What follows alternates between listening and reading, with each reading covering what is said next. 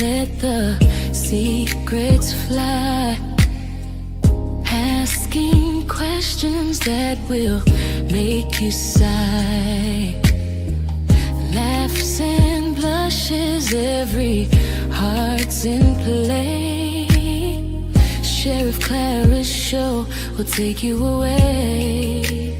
Sheriff Clara, turn it up, don't hide. Romance and fire on the late night ride. Sheriff Clara, where the talk runs deep. You grown folks grew, you wanna keep.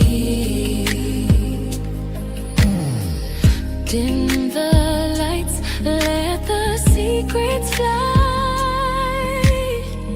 asking questions that will make you sigh. Laughs and blushes, every heart's in play. Sheriff Clara's show will take you away.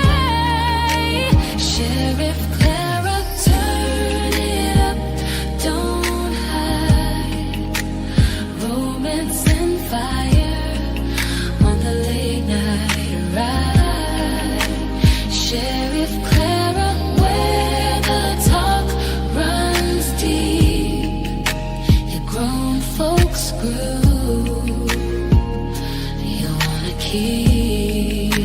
Sheriff Clara, turn it up, don't hide.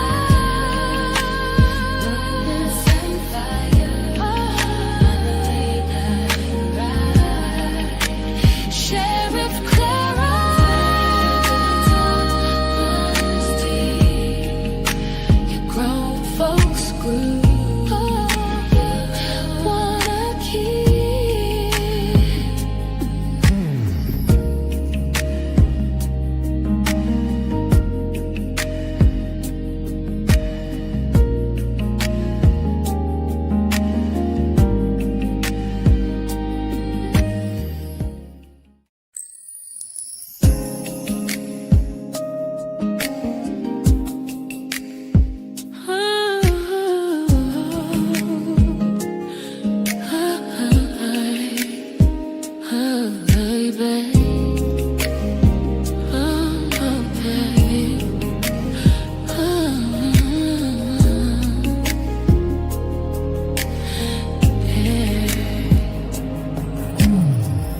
Dim the lights, let the secrets fly, asking questions that will make you sigh. Laughs and blushes, every heart's in play. Sheriff Clara's show will take you away. Sheriff Clara, turn it up, don't hide. Romance and fire on the late night ride. Sheriff Clara, where the talk runs deep. Your grown folks grew, you wanna keep. Dim the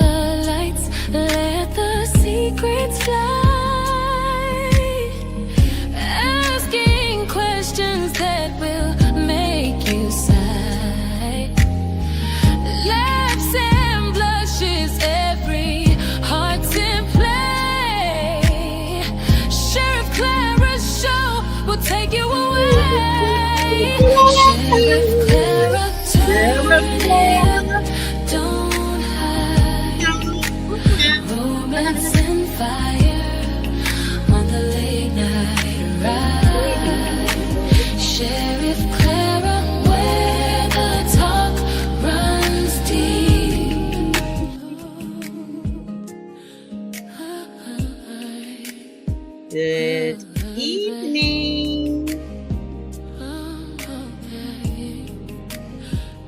How is everyone? See, I got some bushwatchers tonight. Y'all must be in the bed.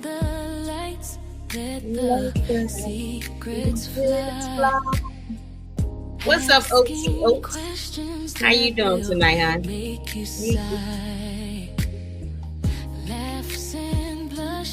Been hiding in the bushes today.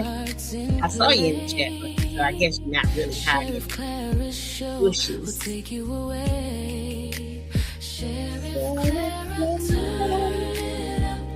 Let me see here. The streets were. Oh, it's probably loud. I can't even hear me.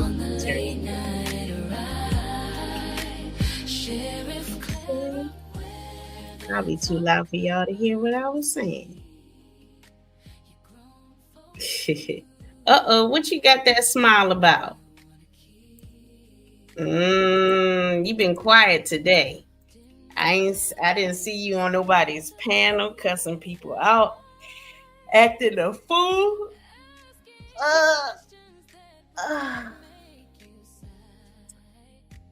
So you must have been chasing that lady that live in your building, that nurse. Are you chasing that nurse, Mr. Oates? It is quiet. Come on up here and talk to me. Let's get the party started. What's up, Miss Chicago? How you doing, darling?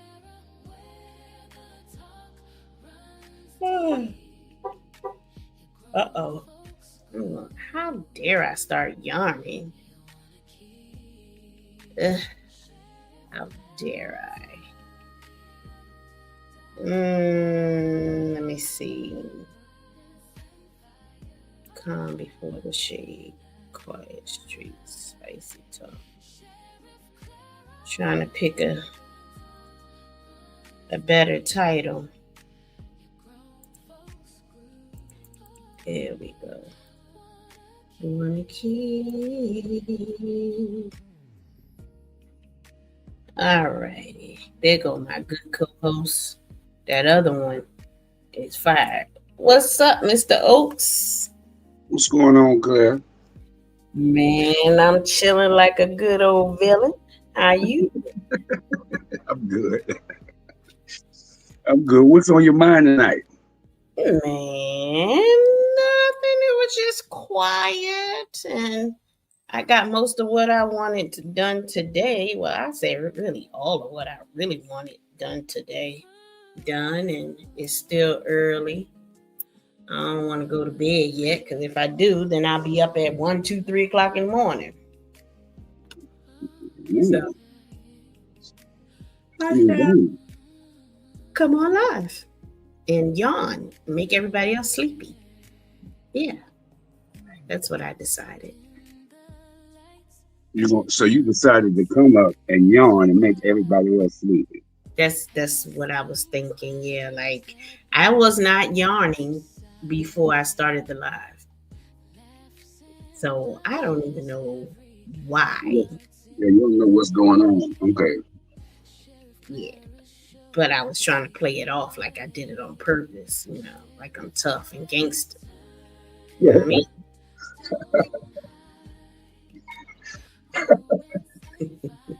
Like you was tough. Okay. Yeah, it has been relatively quiet. But for most of the day. Yeah, there was some people live, but it wasn't nothing major anything. You had the normal Yale and Kwame, TJ and D, Lonnie and Rumorville. Just the normal. What's up with Lonnie? I ain't hear none of that. What's up with who spread rumors about Lonnie? Oh no, that's the person's handle. Their username is Rumorville. Oh, okay. Rumorville. So I seen some videos. It reminded me. I thought it was you. say that again. You saw what? I seen some funny videos. And I thought it was you, but whoever that person is playing with that AI too. Oh, that's Scanley, what something like that. I can't think of. Yeah, that's it. Yeah, I haven't done any AIs in a while. I was so busy working on the reptilian, the Christianity, the poetry. You know, I'm always doing something. I can tell. I gotta keep this creative mind free because it gets full and it's like, ugh. Yeah, then you start struggling to get things. You're trying to get things out. That's when I'll get frustrated and mad because it becomes overwhelming. All the thoughts in my head, like, oh, you think too much. Go to bed. You're trying to put all those ideas to sleep. Go to bed. No, they're gonna just wake up with you the next day. I know. Yeah, that's all that happens. You might wake up and you might start dreaming about whatever it is your thoughts were. I always do. Oh my goodness. Yeah. Remember a good 90% of my dreams.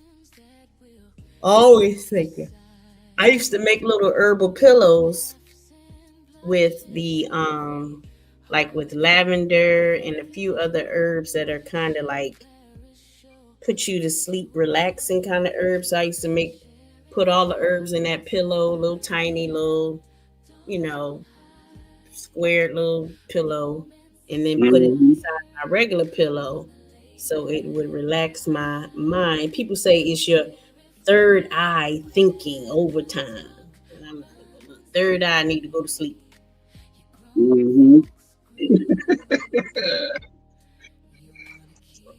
Dang, but you need your rest though, so just keep that in mind.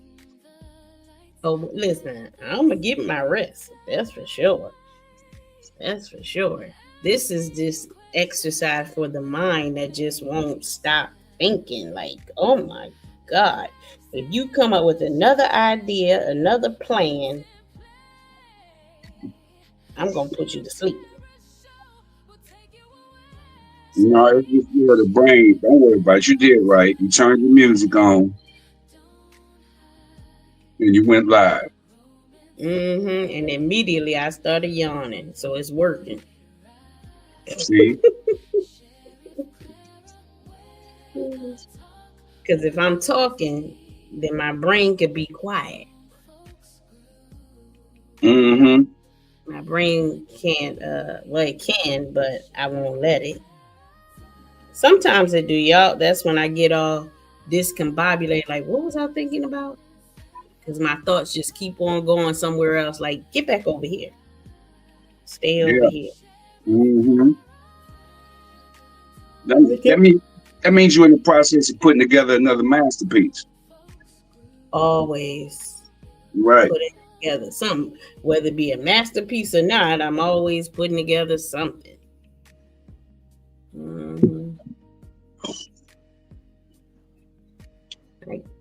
What were you up to today? Enough about me. Oh, I wasn't chasing the lady down. You wasn't chasing no ladies? No, I watched a lot of football. Then I put on like a couple old movies. I just relaxed on this Saturday. Yeah. Well, that's good. That's good. It seemed like everybody really just took a lot of people took a nice chill today. They was kind of quiet, and I heard a few people saying that they were going to watch some sports. And I was talking to Biz the other day about, the sports channel, whatever. And he was talking about, we were talking about track and field and how their uniforms are and whatever, whatever. And I was like, oh, yeah, those men look really nice out there on the field. I See, mean, with the NFL and NBA, we can't watch it. We can't show it or nothing. But I'm like, hey, Kevin Ellis, my favorite first mod. What's up, Andrea? Um, I'm thinking maybe I can show, some of them track and field men. I mean, people that's running with their nice uniforms. Yeah. yeah, you got to put some other commentary behind it, because your mind gonna wander, and then next thing you know, it's gonna But, turn into something else. well, it's going to be, of course, it's going to be on Dish and Dirt with Sheriff Clara. And she can get away with saying anything. So, Okay. If it was a real sports channel, real sports situation, then I couldn't say certain things, but because it's Sheriff Clara, she can get away with it. People pull up for the funny anyway. Right. You're right. So try that. I don't know. I don't know if you can. I don't know if you can do boxing. I don't want to do boxing just because I don't like all that fighting. I think that the other day. I'm not into the UFC and people beating up on each other, boxing kind of thing. I ain't into that, because I be thinking about brain damage. He gonna break his arm. He gonna break his leg. Oh my God, his nose.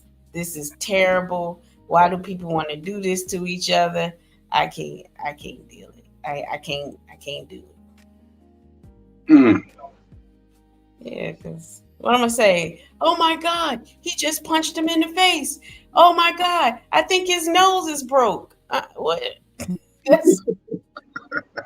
This is terrible. We need to stop and pray for him. Don't hit him again. He's on the ground. What are you doing?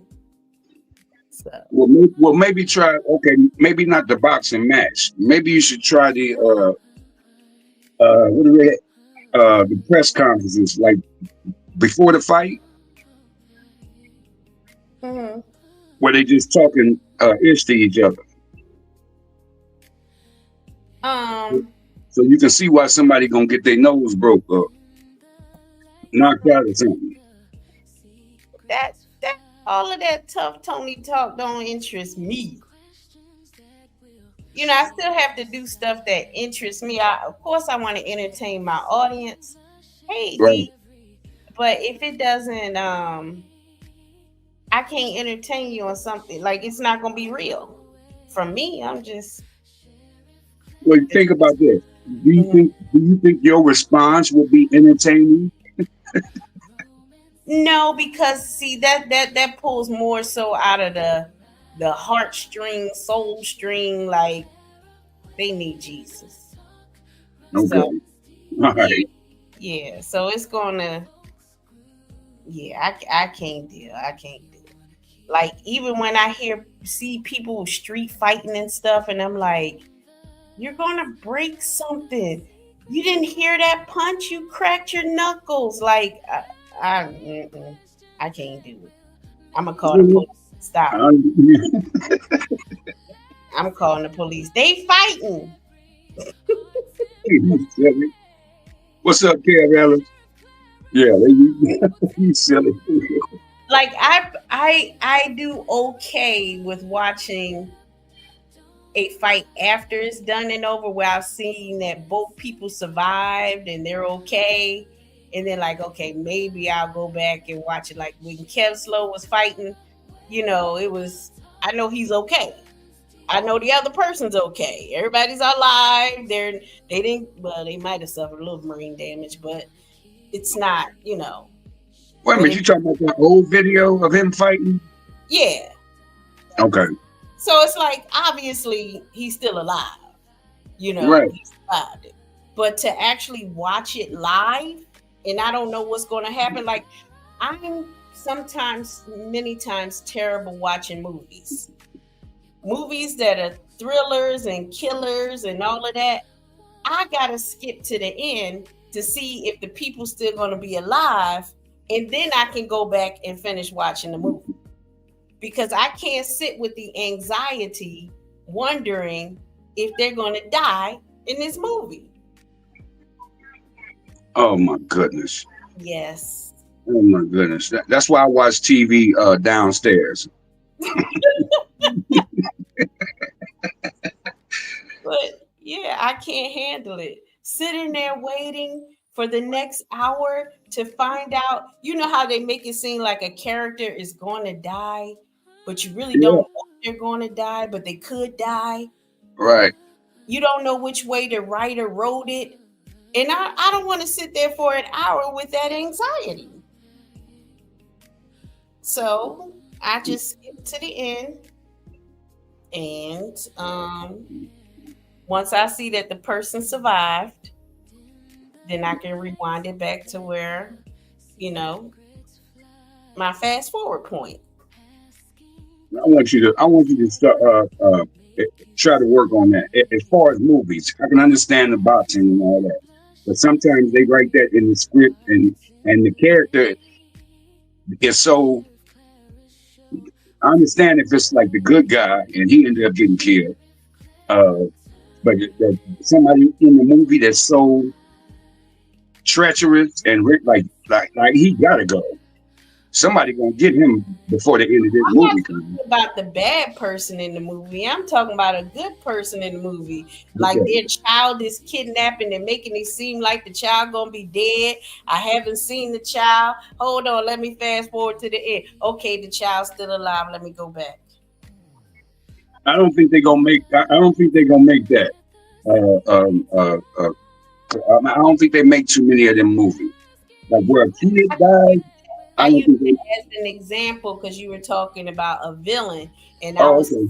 I went extreme by saying someone innocent like a child. A person could Yeah. just so it's not the villain that I'm looking to see if the villain is dead. I'm looking for the star, the somebody, you know. I need to know you alive, you know. Matter of fact, I was watching the mini series with Queen Latifah in The Equalizer. Hmm. And one of the people died, but they didn't show his body or nothing. So I'm like, well, is he coming back? So I skipped a whole season so that I could see if this man made it. But Right. they ended up not coming back to finish out, you know, more of the show or, you know, picking it up or whatever they do. And so You need to watch 24. You ever watch that series? yeah. I went to the library one time and got every season. Every season. That was I my show. that is my listen here. Jack is the Mizan. But that one I did not watch the last season because I cheated. I couldn't find the last season, right? So I Hmm. cheated to one of them spoiler channels, and it told me that the girl went goofy and she did this and did that goofy stuff. You know, the one that's the girl that always was helping Jack, the little young girl, and said she cut off her hair and did this and did that. A baby was kidnapped. I said, I don't want to see that. That sounded like a bad writing right there. So I didn't like how the spoiler. Yeah, it usually gets worse after The writers change. after so many seasons. They usually seen it. I watched all of 24. every episode. I went to. It's on Netflix, or it was on Netflix. Mm-hmm. I went and watched all that. But and I restarted because I seen like the first 3 seasons, then took a break from it, and then came back. I think 24 is what, 5 or 7 seasons, something like that.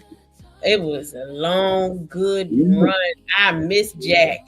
Ooh, Yeah. I miss Jack. Yeah, that was terrible. They even let that go. Did you ever watch Prison Break? You know what? I have been looking for it actually a little bit. Not too much. I be looking for it on regular TV. But I remember watching a few episodes. Is it the one with the brothers? Yeah, the brother, Yeah. the one that got himself arrested on purpose so he can go break his brother out. Yeah. I have not Yeah. ever gotten back into that since it first came out. And every time, like, there's a TV show called Prison Breaker, some kind of it's like about real criminals and stuff. And I seen it and I'm like, that's not the show. So it kind of like reminds me of it every time. So I don't like purposely like, oh, I'm going to go look for this. No, every time I see that stupid one that's showing real criminals, I don't want to see no real criminals. I can go outside and see real criminals. Right, for real. For real. You supposed to be my fantasy, the imagination. You ain't supposed to tell me about no real people. That's why, like Lonnie and them, they be watching them real stuff. I said, I don't want to see none of that real stuff. Okay. No, I try to stay. I usually try to stay away from that. I know a dude. That's all he does is watch like real life crime, or he watches a lot of dark stuff, like airplane crashes and people wrecking on motorcycles. And I'm like, man, I'm not watching this. No. And it puts you in a bad mood. Yeah, that's why I said it's a bad. It's a dark spot. I don't want to watch nobody do that. I don't want to watch nobody running from the police in the car and crash and flip over and 30 times. And I'm like, no, I don't want to see that. And then you'll be wondering why you're mad. What are you upset about? Why are you crying? You forgot that you watched that stupid show and it messed up your energy. Yeah, just not like I don't do that. I don't do the real life criminals, the stories about people kidnapping kids, and I don't want to see none of that. No, I don't want to see none of that. I'm like, I might as well turn on the news and sit there and watch that all day and become depressed watching the news, seeing people just hurting each other all day. No, you're supposed to be taking my brain away from all of that foolishness. Exactly. That ain't well, to some people it's entertainment. Just like back in the day, it used to be. Remember, it was the it wasn't crime novels, but like when you get to the checkout line in the grocery store, it was the Real Crime or True Crime magazine. They used to have it out there. I was like, oh no, what am I going to read this for? Yeah, no, I don't want to know. Because then the way my mind work, I be trying to fix it. And I can't fix it. I can't bring them people back from the dead. I can't go find the person that did it and put them in prison. And then it's sad because the person, when they get sentenced, and it's just so sad because justice really isn't really justice. Because especially if it was like a mom that went in the other room and her child drowns. And right. Then we send her to prison for life. And it's like, what? She's already been that's not even a punishment. Like, she's hurting. Her child is dead. And we're going to make it worse and send her to prison like she's a criminal? Yeah, so they can, and that's a whole nother type of psychology, because now you're gonna put her in this box with these concrete walls and this steel, and you just more or less you asking her to how can I say, lose her mind for real. And as someone who does have prison stock, I have stock in prisons. I know that it's a money grab. It's all about money. And it's like, I'm going to keep my shares in prison. And yeah, I want you locking up criminals, but I don't want to make no money off of that mama. You know. Right, but let's see, they I honestly think that's what they want to do with more of this money. Some of this government money, they want to build some more prisons. They ain't built a whole lot lately. The government the government ain't got no money to pay food stamps. You know they ain't got no money to pay for these prisons. No, that's what they want to take money out away from that, away from medical, away from social service programs and all that. I think they want to start building prisons again. Well, for the business side of the government, we don't make money giving out food stamps. We don't get money giving out health care. We can make money off of the prisoners. Yeah, I understand that. But keep this in mind. The more they done cut them now. So what do you think is about to happen? It's gonna be. What you talking about? Food stamps? Yeah. When the last time you seen somebody starving in the United States of America? No, if you ain't got, I ain't starving. Shit, yeah. probably last week, man. You saw somebody starving according to the actual definition of starving. Oh no, you ain't seen that. Okay, we are all pretty much obese in America, unless you anorexic and throwing up your food and stuff. Mm-hmm. We all have piles and piles, even Moonstank. She isn't enough that she would not starve to death. So are you never mind, I ain't gonna say that. So we're not in this country. We can skip a few meals. It's not going to kill us. And go get you a box of spaghetti. Get you a jar of spaghetti sauce. Get you some salt, pepper, garlic powder, onion, some green onions. Mm-hmm. Mix it all together. Less under $10, and you can feed a family of at least 8. Go get you some beans. Go get beans and rice. Yeah. White rice, some black beans. Listen here, when I was doing my bankruptcy, I learned how to live on poverty, okay? They ain't give you no food stamps on bankruptcy. Right, I feel, but a lot of people don't even cook like that no more. Well, at least where I'm at, a lot of people ain't even cooking like that no more. I remember it was a big pot of spaghetti. Mm-hmm.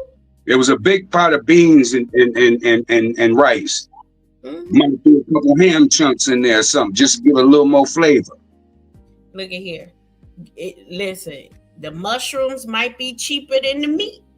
If you need something chunky to chew on or something, put you some mushrooms in there. Or get a vegan spaghetti. You know what I mean? Look, I said green peppers, red peppers, yellow peppers. Right. People trying to be cute.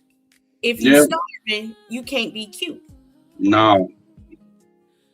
Better not be trying to be cute. You're gonna be hurting on the inside. So in the United States of America, as much as they're hollering, they really thinking about that Thanksgiving dinner and what they was going to do, what they was planning on doing with their food stamps with their Thanksgiving dinner. Mm-hmm. Mm-hmm. Yeah, Thanksgiving, think about Christmas too, all that. Mm-hmm. And it ain't even about the kids, because they giving the kids oodles and noodles while they giving their men some steak and shrimp. Mm. Stop acting like it. Don't act like you give the kids penny food.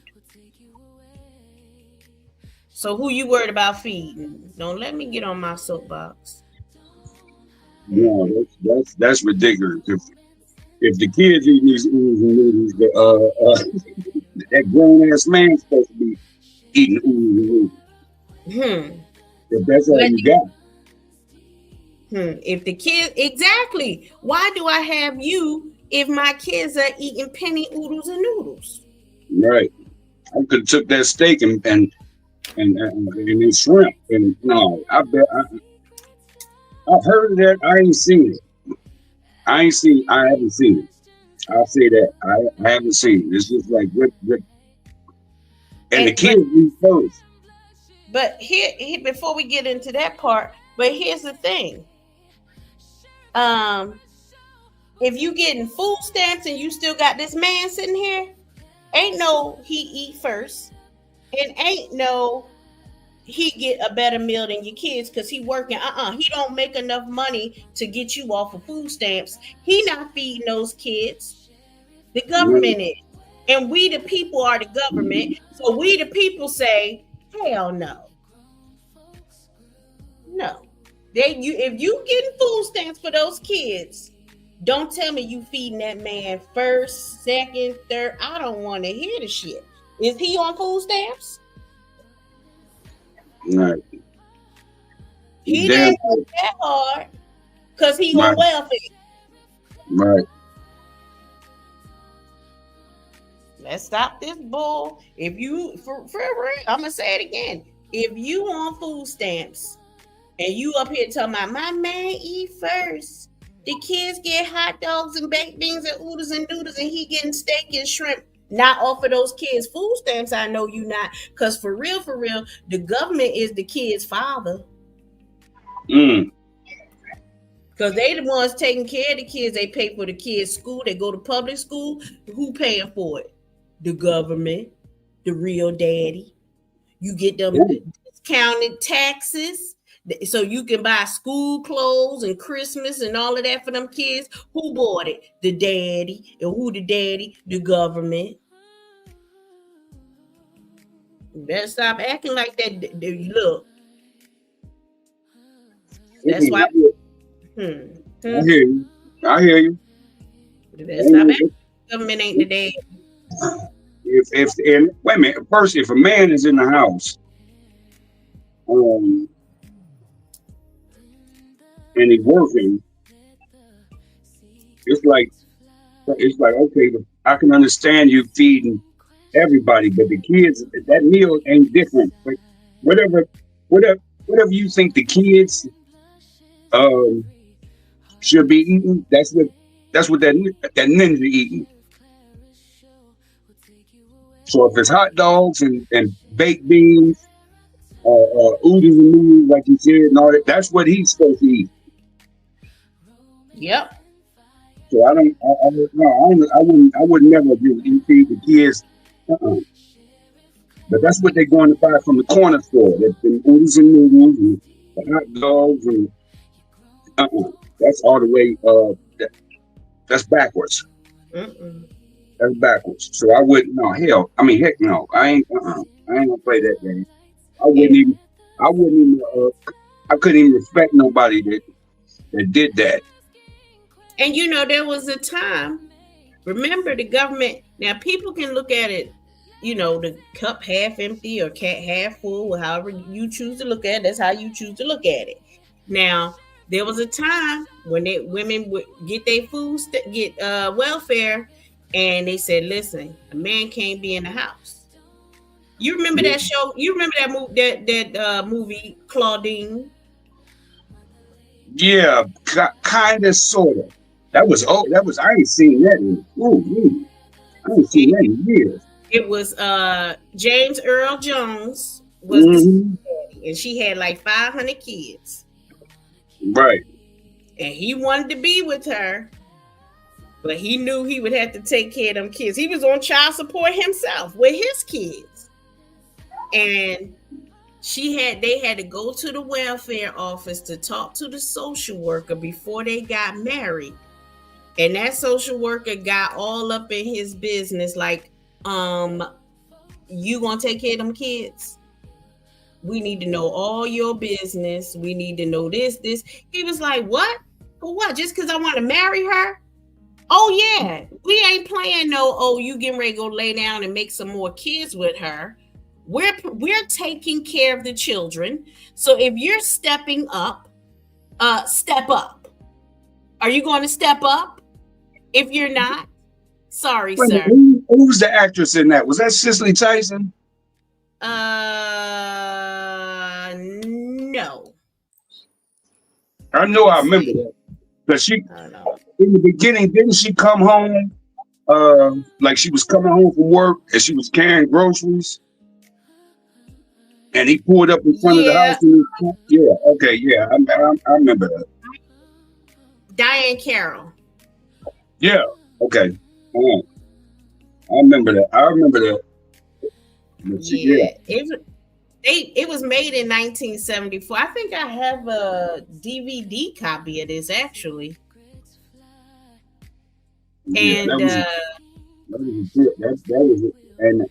And her kids, when they talking about like, I think she had like five. I think she had like 5 kids, 4 or 5 kids. it seemed like it was 100 at the time. Kids were just popping out of nowhere. I, Yeah, I felt like if I was James Earl Jones, like another one gonna pop out with. Dang, this woman fertile as hell. yeah, He got to love this woman, yeah. and her kids. Man, it was 6 children, mother of 6 children. She And was then she 30s. go ahead, go ahead. She was 36 years old, mother of 6. She cannot Mm, raise her children without the help of the welfare program. Her children are Charles, Charlene, da da da da da. And then Charlene got pregnant. She whooped Charlene's behind too. that was the one that was fast, wasn't it? They all were fast to me. Shoot. But I mean, technically, listen, once a girl get her menstruation, she horny. Because Mm, the body is going along with uh once you get your menstruation, you supposed to be getting pregnant. You're a woman. That's what else is the menstruation for? mm, mm, mm. I thought it was supposed to be for. Oh, never mind. I ain't gonna go there. Oh. But think about it. If she got her menstruation, that means her body is saying it's ready for children. The body is ready. So she's going to get increased hormones, increased desires. This is her natural body. Like when you got to go to the bathroom. That's your natural. That's like somebody telling you got to hold your bathroom until you 21, graduate from college and get married. What? Your body naturally wants to have sex. So Mm, telling her to suppress it and then calling her fast because she's trying to ignore her own body, that makes no mm, mm. sense. I'm talking about her move. Her what's the word I'm looking for? Her because she was talking about going out. I think in that opening scene when she came up in the house, I think one of the daughters was talking about going out to hang out with somebody, and the mom was she was more or less like something to that effect. Like no, you ain't because she had sat there and watched. She wanted to. I ain't gonna say fast. I'll just say she was like. It might be what you're saying. She was her body. That was her body. Them chemicals running through her or changing in her body. That, and she was a teenager, if I remember correctly. She's about 16 or Yeah, 17. yeah. That's. I ain't gonna say that's usually when it happens, but that's yeah. She really she that's more like some peer pressure. She got a boyfriend or a boy she liked, and that's why I said fast. And people, the girls, the average age is 12, 13. People have had it earlier, some people have had it later, but the average is about 12 or 13 years old. Like Right. boys have bar mitzvahs at 13. What is that about? Celebrating him becoming a man. Mm. I ain't So never it, had no damn this, but I ain't never had one. but you're not Jewish, I don't think. Right, right. So if this girl, hey, DJ 50, the son sliced his manhood.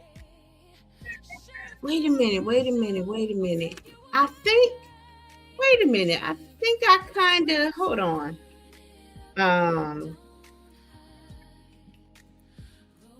He did say something about he didn't want kids or something. Now you got me thinking about this movie.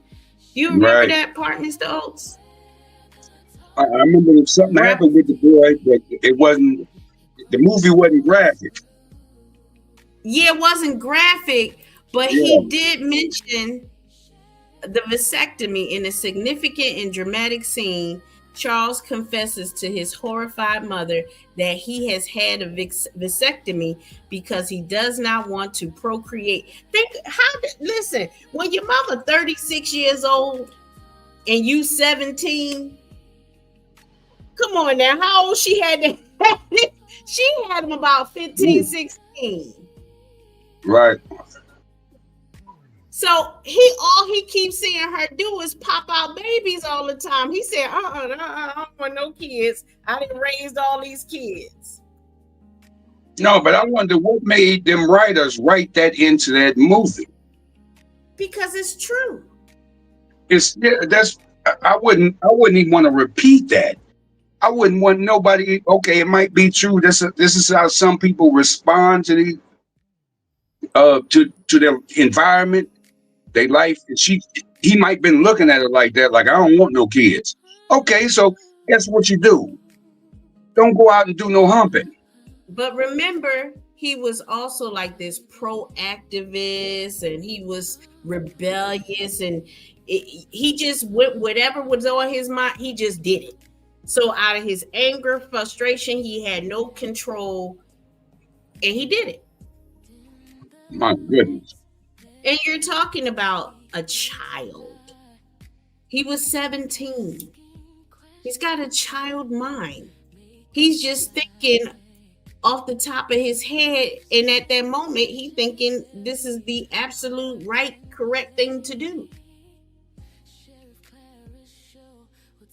Yeah, and I think that now that I'm wait a minute. I think I'm trying to remember the actor. I think DJ 50 put it in there. Lawrence Jacob Hilton was the son. Oh yeah, Freddie Boom Boom Washington, and he played Corn. Was it? Huh? Corn? Welcome back, Carter. Welcome back. Yeah, he played. That was Freddie Boom Boom Washington. Yeah, and he played in Cooley High too. Yeah, that's when I first saw him. That movie devastated me as a child. It made me feel some kind of way about our Black people. Like, that turned me into like this pro-Black, black on black, blackity black. I was watching Eyes on the Prize. Listen, that movie was like watching Boys in the Hood at 9 years old. That was devastating. I should have never been watching that movie. A lot of us probably shouldn't have, but we did anyway because everybody was having fun all the way up to the end. Yeah. Hey, Ryder. That was to this day, I will not watch Cooley High. It was on the other day. I can't watch it. When I was watching Boys in the Hood at 13, I was crying. I was ready to go shoot somebody up. I'm like, yeah, let's go get them. Let's go get them, girl. Sit your 13-year-old. This ain't real movie. Get your behind down. Sit your behind down somewhere. But it was things that was really happening, just like Menace to Society. Mm-hmm. Just like South Central. All of those things affect your emotions. That's why I say I don't like to watch those documentaries on real crimes, because look what fake crime do to me. Right. Show me real, like that person didn't get up. Is that really a dead body in the street? Oh my God, that person really got shot. Right. Yeah. Mm-mm. Mm-mm. Mm. So, Yeah, I think they give even a lot of. You should even go back to the what is it? The what do they call it? They used to call them black exploitation movies. mm-hmm, Think about them. mm-hmm. Foxy Brown played in a lot of them where Yeah. she in rape scenes. I Yep. used to watch her until I saw her do a rape scene with a white man raping her. That is not something I want to see. Because when I go outside and I see a white man, I'ma hate him. Um. So I didn't want hate in my blood for nobody. So I'm not going to watch stuff like that. And I'm like, why did she play that role? She was a superhero. She's Foxy Brown. Why you play a role where a white man rape you? I Why? think that was coffee.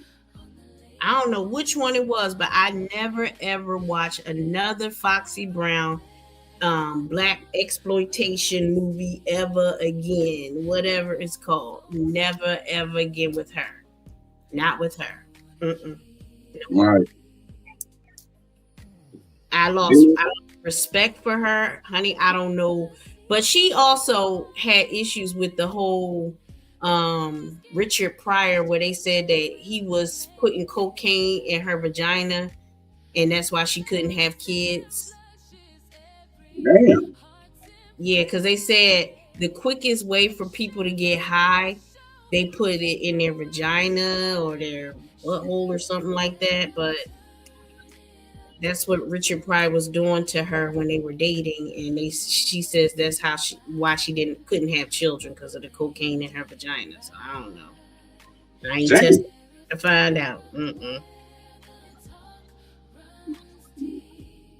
That's So, some ill ish right there. and it really, that's why it's not always good to learn about your heroes, as they say, or your celebrities, because it just took away from all of that. I'm Foxy Brown, I'm tough, and I'm like, you was doing cocaine, you was letting Richard Pryor put it in your stuff, girl. Bye.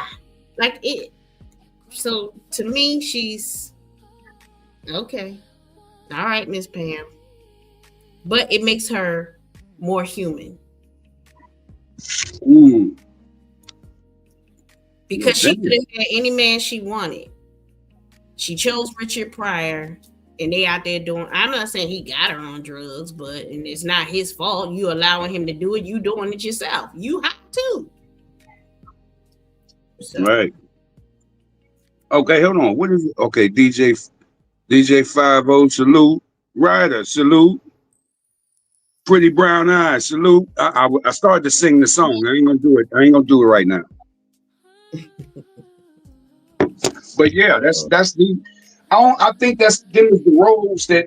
I mean, I think you had like black studios or black maybe directors or whatever that they linked up with a certain group of people. I ain't gonna say who they are, and they was funding and financing those type of scripts. Mm-hmm. And just to put that out there, because remember all them the black movies back in the day used to be what? You was a drug dealer, you was a drug addict, you was a pimp. Who? What else? No, not you. Or you trying to say you? You talking about me? I think you talking about a specific person, because you were saying he. That's No. I said those movies back then.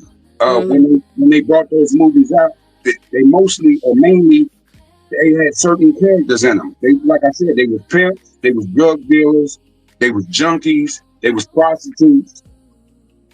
But you also had ones like Mario Van Peebles' dad. Like, oh yeah, Melvin. Yeah, he to me is very disrespectful towards women.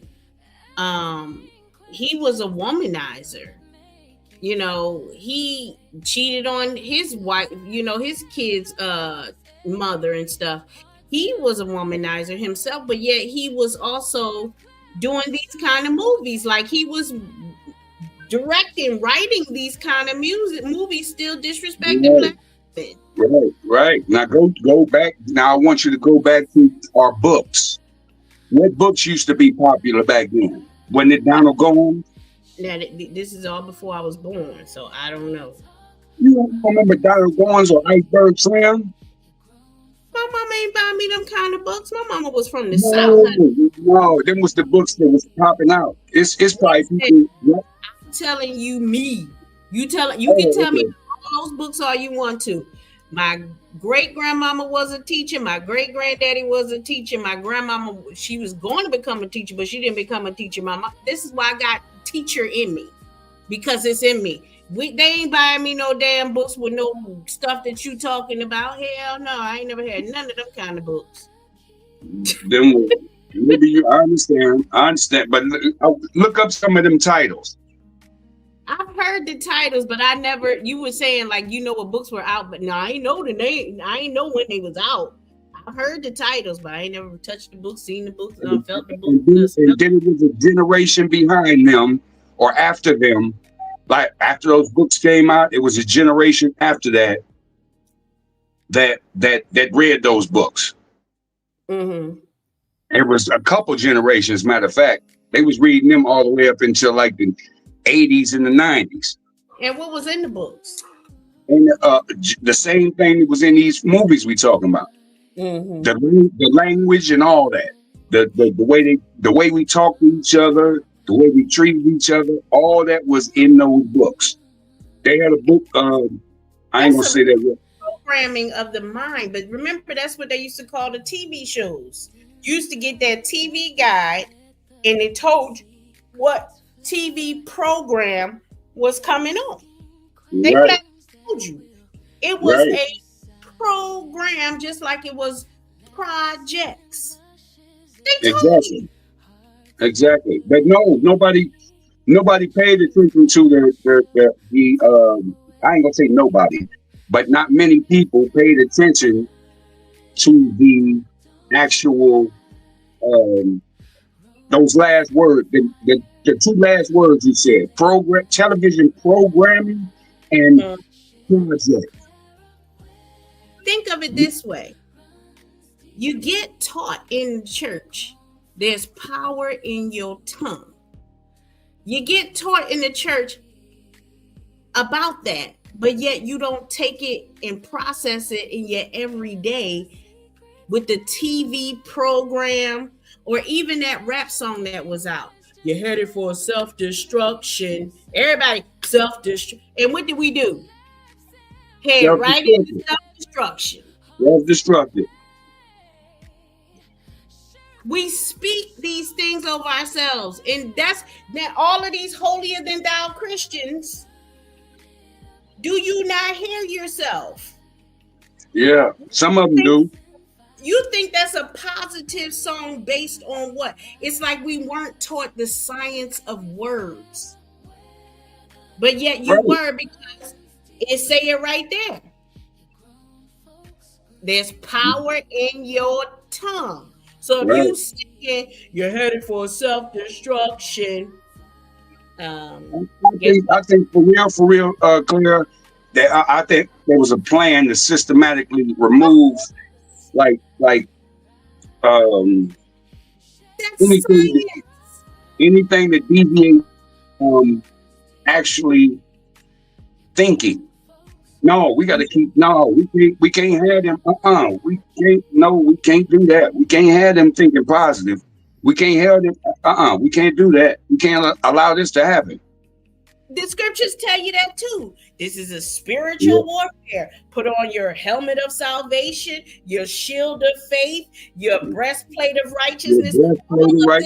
Telling you to guard your thoughts, guard your words. People are out there doing witchery because they don't care and they want to be over you. So they make you say and speak like death on yourself. Yes, they did it on purpose. These were nations fighting nations.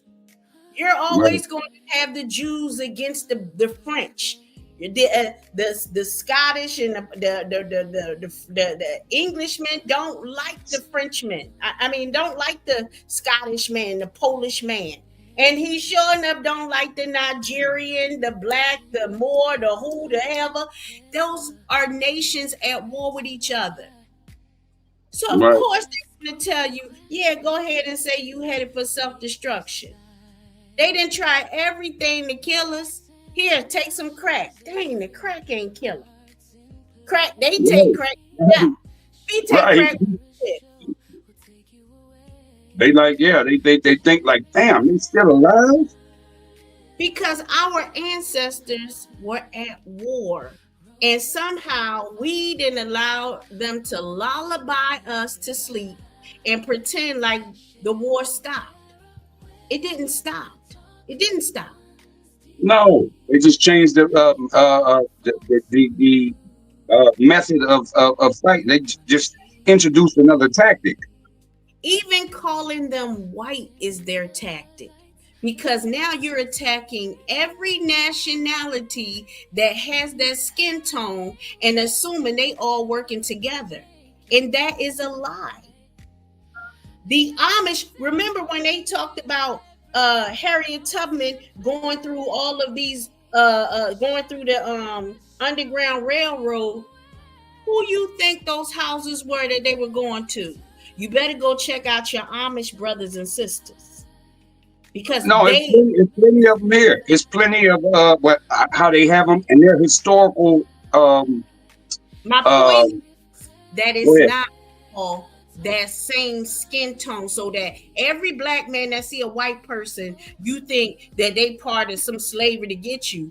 No, they're not. That's why you need to know nationalities and know what nationalities took part and what nationalities helped or nationalities stayed out of it. Mhm. Everybody down with it. Right, I agree with that. Matter of fact, I believe it was the Amish that came up with the hand symbol, where it's like it looked like it's prayer, but it's not, and it's a black man's hand and a white man's hand. And I think that was the symbol that the Amish used to say that we are one or something. I got to look it up again. It's been many years since I looked that up and saw that. But yeah. But No, we get caught up. I We've been agree with tricked to believing that it's every pale skinned person we see. So we make all of them our enemy, and they get mad and they like, okay, shit, y'all gonna come for us. We're gonna team up with them against y'all, even though we didn't have nothing to do with the slavery. that. Right. You didn't went and killed them thinking they all together because they said it's white against black when it's not. You're looking at nationalities. Right, they came up with that. When the white and the black didn't happen until they wanted to change yeah, they wanted to change the warfare. Now it's about economics and pitting one group against another, or one group against many others. I believe the whole fight about the school system and what do they call it? Roe against, not Roe. Roe is the abortion. Right. Brown the Board school of education. Now here's knowing our government, knowing business, knowing economics. You got white and black people, quote unquote, paying taxes. And the government is trying to hold on to as much money they can swindle and scam, and they don't want to pay for both of them to have schools. So they said, okay, look, white people, y'all part of us, so we're going to give you the better school, and we're going to get them the trashy school because we don't want to pay for it. So when the black folks are like, look, we want better schools, da-da-da-da-da, they was like, look, we ain't getting ready to build two good schools. Plus, it's economically, because remember, you got a whole bunch of McDonald's on the corner. You got to fill them employees. So you got to have some people dumbed down. You got to undereducate people. It's business. So I believe our government said, you know what? We're not getting ready to make other schools and educate y'all, and or spend that money. So y'all going to school together. And that's how they did it. We didn't need to go to school together. They just needed to build better schools and give them the same books and things that you gave to the white schools. Right. They didn't want to do it. They didn't want to put out the money. So they said, oh, well, I tell you what, y'all go to the same school. What kind of stench was that? No, I think what that was that's another way to traumatize a generation, because they seen a lot of it was yeah. all there, money, business, all of that took part. Yeah. Hey, and 50 said something about, hey, I recommend you watch The Spook That Sat by the Door. I believe it's a book too. I know the name. Let me see if I know. I know the Watch that. I probably did. Hold on. Let me see the picture of it. This is my first time hearing that about Harriet's husband.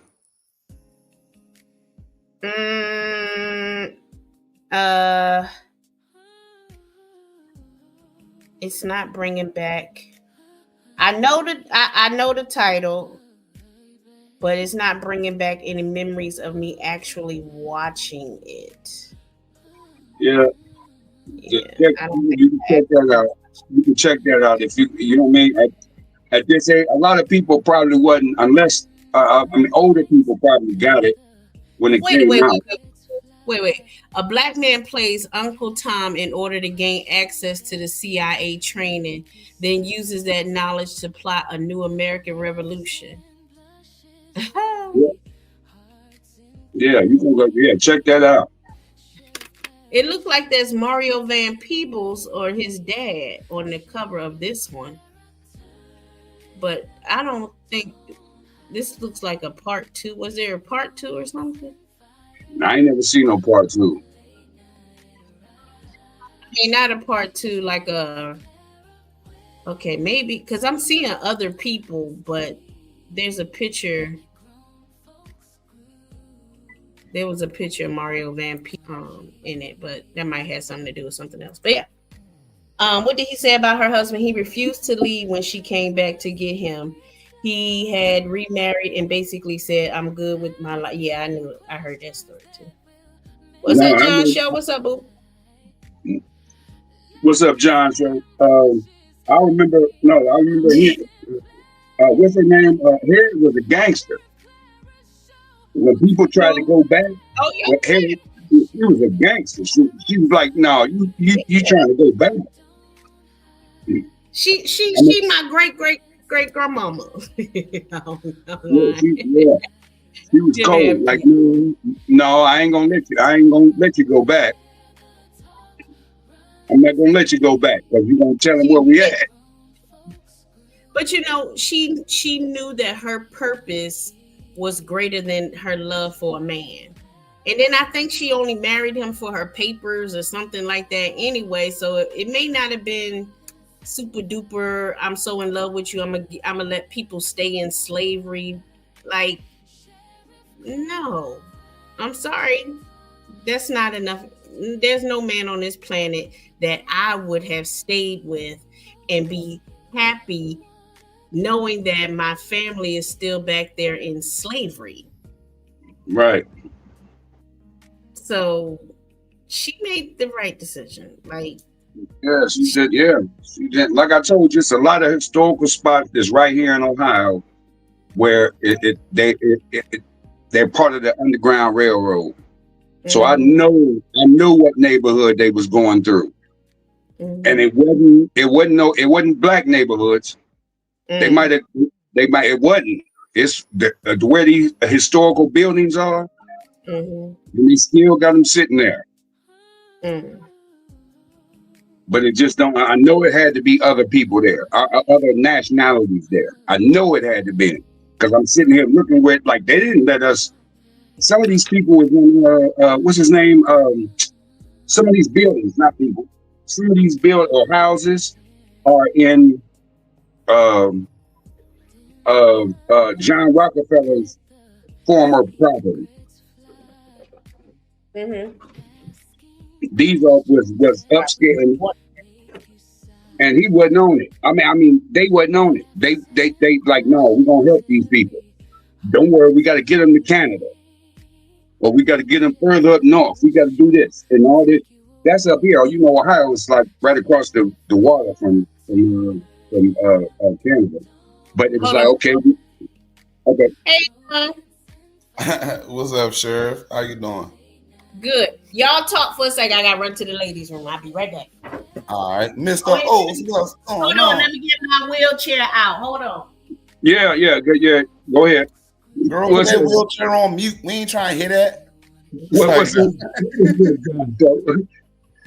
Let me stop. What's good, Mr. Oates? Nothing, man. We just up here chopping it up. Oh, all right. I heard y'all talking about I had a joke for you, but I ain't gonna do that because it looked like I just came up here to joke. No, you can say it while she in the All right, that. So y'all was talking about that going people getting left behind in slavery. What they was talking about your aunties and uncles and shit, bro.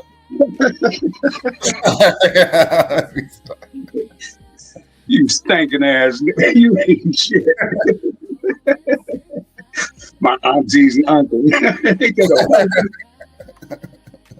No, yeah, we've been all over the place, bro. We've been talking about blaxploitation films. Aunties and uncles. A little bit of politics mixed in there. A whole bunch. We've been talking. Yeah, we was even talking about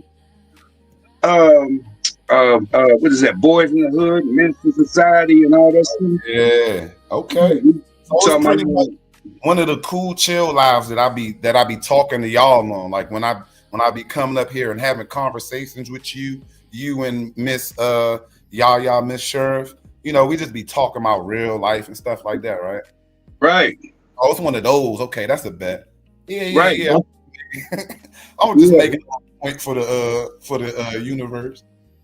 Yeah, we just chopping up. It got serious for me. Just we was talking about Foxy Brown, all the what's the other movies we was talking about? She was talking about Melvin Van Peebles and all.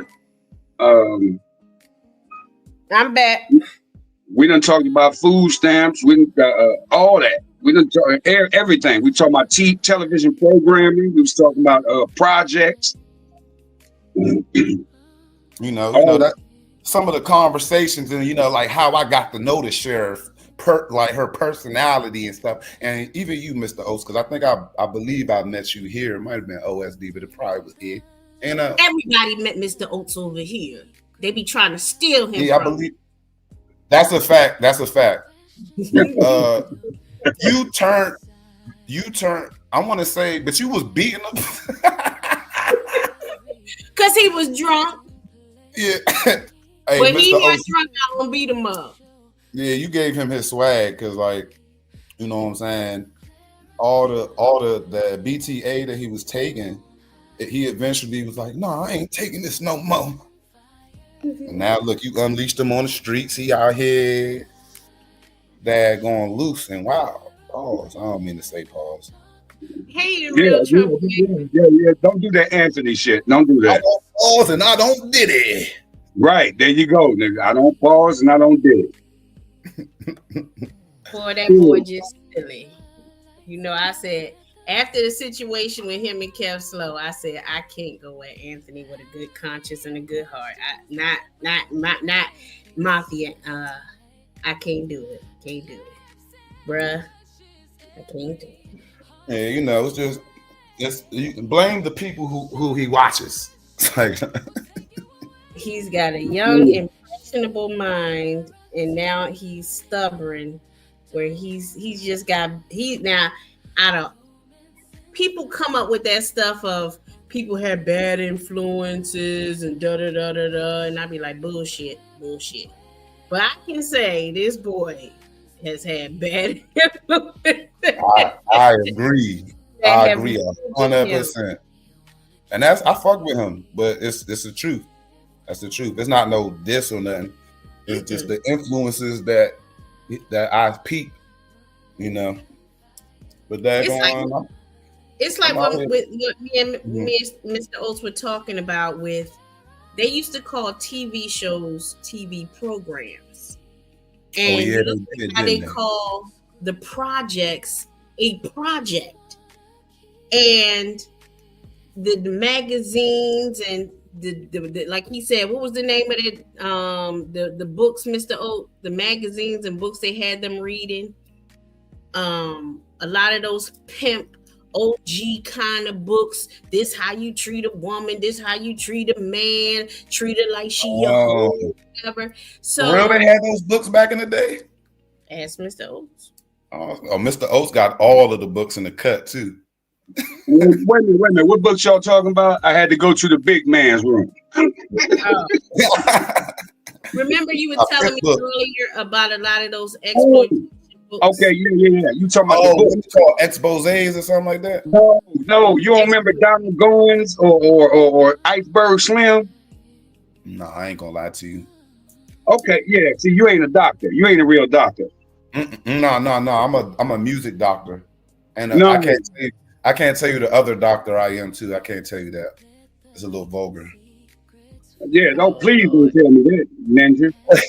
Last time I told somebody I was a doctor, we got into a big argument on YouTube. That joint lasted hours.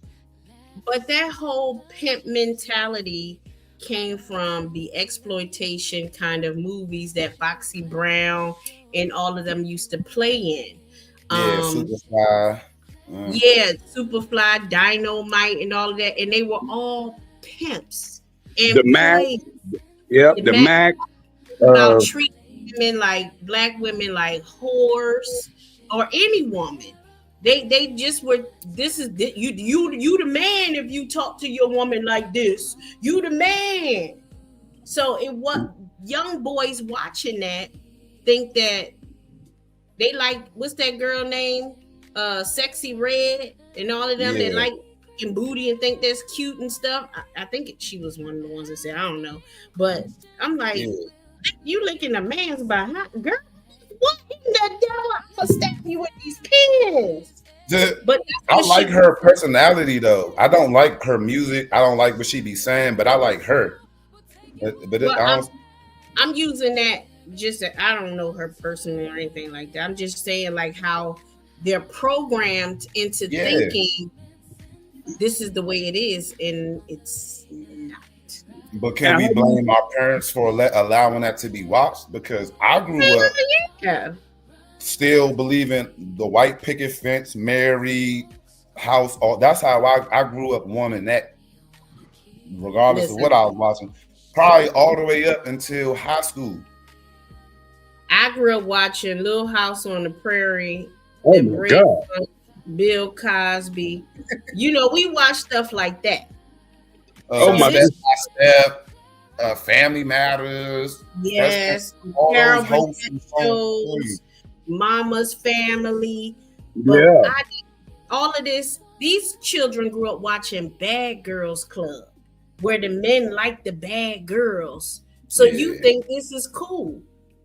You know, after my generation, they started that whole follow what Luke and them were saying. The ghetto boys, not the ghetto boys. What was it? Get you. I don't know why I want to say G with a get. But that next generation got Doodoo Brown, Pop That Coochie Baby, all of that stuff. So what was that? I forget. I know it was Luke, but what was the name? No, did you say the Lost Boys? No. Yeah, I'm not that old. God damn it! I'm trying to relate to y'all. No, she's talking about Luke. They was calling him Uncle Luke. What was the name? Damn group, man. 2 Live Crew. Yeah. Oh, you right. Yeah, okay. I know that. I kept saying a GE, but I really should have saw the CRE. That's what I should have. No, that was the. Keep this in mind, because when rap came in the 80s, it wasn't really wasn't a whole lot of violence. Wasn't a whole lot of. Everybody was like in the 80s. Everybody was breakdancing. Mm-hmm. Still listening to R&B. Mm-hmm. They got rid of all that. No, we got to usher with it now. I want you to keep listening. Yeah. Destruction. Exactly. Yeah, exactly. Destruction. You get to the 90s and gangster rap came out. That's what they called it then, gangster rap. Okay. They was dogging gangster rap then. All the West Coast rappers, because it seemed like they had took the shine away from the East Coast. Because the East Coast wasn't no and even, I mean, there was some people on the East Coast and on the West Coast that was trying to talk some gangster stuff, but that wasn't landing with everybody.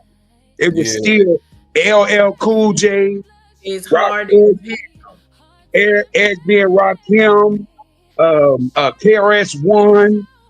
It was still all them dudes. And then the 90s came in, they seen that gangster rap, and the gangster rap was underground. See, you had dudes playing that music in houses. They were starting their own radio stations. Oh, dang. Yeah. It's so fun to live in New York in the 80s or even the 70s. The gangs up north that I grew up with, we weren't afraid of the gangs. They were there to protect us from the Irish and the Polish and the those kind of people that was always picking on us.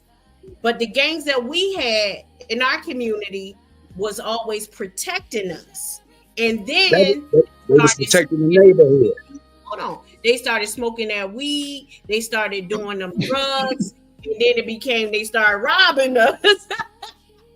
Y'all, listen, don't blame weed, please. Don't blame the weed. Don't all the drugs. I'm fine with that. I'm saying that's what happened. I'm telling you, that was the crack. Listen, this was before crack. This is before crack. I'm telling you, they started smoking the weed, then they started snorting the powder, and then the crack came. But they was already they was still robbing to pay for the coke. But wasn't they doing the H before they was doing all that other stuff? Listen, I don't know when H came into play up north. I don't know. I think that was before even the that before. Yeah. I was in the South by the time they got into heroin and fentanyl. I was already out of there. Okay. Because that was the heroin that was in the excuse me. That was in the 70s. That was 60s and 70s. It wasn't a pandemic up north like that in where I was. In Philly, it was pandemic where we saw all of these heroin addicts. We saw the coke. You know, the cokeheads, they partied on the weekend. They didn't really snort throughout the week. They snorted on the weekend, and by Monday morning, they struggled to get out of bed, but they got out of bed and did what they needed to do. Mm-hmm. Right. I know what you're talking about. But it's like that. The 80s helped get the crack era. That's what that in the 80s. That's what helped usher in or put everybody to sleep. That's when you had principals and teachers becoming crackheads. They was all the way out there. They was losing their careers. They was losing their status. All that. But then you had the what do you call it? The late 80s, early 90s. That's when you had that gangster rap kind of like move in there a little bit. Okay, like I said, they was underground, but most of those dudes that was rapping in the late 80s, early 90s, they was talking about that. Now, when you get to the early 90s, that's when you're talking about the streets this, the streets that. They just figured out a way, like you were saying earlier, Claire, that was warfare. They in the late 80s, early 90s, it was dudes talking about selling dope, doing this, doing that. And it was like, okay, we're going to dog them at first. That's why you had so many people, politicians, preachers, people just in the neighborhood that was pretty much tired of seeing that. So what happened? They dogged it. They was calling them gangster rappers. They was trying to destroy them, and they seen that this was the direction to go, because that's what the record labels, in my opinion, the record labels was promoting that. Okay, so they got it. That's when they even used to call Tupac a gangster rapper, even though he came out with what, Keep Your Head Up, and all that. That's why they started promoting them to the Ghetto Boys. The Ghetto Boys was late, mid to late 80s, early 90s. They started promoting them. Well, not promoting them. They was trying to dog them. They was trying to, like, more or less like stomp them out. And then next thing you know, they promoted it. After Biggie and Pac died, it was a wrap. Look at what happened after Biggie and Pac died, and you'll see now all of a sudden we promoting this type of talk. We want you talking about women.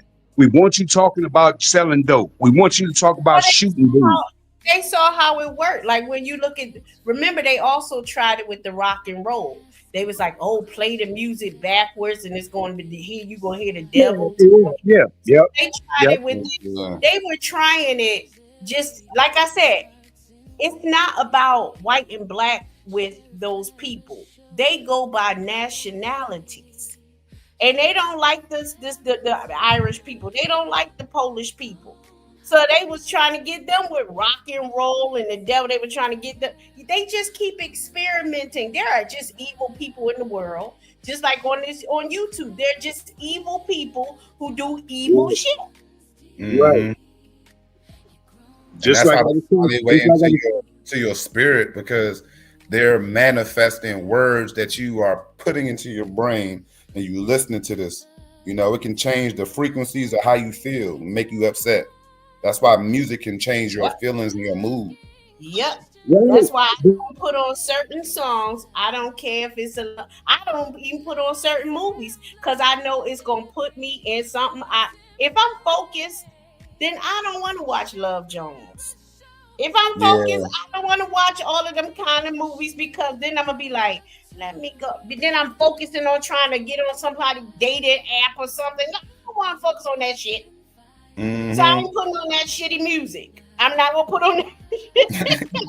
Put on what you focused on. And if you're trying to go to sleep, don't put Tupac on. You ain't gonna go to sleep. And put your sleep timer on and wear your sleep mask. Yeah. No, or go watch one of them Rain videos.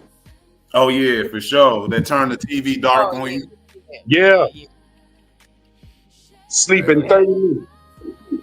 Don't watch the news before you go to bed. It's gonna put you in the bed. Oh, the government's still gonna be messed up. This gonna happen. I'm gonna go to work. They're gonna be stealing and this, and I'm scared they're gonna steal the gas out of my car.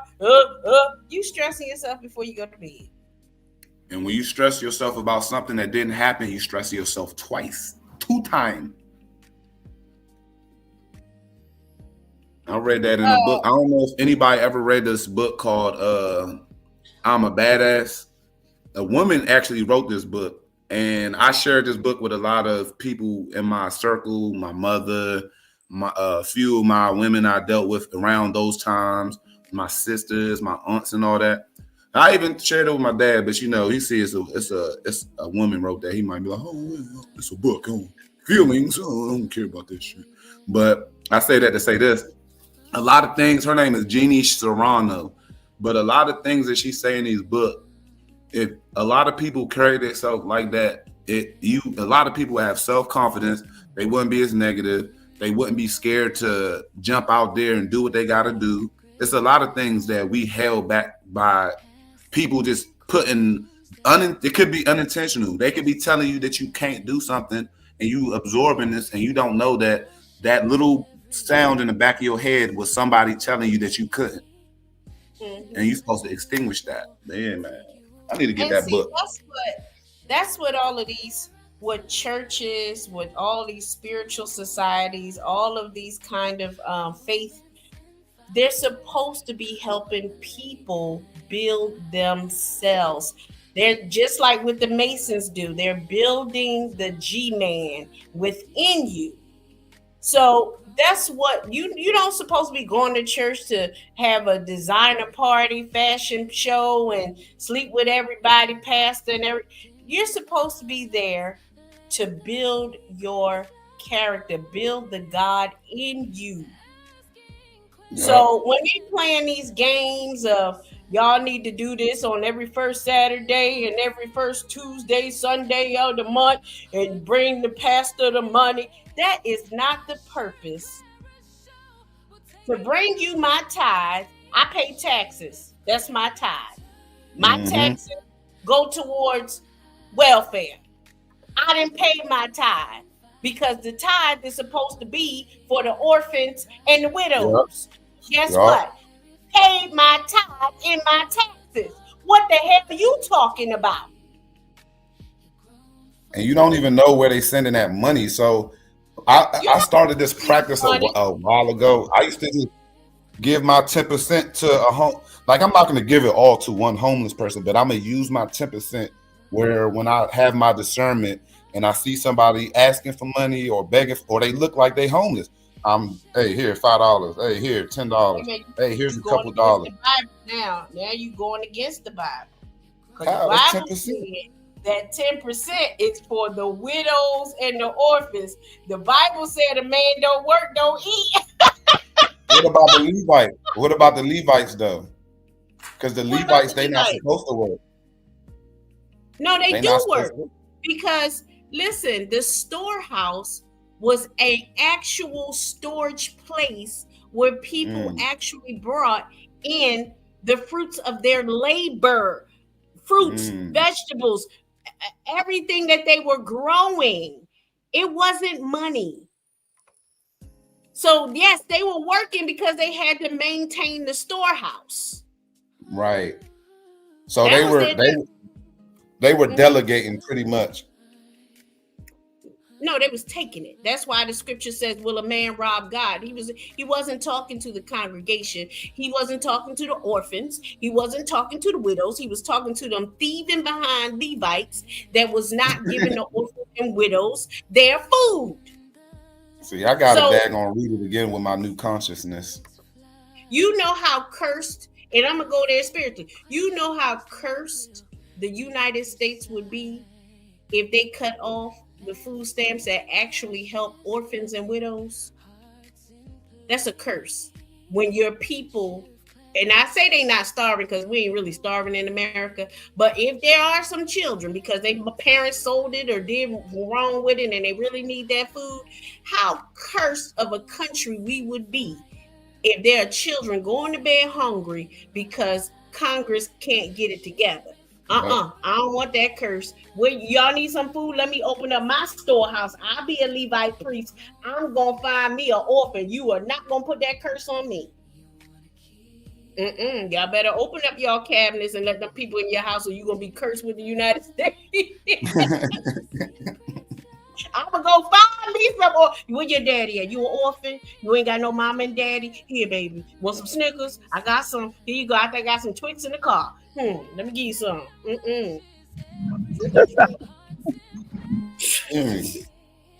Gotta learn when. Listen, a whole country would be cursed if their children going to bed hungry because of the government shutdown, just because you ain't gonna give it to them.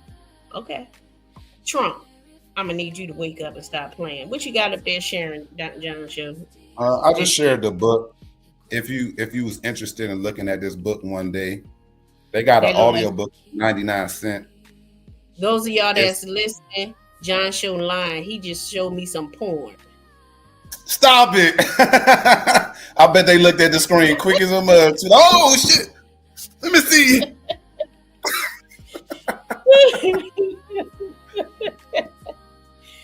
John Show, this is a very good book.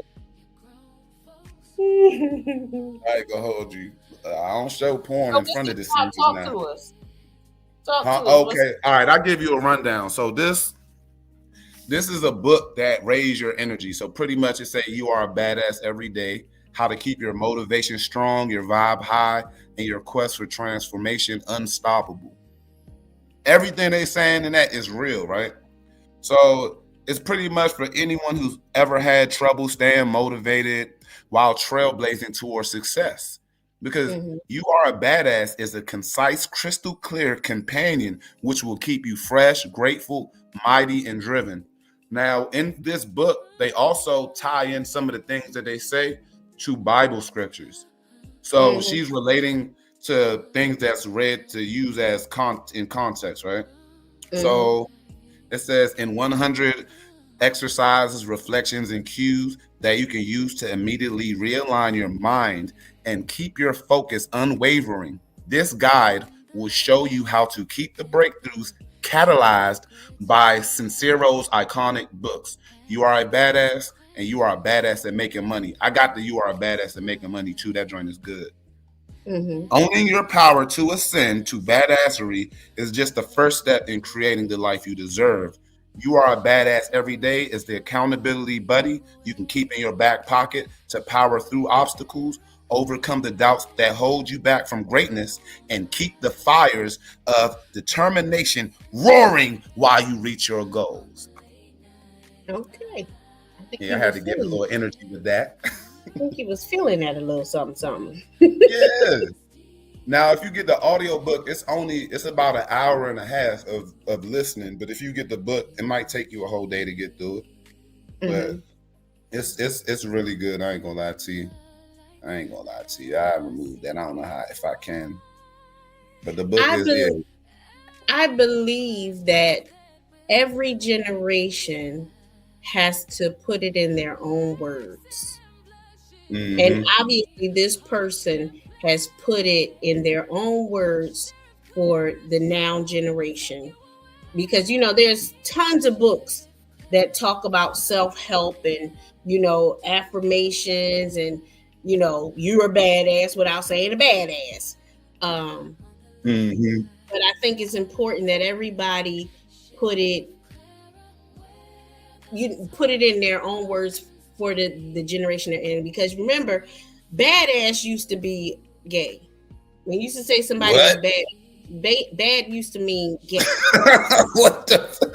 Look, I don't know all these things. What the heck, man? So that's why you would go to the etymology. You ever heard of the etymology? Which means origin of the words. So it doesn't really give you the definition of a word, but where it came from. Let me look it up. But so words change meaning because remember, bad actually did mean bad at one point. And now it's like, that's a bad dress. That means that's a good dress. So I always equated badass to like a biker boy or something. Like a biker gang. Right. And that means somebody who is not good. But now, you a badass. What? Back in the day, you said that to somebody and they would be like, no, what do you mean? But if we saying it to someone we love or our children, we want to hype them up. Like say I'm in a football game and my son get ran over and I got to pick him up by his face, man. You a badass. Don't let that happen to you again. I'm putting that energy. Wait a minute. I'm saying wrong. Hold on. I'm saying the word. I think it was the word rent that meant gay. Hold on. I might be wrong. I think it was rent. That's crazy. But that you mean rent like it's in paying your rent? Yeah. I ain't never heard that one before. That make me not want to pay rent. Shit. Right.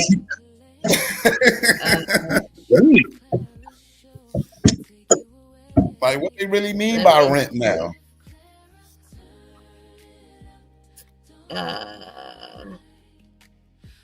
Let me see. Y'all keep talking. I'm looking for it.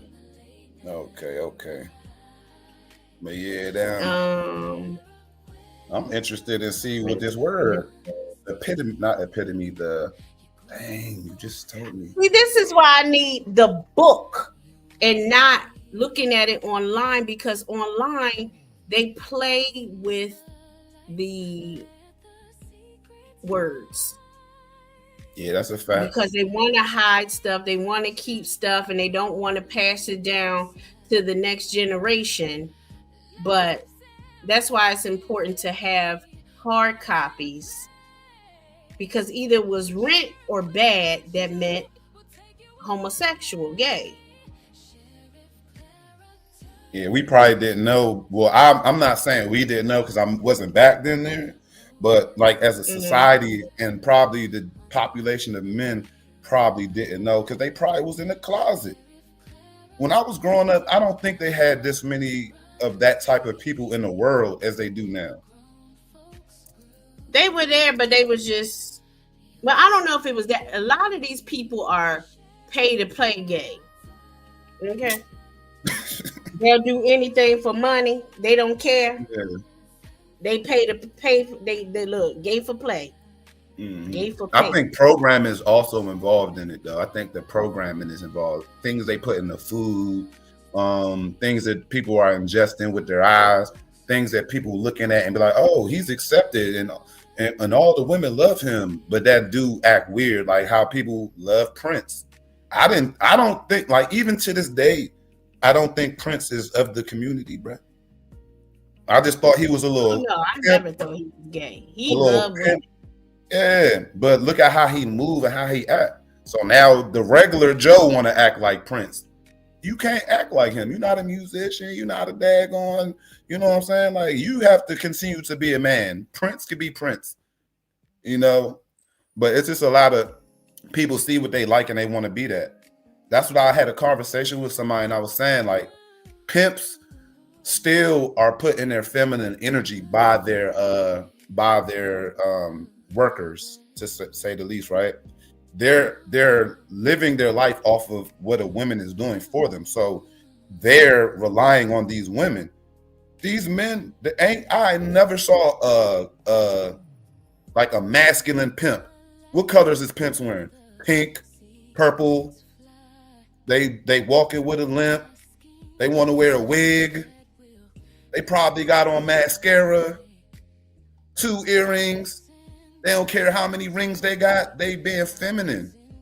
But some people gonna look up to the pimp because the pimp got all the workers. So it could be confusing to some people, like, oh, I want to be a pimp. Nah. That's part of it. If you want to be a man and masculine, you're going to have to take care of them women on your own. That's just my opinion, you know. The word rent in British slang and rent boy. Well, there you go. You already know what a rent boy would be. I would feel disrespected if somebody called me anything boy. Oh, rent boy. Yeah, it was, but I'm trying to find. I don't like this online etymology dictionary because they, like I said, they're playing with the word. I need my hardback. I don't know if I spelled that right, but I'm gonna write that in the chat. I see. Etymology. Etymology. That is not it. Is it ETYMOLOGY? Yeah. Oh, okay, my fault. No, I thought it was. Yeah, it is ETY. Nah, we weren't talking about edamame, Mr. Oates. We're not cooking greens. It's like, nah. No, you still keep coming. Don't worry, I'm gonna get you later. Oh, this one want me to do a subscription, bruh. I go to Goodwill and find me an etymology. I wish I would pay for a subscription online, and you making it say what you want it to say. Look, go get y'all go to the thrift store and get y'all some books. Shoot, because they will sure change the words online. I got a lot of books from the thrift shop. Whole lot. That's like even when people read the Bible, they have to understand that it's many different books and poetries and letters that were all written in different languages. Some was written in Hebrew, some was written in Greek, some was just passed down orally. So you got to know the history. So when we're looking at words and definitions in the Bible, it's not an English definition, right, per se. I really just looked at this book on Facebook. They were showing this Bible from like 18-something, and they was talking about giants before and after. I'm not gonna get too deep into that, but it's just the way that they worded. It's like I didn't understand what they meant when I was reading the King James version as a kid. I didn't really see. What is it, Nephilim? The Nephilim. And how they came onto the daughters of man and created what they created, and he saw that all they thought was evil, so that's why he had to destroy what he had to destroy. But I'm not verbatiming, so yeah. Well, because now from my perspective, I'm not talking for anyone else, I'm speaking from my teachings. I read the Bible metaphysically. I do not look at them as actual people. I do not look at it as lineage. I do not look at it as real bloodline. I look at it as them describing our thoughts and our bodies, our minds, how we think. Hold on a second. Okay.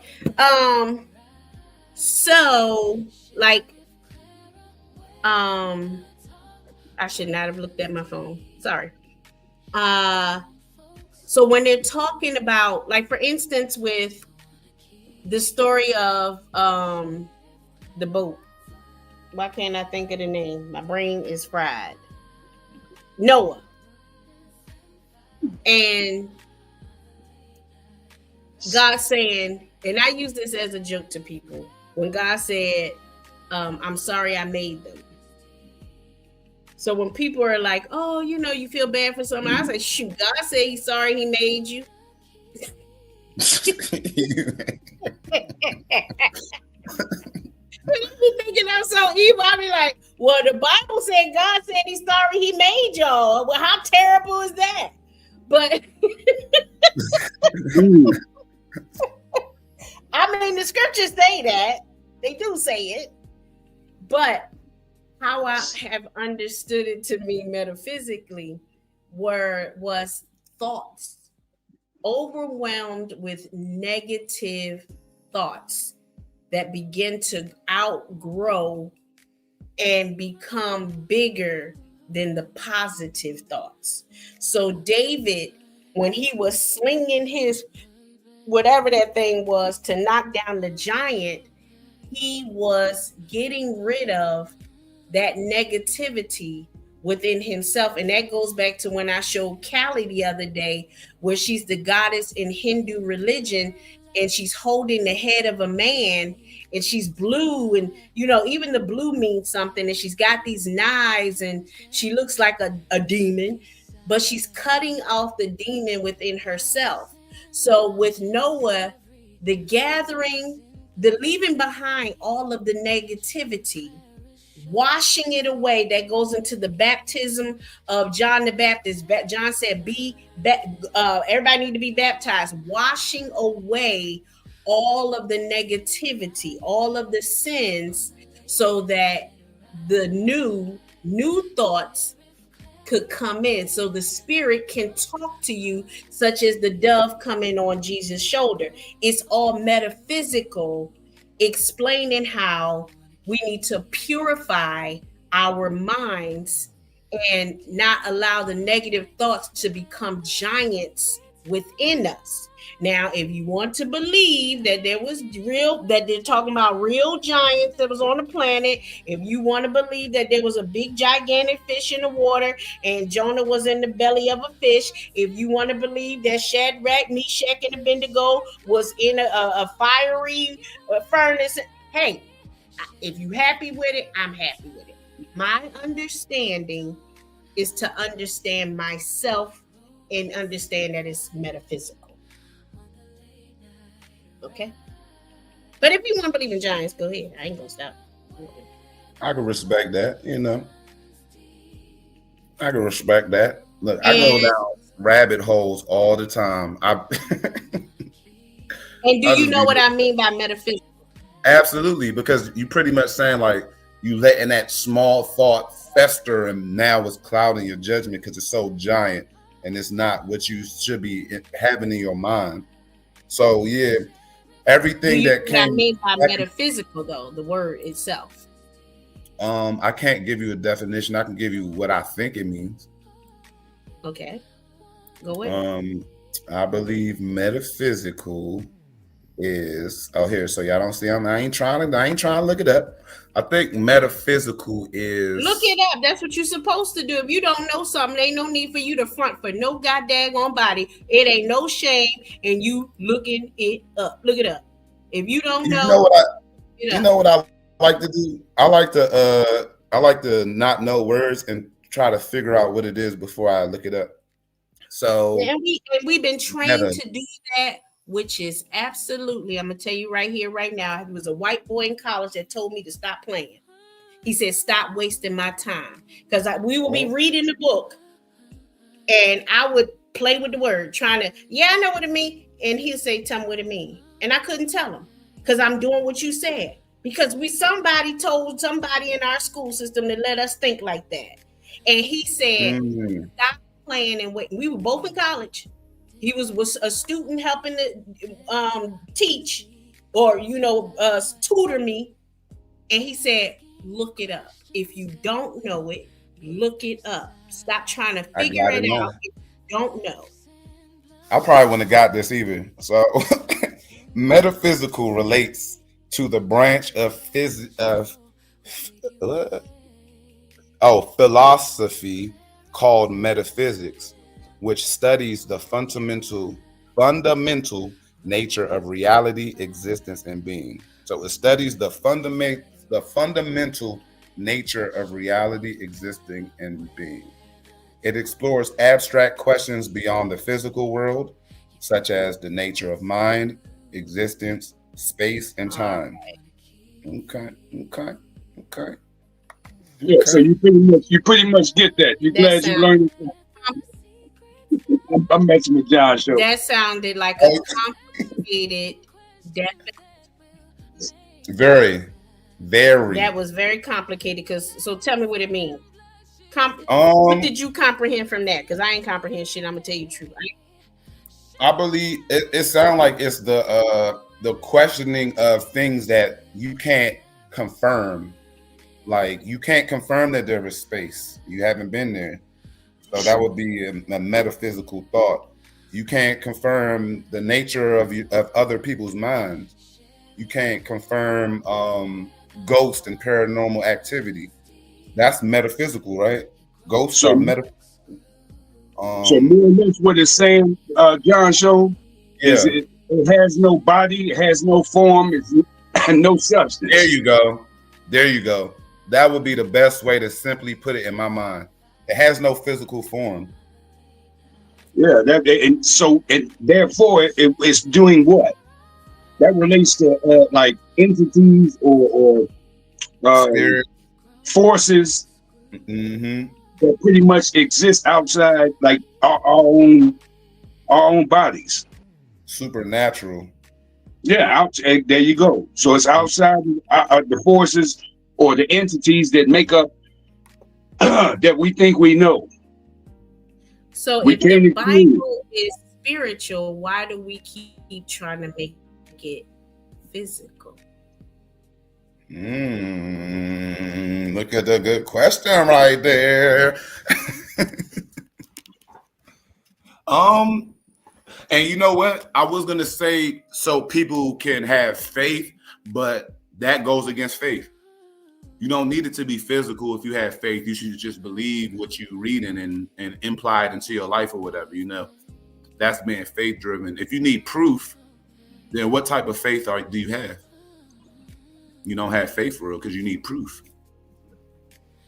The Nephilim. Did I just Nephit? That's not it. Nephilim. No, hey, John Show. Just real Yeah. quick. I'm sorry for interrupting.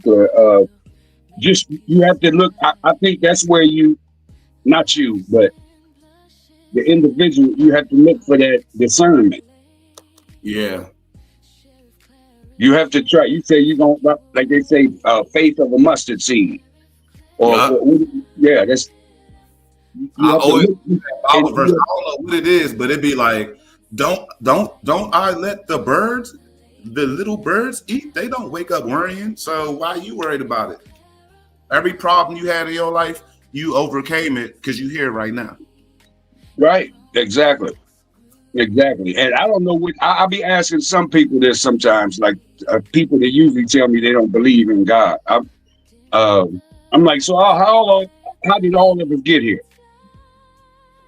Explain it to me. It was an explosion in space and universe, and I'm like, nigga, what? Are you sick? Wait a minute. I'm like, well, show me some proof of this. Just give me a little bit of proof of this. Just show me when it happened. Is there still a speck of the meteor that blew up in the middle of the universe, or what?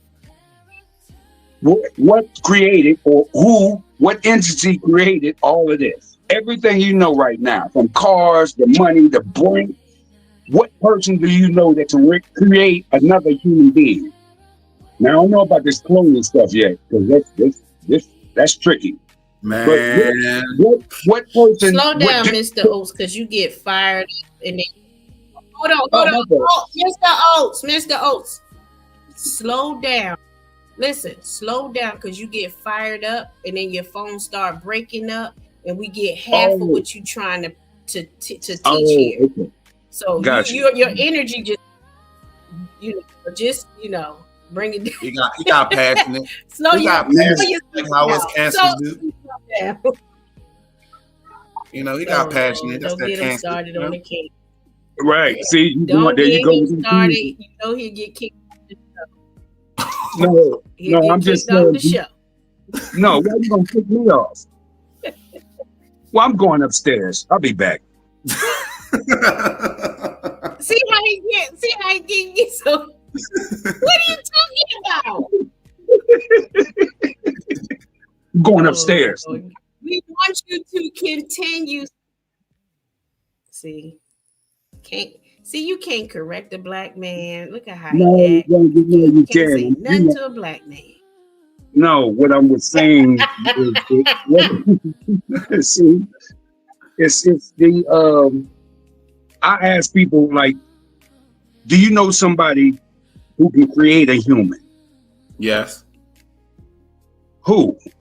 A man and a woman. Every No. every woman. Go ahead, Claire. Every woman I know. Okay, no. But she needs that seed or that sperm. She needs that sperm. I didn't say she didn't need the sperm. No, You y'all didn't asked listen. me if I said every woman I know. I didn't say she can do it all by. I just said every Right. Mr. Oates, you know they like to leave us out of that baby making. Like they just. Yeah. Like that. Oh my goodness. I'm gonna leave it alone. But no, I'm talking. I say that because slow down. I say that because the man gives the sperm to wake up the egg, but the creating happens in the womb. The creating doesn't happen when the sperm wakes up the egg. The creating of this physical body is in the womb. That's how I'm picturing creation. You may be picturing creation in a different way, But that's how I'm picturing creation, which doesn't make either one of us wrong. No, I'm not saying you're wrong, Claire. I'm not saying you're wrong. I agree with you 100%. I'm saying that to let there be an ease in the room. Like, I'm not saying that men don't take a role. This is how I'm picturing creation. You may be talking about something different. But go ahead. Now, answer me this real quick, Claire. This is, I mean, no, I ain't gonna say, I ain't gonna ask another question. Mm-hmm. The question that I asked, do you know a person that can create a human being? Now, listen, what I mean, yeah, you said a woman. Yes, it happens in the womb. I'm with you 100%. And we both agreed that the man got to be there too. We both agree on that. All right. So that's telling that I asked that question to certain people when they talking, in my opinion, what appears to be a little ignorant or a little bit like it's not a bad ignorance just because you don't know, you haven't looked deep enough, or you haven't pondered, not you, but people I'll be asking this to. Okay, when I said an individual, who do you know is smart enough to make a human, put all the different, how many systems we have in our body? 7 or 9? What do you mean by systems? I don't know what you mean. Systems, our cardiovascular system, our muscular system. I don't know. Yeah, you don't know. That's my point. That's what my point be to them. Like, you don't, I don't know. Nobody know how. No, you know, a man lays down with a woman and creates a baby or creates a child. Now it's a whole process in between after they lay down together. It's a whole nother process. We ain't even talking about that. But you don't even know and I'm not talking to you, Claire. These people don't even know what systems they have in their body. Like, what's keeping your heart beating? What's doing this? What's doing that? I said, so go answer them questions before you try to kill me. I know what you're talking about, but I ain't never heard of it as a specific system. You did go to school in 1950. Y'all might have called it systems in 1950. I don't know. No, systems is in the body. We got like 7 or 9 systems. You silly in the 1950s. I'm just telling you. We got 7 organs, 7 chakras, 7 metals, 7 everything. Exactly. That's what I'm talking about. The body. Look, what you talking about? The endocrine? What you talking about? That? Yeah, the endocrine, the cardiovascular system, the muscular system, the skeletal system. Think about this. So broad word. You didn't go specific. Oh no, I said it's like 7 systems. You don't know nobody and gave us eyes so we can see the optimal. That's the point. I don't know, but go ahead. So my whole point was, it was something that no matter if you fucked up my point. I mean, you messed up my point. John Show said something, and I wasn't even trying to like get on his case. I was just trying to go ahead. I'm trying to focus on one topic. Now we was the Giants. We over here. We over here. We over there. I'm researching over here. That's not how I study. Even though I'm all over the place, I still focus on one. You all over. I don't know where you went. I'm still over here with the Nephilim, looking at the metaphysical, looking at the definition metaphysical, still looking for the etymology of bad. I don't know what you're talking about system. I got my own system going on, and I'm getting text messages I got to respond to. I know. I believe you. I believe you. You want me to sleep on the couch tonight? Well, that's. I got to check them too. Shit. I gotta do. No, I think my point was to what John said. My way of trying to explain it to certain people to say, like, because he said something about you can't believe in it if you don't have evidence. I think that was it. And I think my point was in bringing all that up is people that haven't even tried to look for the evidence. They have not tried to gain that discernment. None of that. They just talking out the side of their neck because they heard somebody else say it maybe, or they have, half the information. They started looking and stopped and felt they was comfortable where they were. That's what I'm trying. That's the reason why I'm like, you almost messed that up. But that's the reason why I brought that up. is because people like when he said that you got to have evidence. Well, you got to look for it. I don't even know what he's talking about with the evidence because my brain started. I was already opening other tabs, looking. If you see the screen, I'm already somewhere else. So when y'all started going somewhere else, I don't know where y'all went.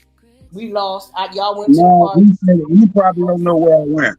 He probably don't know what. But that was my reason for mentioning that, John. So, I get you. I get you. Nah, we weren't trying to divert. You know, you told us keep talking, y'all. Right. Y'all keep talking. See over there writing the paper. I apologize. I ain't mean to go, out of bounds. We done went to outer space, and it might not even be outer space. No, I am just explaining what happened because a lot of times things, people be I'm big on communication. I'm just gonna say what it is, and I'm not gonna sugarcoat it. I'm not gonna try to play with it. If I do, that's because I'm somewhere I'm lost. I don't know why I'm doing it that way because I like to just say, "Hey, I don't know." Just like when I said, "Do you know what metaphysical meaning?" You said, "Yeah," and I said, "Tell me," and you couldn't tell me. I was like, "Listen, let's not play," because I was scolded like that, where I had to go look it up because you don't know. Stop playing. You don't know. Look it the fuck up. So.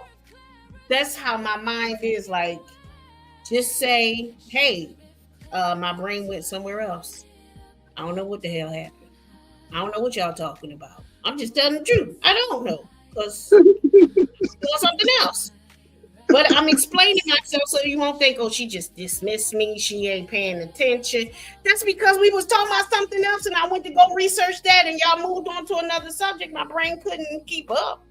Well, I'm multitasking. Some people talking to me in the chat. I'm trying to read their messages.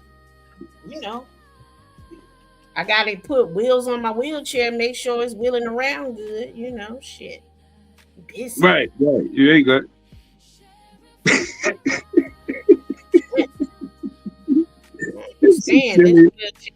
Get on my damn nerves. You say you rolling around. Child. They didn't took my sister picture. I don't even want to get into it. This ain't the come get this smoke. We talking about shouldn't even be talking about no religion over here. Y'all know this is uncut, but it's uncut dish and dirt, which means that we go a little further than we would on dish and dirt. I don't know. I just like to come up with all these ideas and try to enforce it at the same time. I'm still talking about the same shit on every goddamn channel, but hey, it is what it is. In my mind, it's organized. Okay, I'm organized in my YouTube. Okay. That's your brain working. I ain't mad at you.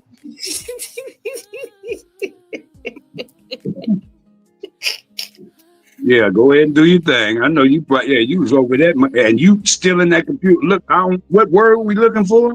I stopped. I'm over here holding 2 pens in my hand and not writing, not touching the mouse. I'm not doing nothing. I'm just listening. Mm-hmm. Hey, Cece. Mm-hmm. Okay, yeah, you just listening. You just told me everything you're doing. Yeah, I'm listening and rubbing my reading, writing, hitting the mouse. Yeah, thank you. All the things you said you wasn't doing. I appreciate it. I forgot about that. You hit me with that the other night. Rubbing her what? I will stab you with these pins in your ears because you can't hear. I will clean out your ears with these pins because you obviously did not hear me say I am not touching those things. Thank you, sir. Oh, the attitude we had. Let's all take a unison deep breath. Yeah.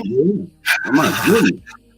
He be always trying me, man. Like I will do his wax in his ears, yo. I will straight some Q-tips. Not stabbing me in the ears. You ain't gonna do it. I ain't gonna be able to hear. As violent as you just talked. Oh my goodness. Said I will do you with some Q-tips and peroxide. See, you can't hear. Yeah, I did. I heard them stabbing me in the ear with the pen. With the pens earlier. Hey, that's all I heard too, Mr. Oath. Everything else after that, well, both of you need some Q-tips and some peroxide. Okay, plead out to a misdemeanor. Go ahead. Even though my Pakistani doctor said, now I've been using peroxide in my ears for almost 50 years, and her young behind going to go to some doctor school and come out, and just because she learned something as a doctor, going to tell me after my almost 50 years of peroxide in my ears, going to tell me not to put peroxide in my ears. Like, who she thinks she is? But I bet you I've been scared to put some peroxide in my ears, because once you get the warning, you listen, you adhere to it. Even though it ain't never, ever, nothing ever went wrong with that peroxide in my ears. But I bet you when you get the warning, when I get the warning, I listen. That next fizz hit different. I listen. Well, you said the next fizz. What does she recommend, Claire? She said, what she recommended? Yeah, instead of you talk, that's how you been cleaning your ears, right? Clean. She didn't recommend anything. She checked them and she said they clean. Well, that's because I use peroxide. She said, no, don't use peroxide. And that was it. Because peroxide is it's an anticoagulant.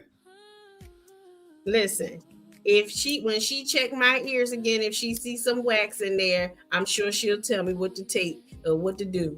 Until then, she ain't told me. So I still use my Q-tips. I ain't tell her that part. She ain't gonna tell me stop using my Q-tips. Dang, well, thanks for telling me that. That's the way. Right? You said don't peroxide, swirl it around. Yeah, my mama used to peroxide in me and my sister's ears. So I'm like, what? But listen, I ain't argue with that Pakistani doctor. I ain't argue. But that's the same thing. Matter of fact, let me show y'all how, they talk about 280 pounds that was on a 10-year driver's license. Let me put up a recent picture just so y'all can see a little something. It ain't too much of nothing, but it's a little something, you know what I mean? Like, who y'all think y'all playing with? Because, I'm going to give them a picture so I can strike their ass. That's what I'm going to do. Give them a picture so they can, yeah, as long as it ain't no, you know what I'm saying? As long as it ain't no earwax. Shut the Matter of fact, do I even have a picture of it in my phone? I mean, on my computer. Earwax. Don't use peroxide. Oh. Listen to 504 earlier today. And I'm thinking like, okay, she get ready to come back. You know what I mean? I didn't put out all my stuff. Right? Yeah, she about to bring me some smoke. What she gonna bring me? Your baby sister had a lot to say. Really? What she had to say? That's a grown-ass woman there. What she got to say?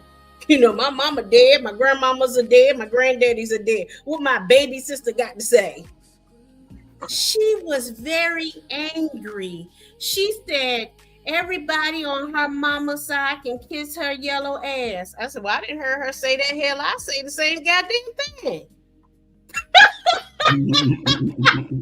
I just hear anger in the family. Hell, I tell y'all I'm angry too. What you mean? I think I go into a whole lot of things that I've gone through, experiences I've gone through, living inside of a tornado and not letting people in, not going out, living in my peace, accepting things around me, going through grief.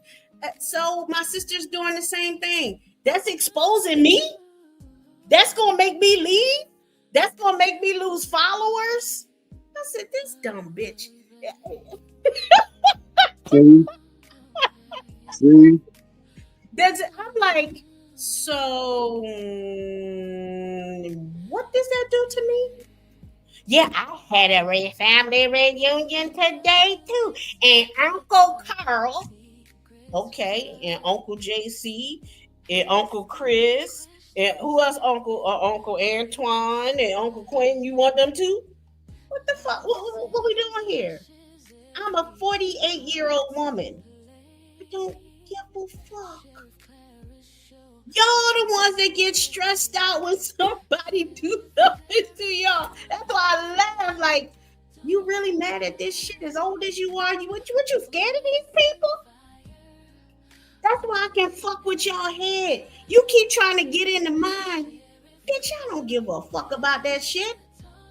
If my baby sister going through, she hasn't accepted that her mother died and the way her mother died, and she was up there talking about lung cancer. No, actually, she had colon cancer that spread to her lungs.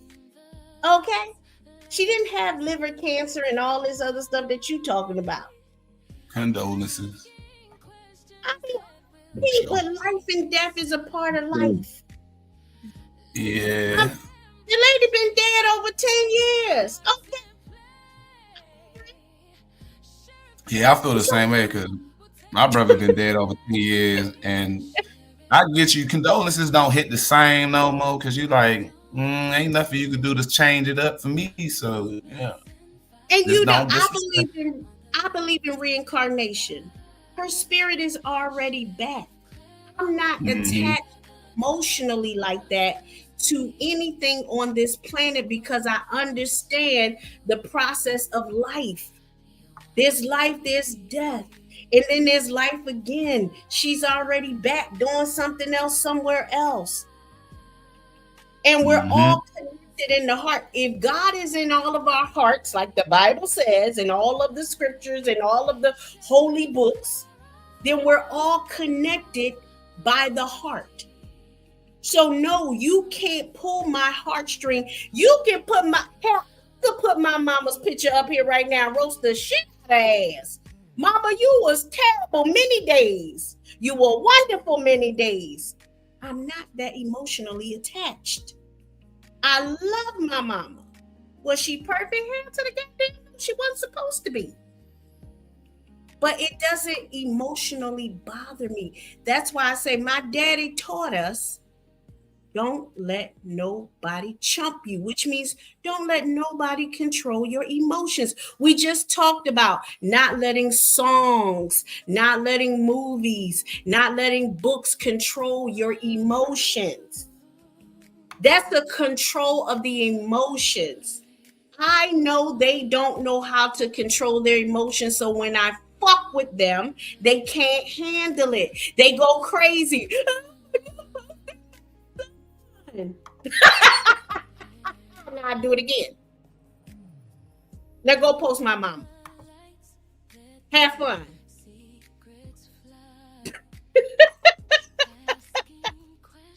That's not gonna bother me. Post my sister. Hell, she got ass on Facebook. Post her ass.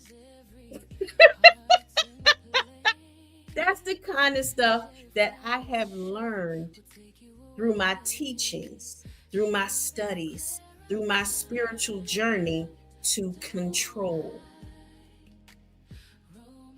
And I'm sorry that people have not learned how to do that. I'm not attached so that I can always pick up my spiritual, mental, physical bags and go on to the next level. That's why I'm free to continue to rise and go to the next level because I ain't bringing no baggage with me. People got to learn to let it go. It's not that deep. We are always going to be because we're spirit. Heaven and earth, talking about your physical body, will pass away, but your spirit will always live. Jesus gave you those principles. Your heart is your soul. Heaven and earth, which is your soul, where your heart is, and your physical body will pass away, but your spirit will always be. So you got no heaven and hell to put me in, so I don't care what you do or try to do to me, because anything you do, I know you're trying to fuck with my brain, so I go,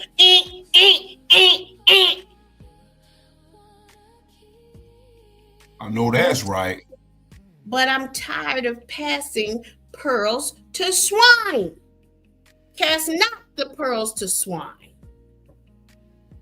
Now y'all talk about something while I sip on my water. Be careful, Mr. Oates. No, Like that. you know what I'm saying. You know what I'm saying. She's sipping on her water. You know what that is, don't you? That's Tonic. Yes, that's Sutter Homes or Barefoot. Oh, not the Sutter Home. I Yeah. do not drink. Did you not Gotta get that. see? Look, listen. I struggled with diabetes and got rid of it. I had Oh, to shit. go So you ain't going back. Mm, Damn. oh my My God. fault. Yeah. I I had forgot to that. You ain't going back. I hear you. the things that Yeah. diabetes bring. Yeah, All I the get it. it's all of the it messes up your whole endocrinology.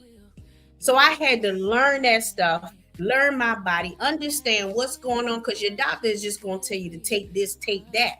But I had to learn that whole process. I got you. So I am not drinking pure sugar.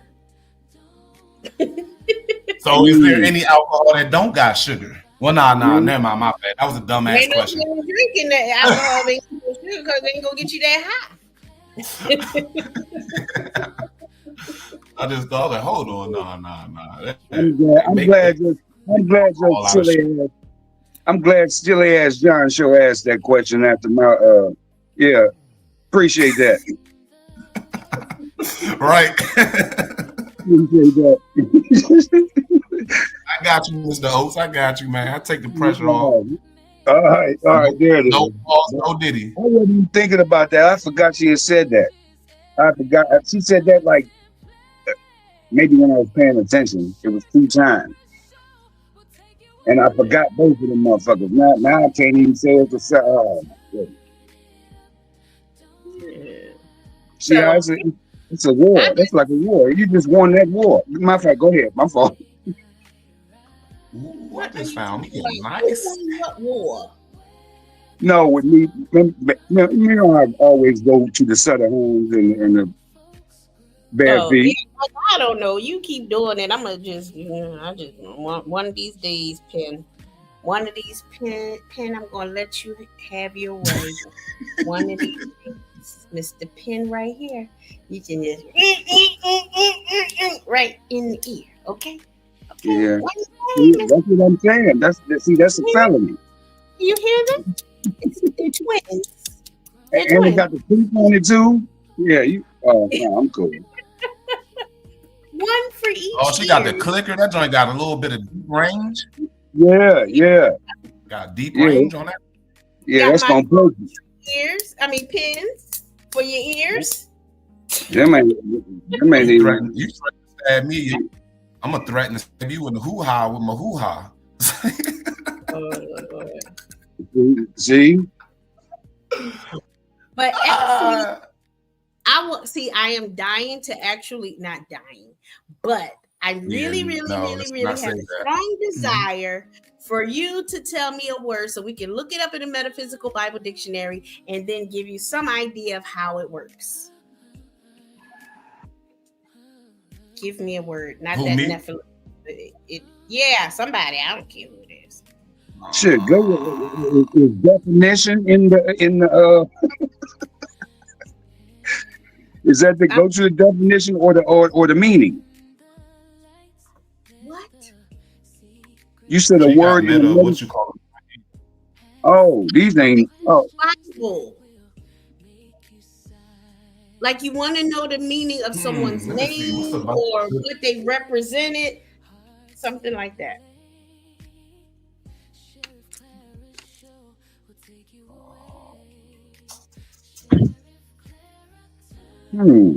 Dang, on the blank.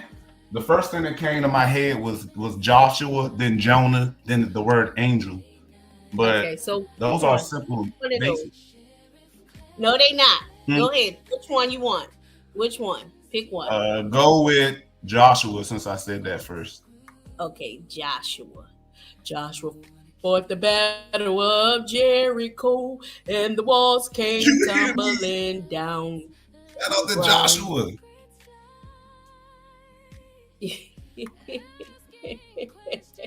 But I know my name And means that was my different God, first so Christian song. you know. Okay, I always so go the pretty- metaphysical meaning of Joshua, the metaphysical Bible definition of Joshua is, okay, so here we go. Now, which Joshua do you want? Because throughout the Bible, you have several different Joshuas. Do you want I Joshua want the Joshua you from talking about. Moses? What was I talking about, The Joshua? walls of Jericho falling down was one of my favorite stories in the Bible. One of them. Oh, okay. I don't know where that's at. I got that from a song. I didn't even know if it was a real story.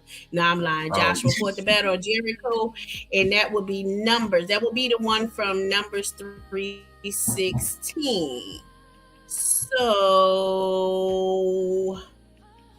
okay. Son of Nun, Moses' minister and the leader of the Moses army. Joshua was one of the two spies who gave a good report of the promised land.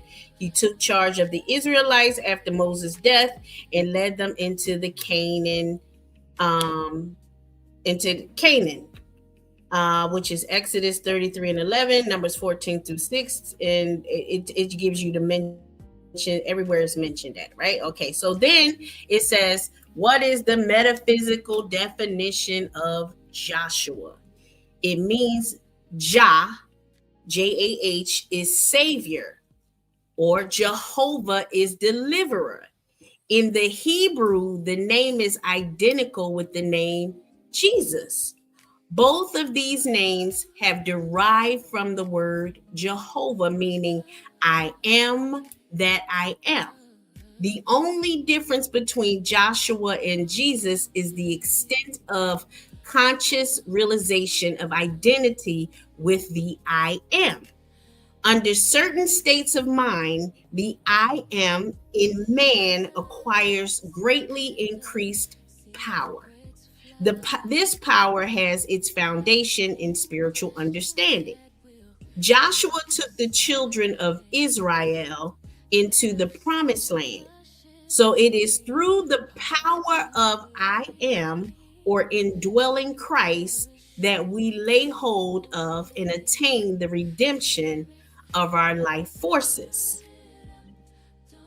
The leadership of the Israelites was given to Joshua because he had been under the instruction and had acquired a proficiency that enabled him to perform his work with dispatch. And then you have Joshua was the tribe of Ephraim, typifying will or executive faculty of the mind. So if we're looking at the spiritual body, you said you did not know that? Heck no. I didn't know Joshua was close to being the name Jesus. And then you saw what you said about I am. They talking about it's the power. And I am is also the beginning of manifestation and what you call that? Affirmations. And what did God tell Moses when Moses said, who shall I say sent me? What did he tell Moses? I am who I am. That I am. Do you know they actually use that? Some Masons use that.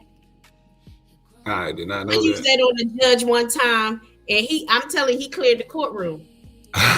Well, who are you? I refuse to say what the government name. He said, well, who are you? That I am. He cleared the courtroom. He literally did. When I say he cleared the courtroom, he took every case and made sure mine was last so nobody would hear the conversation. Mm-hmm. This was Angela Davis. That's real right there. Yeah. No, he understood. He thought I understood the science, but see, I was still growing, so I ain't know what to say after that. But you gotta get up out of there, you know. Yeah, you said enough. You said enough. When he would have done that, I'd have been thinking like, what was I supposed to say after that? I mean, I didn't know how. I was just testing it out to see how it goes. Yeah. Sometimes, it be like that sometimes. Yeah, it wasn't a case where I was gonna go to jail. Like, okay, how far I can take. Yeah, that made it even more. Yeah, that made it even better. So here's the spiritual part of this, besides the I am and the power.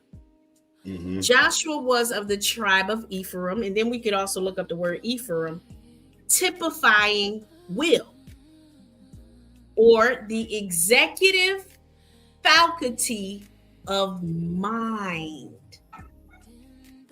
Now, what is a faculty when it Right. comes to the body? Do I need to go Is to it? it? You do. Is it like a group? Because a faculty is like a group of people who work together, right? Okay, right. Faculty spiritual, the spiritual meaning, an individualized center of God consciousness. The 12 faculties, think about the Bible. It tells you about the 12 tribes of Israel, the Yep. 12 candles, the 12 this, the 12, well, I think it's the 7 candles, but it goes on and on, always using the number 12 or the number 7 or the number 3. And 12 it's talking, gems on the breastplate. how many, what about the zodiac sign? 12. So you see the pattern. So there are 12 faculties in place in the God consciousness, or in the mind, the divine spiritual mind, your spirit body, the mind of your spirit. They're saying there are 12 faculties or ideas in divine mind: faith, strength, wisdom, judgment, love, power, imagination, understanding, will, order or law, zeal, renunciation, and life. Man takes control of his faculties through exercising the will. Think about how many people was rolling with Jesus. 12. Now, is it disciples or is it disciplines? He disciplined himself. So that's where you go into the medical, physical look, the metaphysical aspect of what you're reading, right? Right. So, Okay. in the like, if Jesus is having a conversation with doubting Thomas, does not the Bible say he was doubting Thomas? So if he's doubting Thomas, think about the Wizard of Oz. He needs to go see the wizard to figure out how to not doubt but have faith. Mm-hmm. What is one of the faculties of the mind? Faith, but it's also judgment or wisdom. Okay. Also, so he But could then, be. no, it's faith, comma, strength, comma, wisdom or judgment. That wisdom and judgment is a whole nother disciple. Okay. That's they're one in the same, but that's a whole nother. Faith is Thomas. Strength may be Peter. Remember, he said, on this rock, I'm going to build my church. Yeah. So Peter could be either strength, power. Definitely, that I don't see where he fit anywhere else, because he sure wasn't smart, because he was ready to fight all the goddamn time. So he was strength. Okay. So Yeah. the church needs strength. So how this He's is definitely strength. Out of all of those I see, that's what he is. so when we're breaking down the 12 disciples, or what, it's like, Jesus, why did you pick 12? Why were they disciples of they were his he was disciplining. Think of it as the zodiac sign. Scorpio is over here, Aries is over here. This, and you got, this is the faculties of the mind, but the zodiac is the faculties of your organs. Because we know, everybody know, the Scorpio runs the sexual area. Follow me? Did I lose you? Let me check. No, I don't see that. I don't see that on the list. What? What you talking about? Nothing. Go ahead, Claire. Go ahead. Don't be when I'm teaching. I'll stab you with the pen. With the clicker on it. So going back to Joshua.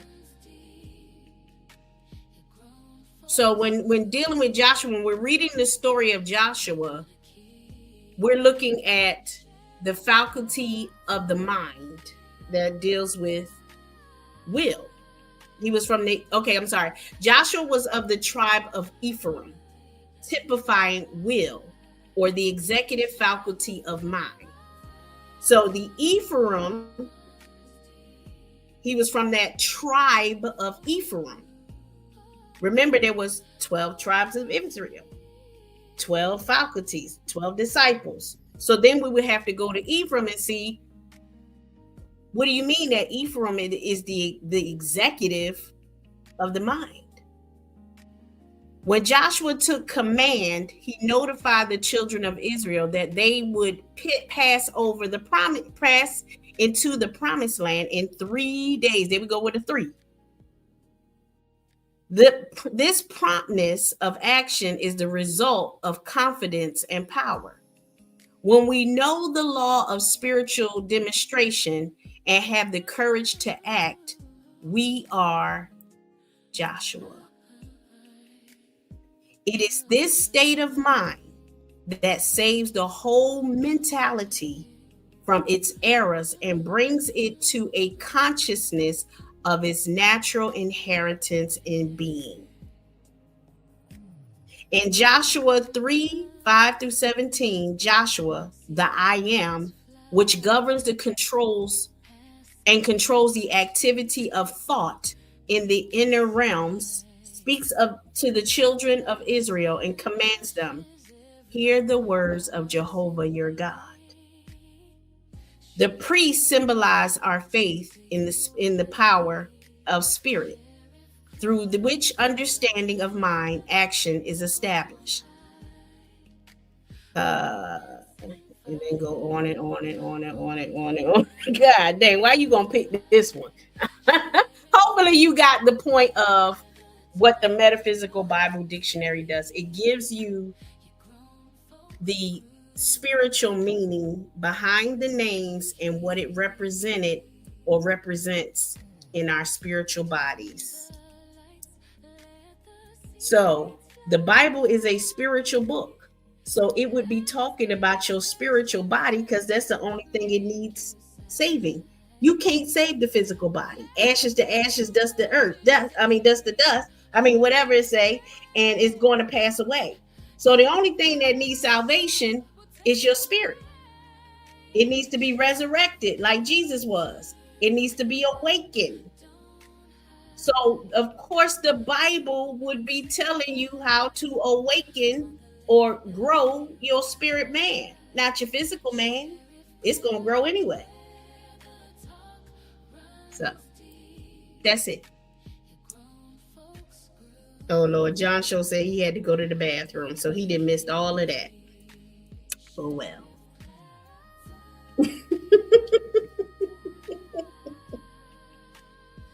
He didn't get.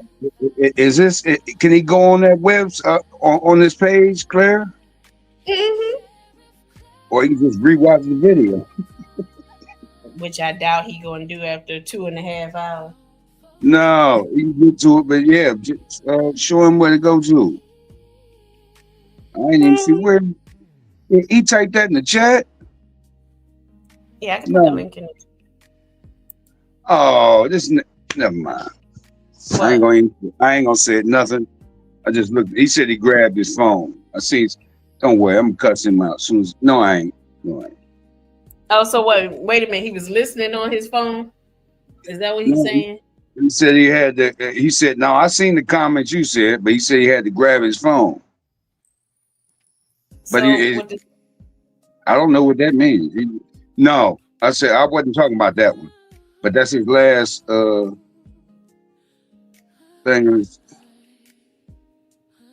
Yeah, for the lingo. I don't understand what lingo. Yeah, and he said he was listening too. Okay, that's what I thought he was talking about. Because if I'm grabbing my phone, that means I'm still listening. Yeah, that's what I thought. I was like, huh? What are you talking about? No, Yes.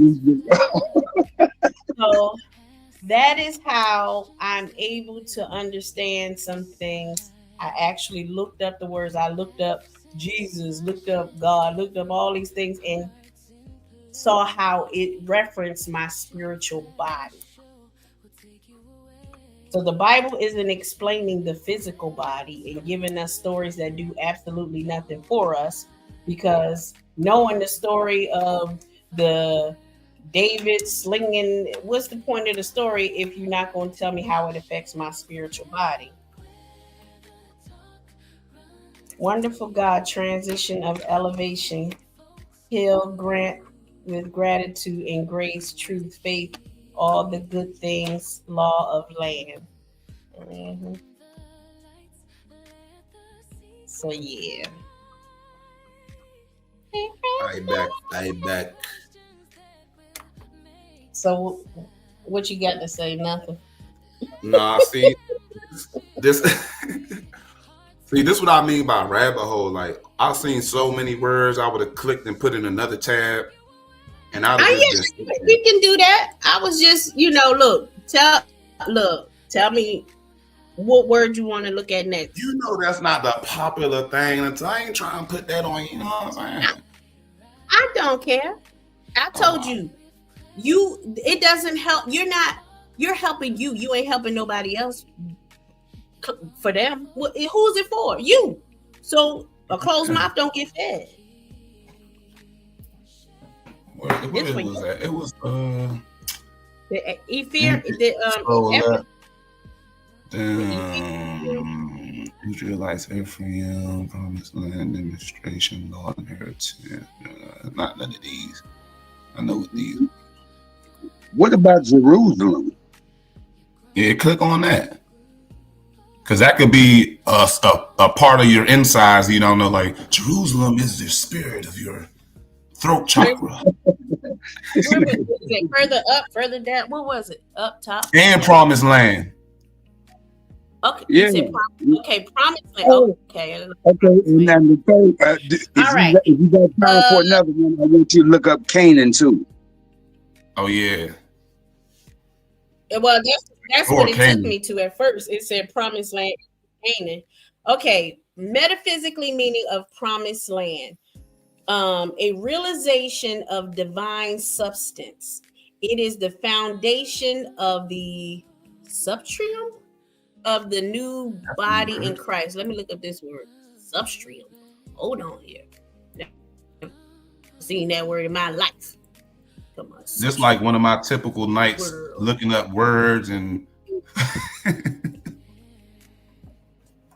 oh, it's a foundation or basis of something, of truth in it. There's a broad substrium of truth in it, meaning a foundation or basis of something. So going back to it, and it does say foundation of the basis of the new body in Christ. So the Promised Land is the realization of a divine substance. We'll look up what they say about substance. It is the foundation of the basis of the new body in Christ. It is not a dream that man is to possess a body of immortality. Don't be immoral. Immortality. When there wells up in a man a great desire to be free from the bondage of ignorance and the animal propensities, his journey is to the Promised Land begins. Basically, that's why I say Christians are following Christ, but Jesus taught that you're supposed to be becoming a Christ, not a follower of the Christ. We're all supposed to be, like Paul said, be ye transformed by the renewing of your mind. You're supposed to be transforming like Jesus did. If you're doing what Jesus did, what did Jesus do? He died and got a new body. He awakened his spiritual body by killing off the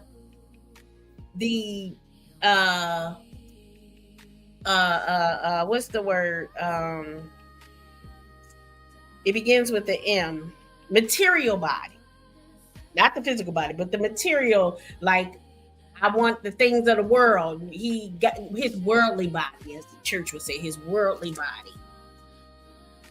So it's transforming yourself into your spirit mind. And your journey to the promised land can still start today, which is what it looks like from the metaphysical meaning.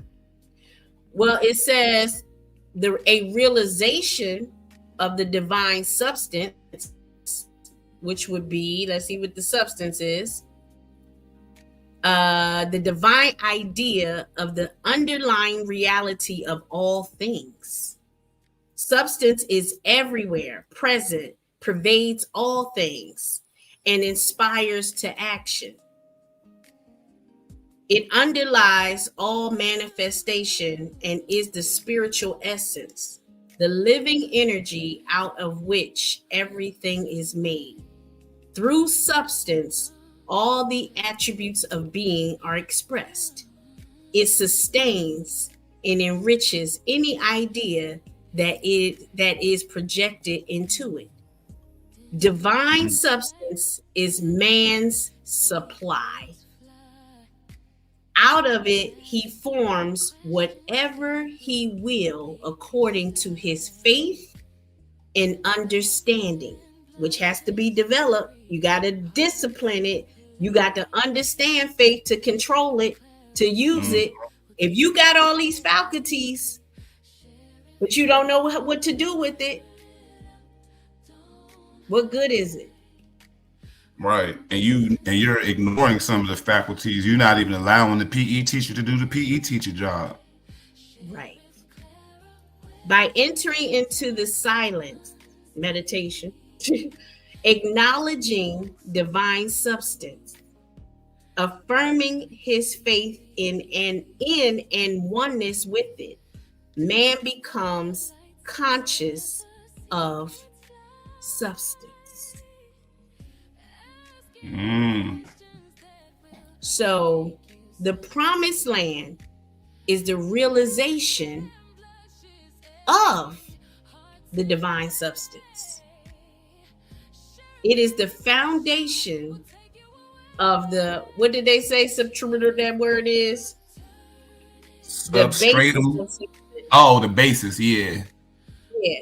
So it is the foundation of the basis of the new body in Christ. Is you're now understanding, you come into the realization that my spirit body is my Christ body.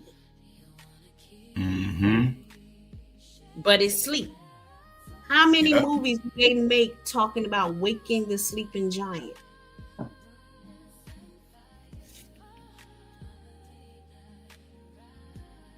How many movies do they make talking about waking or Sleeping Beauty and the Seven Dwarfs? 7. It is not a dream that man is to possess a body of immortality. Heaven and earth, which is your physical body, and even your soul, which is your heart, where God sits, and that's your heaven, will pass away. But your spirit is immortal. It ain't going nowhere. But it's for us to develop. And it takes ages. And the age is 26,000 years per zodiac sign. Like, what did Jesus say? We in the age, well, when he was alive, we were in the age of the fish, Pisces. That's why he kept talking about fish. He's a fish. He was talking about, he was in the age of Pisces. They say we are now in the age of Aquarius. where the water is flowing, which represents information. We are definitely in the information age. AI everywhere.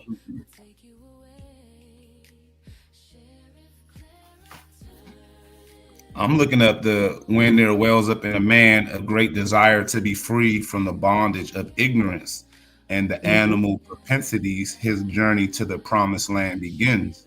So it's like it's a realization inside of you where you want to be free of the BS, and that's when you want to seek a higher platform or a higher plateau, elevate. You want to elevate.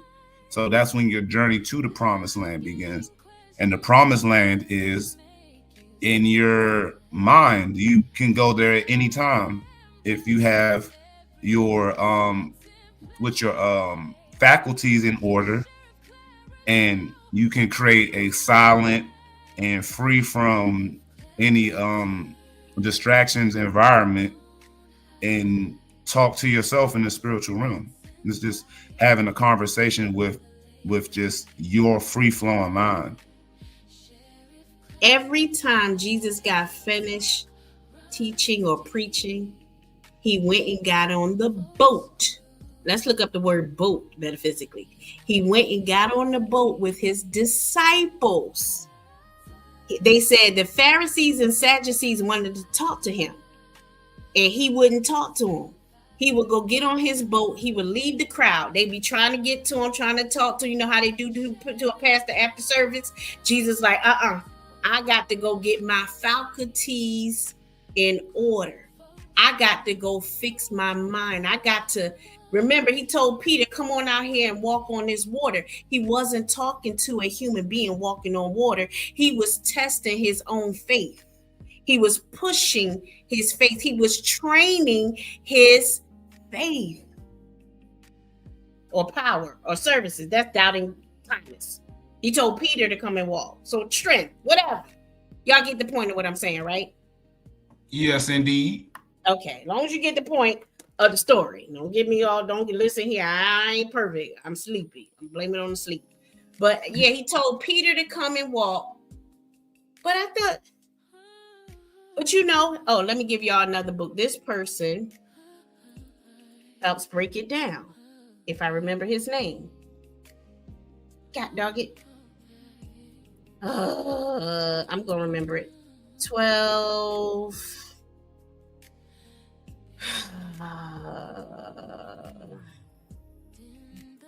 It's called the 12. I'm going to use Constitution of Man because, and you guys probably have seen this before and didn't know what you were looking at.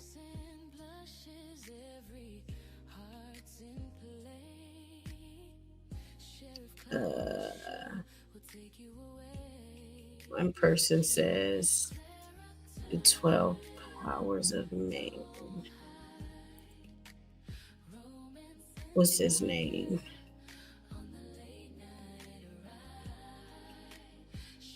Okay, I'm about to share the screen.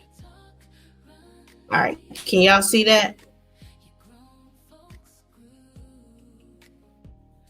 Yeah. Oh, my bad. Yeah. Oh, like somebody sounds asleep. Okay, so Mr. Oates listen to that soothing music in the background. So you have the 12 powers of man.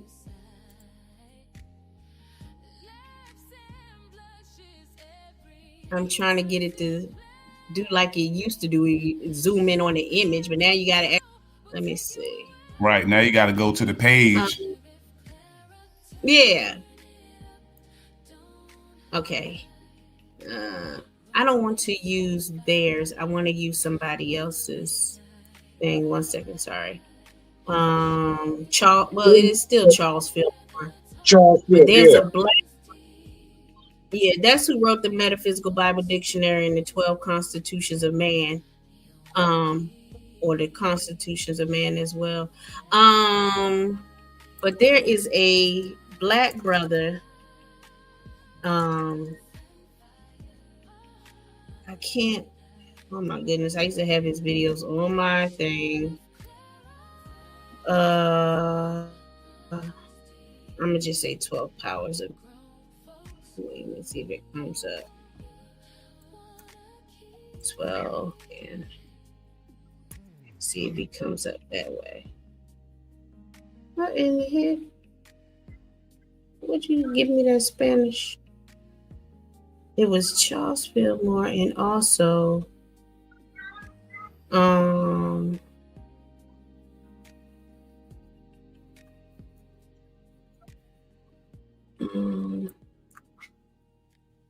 well, let me just go into how he breaks down. Or now they trying to charge somebody. Don't be trying to charge me because I ain't gonna pay you shit. Pay you no goddamn money.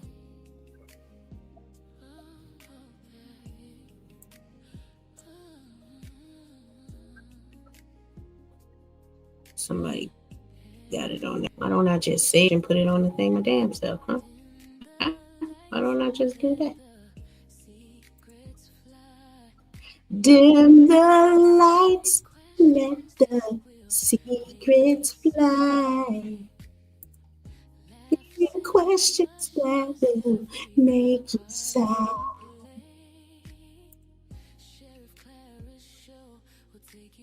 Three hearts in place. Sheriff Clara show will take you away. I'm learning the words, y'all. I'm learning them.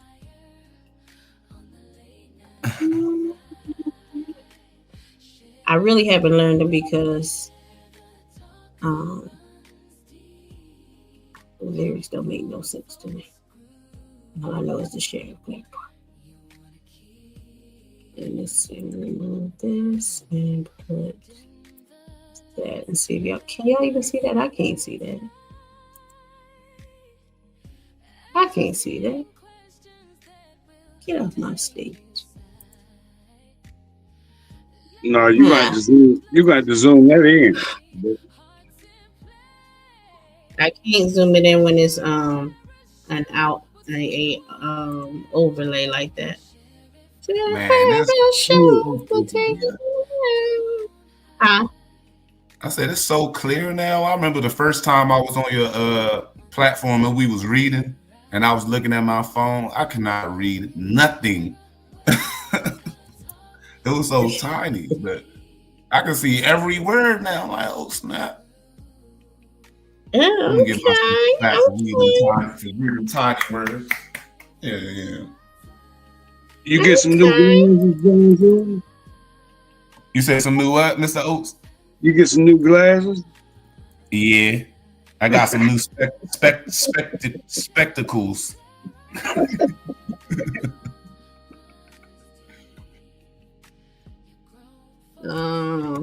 Kabbalah.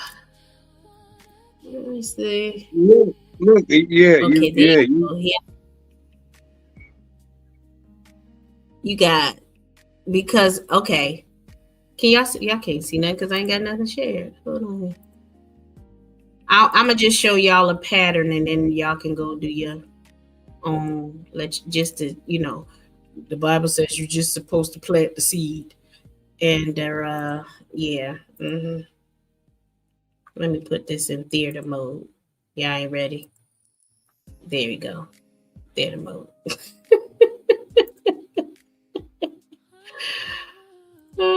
Okay. So, and here comes. God, it's on somebody's Facebook. I don't want your Facebook. Goodness gracious. Where's a regular book when you need one?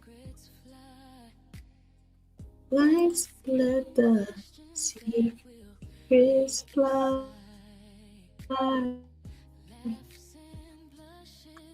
Faith. What's the other one? Strength. BTH. Faith, strength.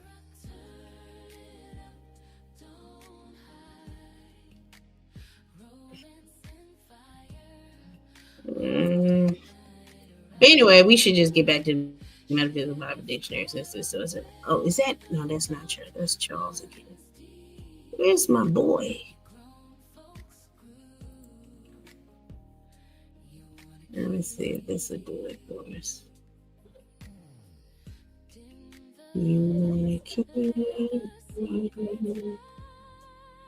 Matter of fact, when we hit, was it substance that it showed us the faculties, or we actually hit faculties?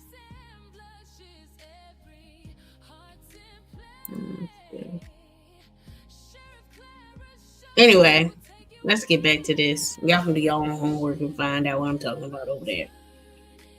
What other word are we looking at now? Or are we done?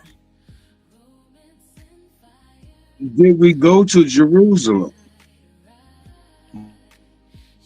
Did you see Jerusalem? You said Canaan too, didn't you? And Canaan. Yeah, that was the last one. That was my fault, not Jerusalem, Canaan. Okay. Sheriff, what was the 12? The 12 what of what's? Because I want to 12 write constitutions.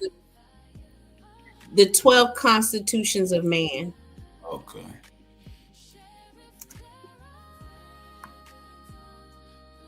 You're welcome, Andrea. Yeah, the 12 constitutions of man. Why can't I think of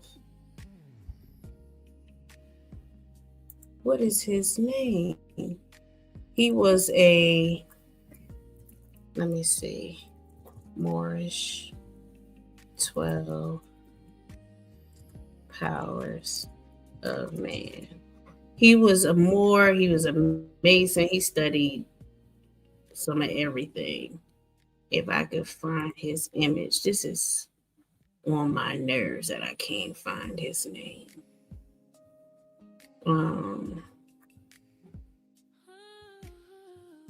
I know it's on my other page, but that's too much of this processing. Let me see. And they want you to pay for every daggone thing. Okay, here's a good image. I'm going to just go with this. I didn't want to go here, but I'll go here. Okay. Can y'all see this good?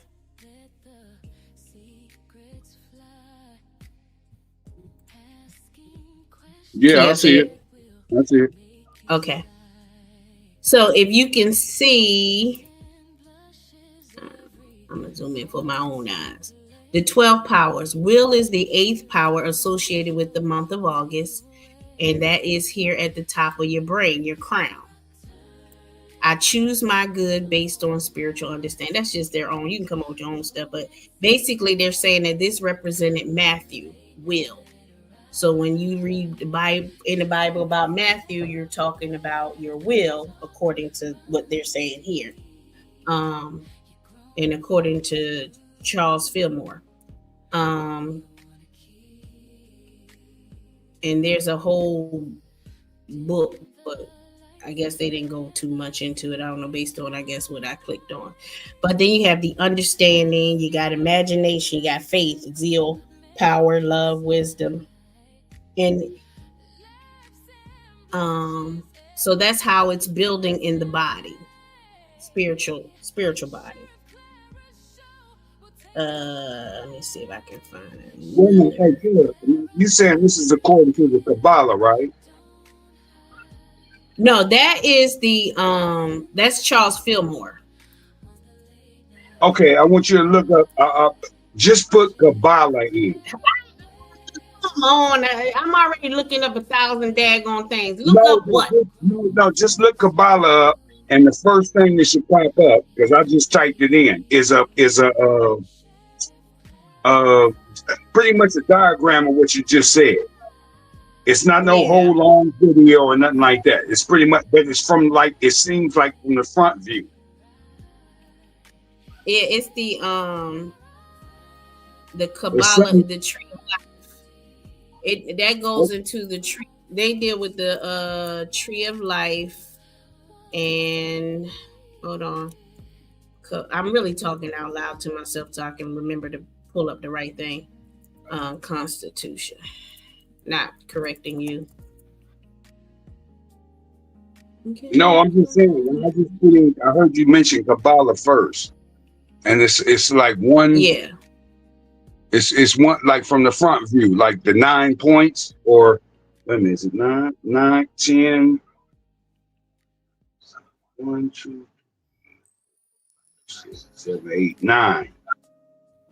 Yeah, it depends on what the numbers will Okay. change depending All on right, where the person is in their study. I got you.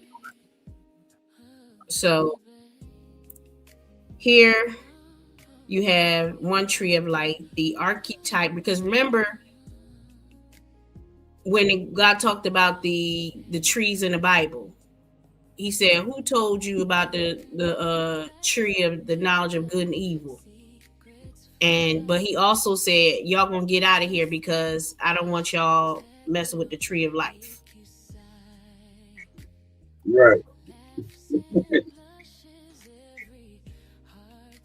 So then we had to say, what pastor, if you go to him right now, said, well, when God was talking about the tree of life, what was he talking about?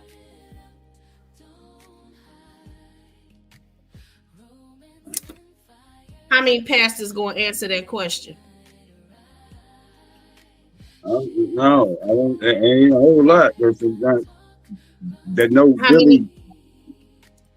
I'm trying to think of the one pastor. I think he might say. I can't think of his name. He was a well-known pastor for pretty much all his life. Not all his life, but he was raised up in the church. He became a pastor, and then he learned the truth. Ray Hagins. I think he. I think he might say that. Go ahead. They may say, oh, that deals with eternal life. And what that mean? Oh, your time, like if they eat of it didn't even make any sense. No, the tree with eternal life, that's not what it does. No, I got you. I feel what you're saying. I think he would have put it. He would have maybe just look at one of his videos and see if you like what he's talking about. I know what you're talking about, but yeah, I think he would. No, eternal life. He might have gave you the knowledge at the same time. At least some of the videos I done seen him on. I ain't watched him in a while. Mm-hmm. But I haven't seen a good while myself. But I do know who you talking about. It seemed like he was waking up, and that was just that's when I got hit to him. I mean, like hearing his videos and how he was talking. I mean, the different things. Sure, some of them it seemed like he was trying to mix politics, but at the same time, I was like, no, he's still at the same time giving you knowledge, or at least his or wisdom, his level of wisdom. Mm-hmm. But I ain't like I said, I ain't watched it.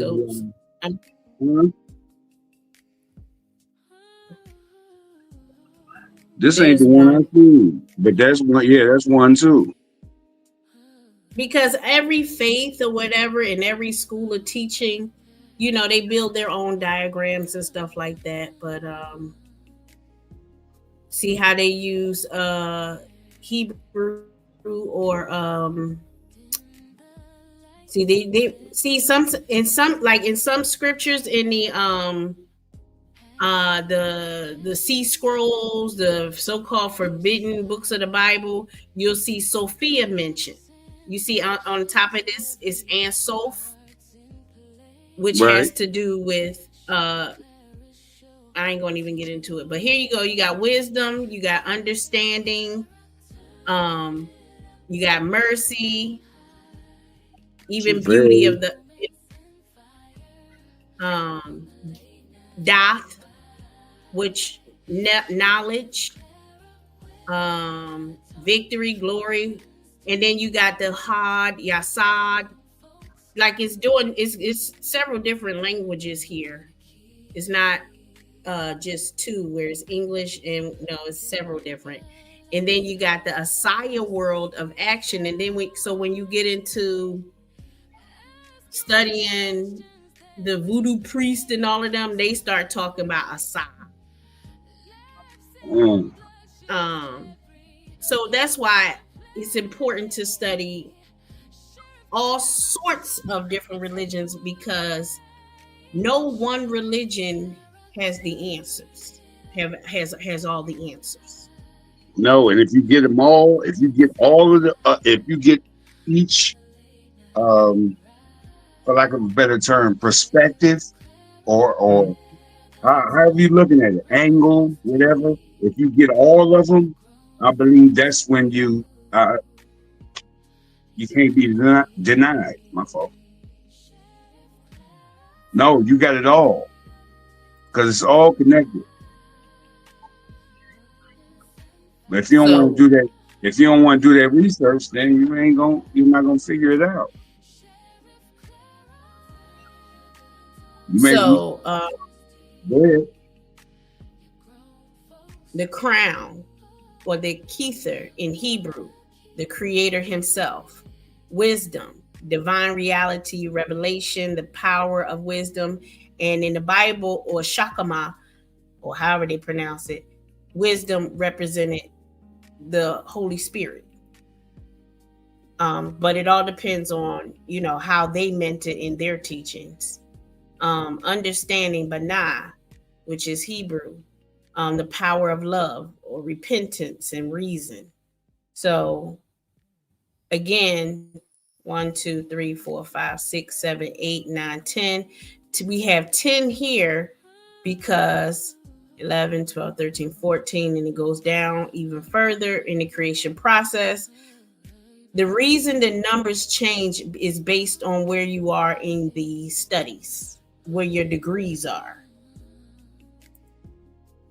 So depending upon your degree, you may see 15, 16, 30, 40, 50 different disciples. It depends on the school of thought, who's the teacher, who's bringing the lessons. And yeah, let me see here. This one looks complicated. It sounds like this this information was just back in the day, as I would call it. But back in I'm talking about back in the day. Historically, this, for them to be able to write about it, this information was available like well before we even hit the planet. And I mean our generation. Oh yeah, it was out there, but it was mainly in secret societies, quote unquote. Exactly. So they figured out a way to oh my goodness. This is so with the age of Aquarius coming in, where the water has to flow. Okay, there is one of the symbols that they use for the Aquarius. Right now, they show a man holding a barrel of water, and he's pouring it out like he's pouring out the information. And then some people in the older school of thought, they use a woman with her legs open, and the flow of water is flowing from between her legs, as if the water is flowing from, the information is flowing from mama into the world. So that is one reason why they say the woman shouldn't be talking, the woman shouldn't be doing this. But if you listen to me, you might learn some information. But there are men that be like, she need to shut up. Well, then how you going to learn what I'm going to tell you? What I know if I shut up? Because wisdom, the Holy Spirit, is the teacher. Feminine energy.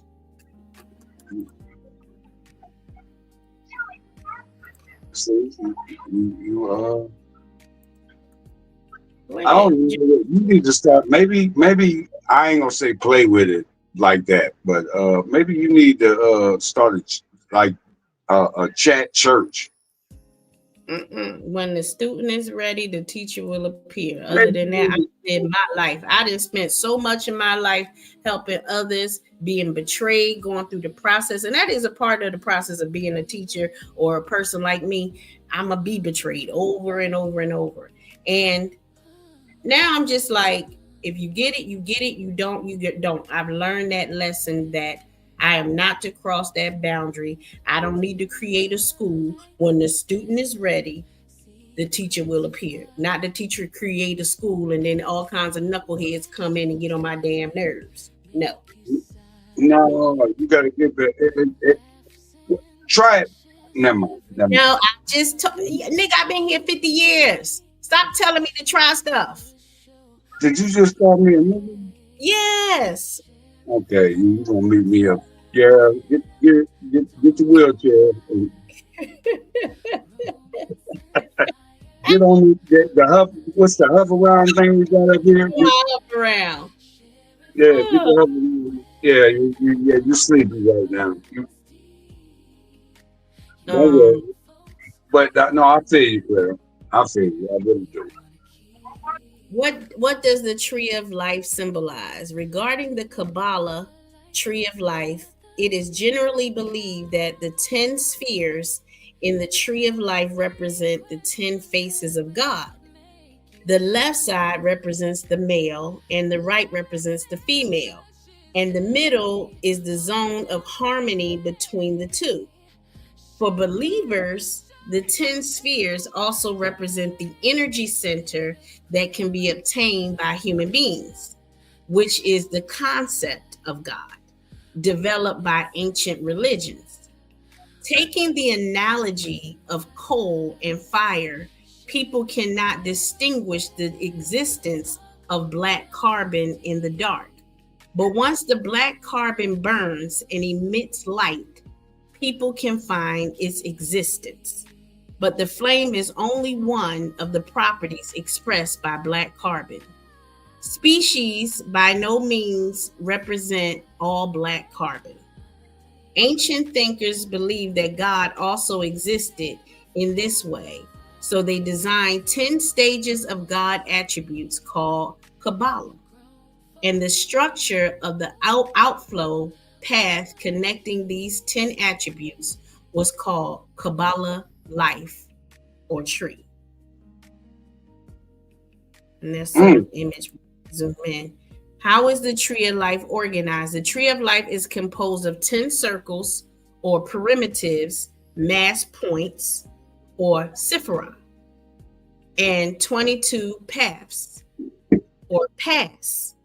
Human beings are in separate kingdoms, makuth, through 22 paths to 10 circles on a meditative journey until the Kether.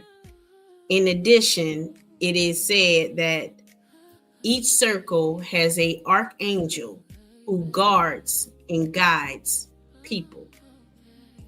Where in the scriptures actually Sifa or Sefer is, I think it is in the scriptures.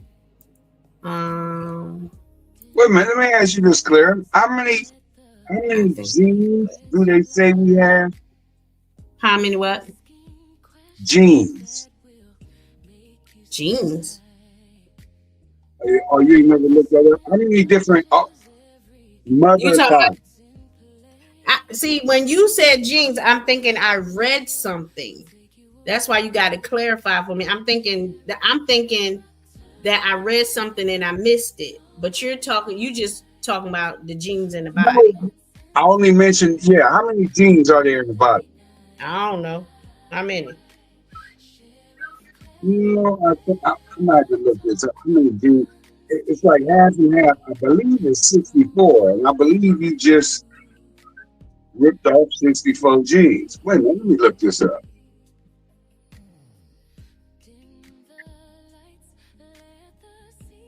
I'm talking about the DNA. That's what I'm tripping.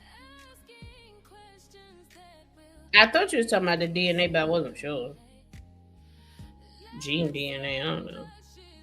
But we're just giving really reference points for people to look up for themselves. Because, man, most of this studies I did over 10 years ago. I don't remember most of it. I'm just, I just got what I needed for my journey, and I kept it moving. Because at first I was always trying to learn all the words and all the terms, and it was like, no, gain what you need for your spirit and move on. This is a nice picture. Let me see if I can open it. Open image in a new tab. Let me see if it's bigger. If I can zoom in. I can't zoom in. Yeah. I'm sure it's a nice picture, but I can't zoom in. Let me see if I can make it a background or something. Let me see.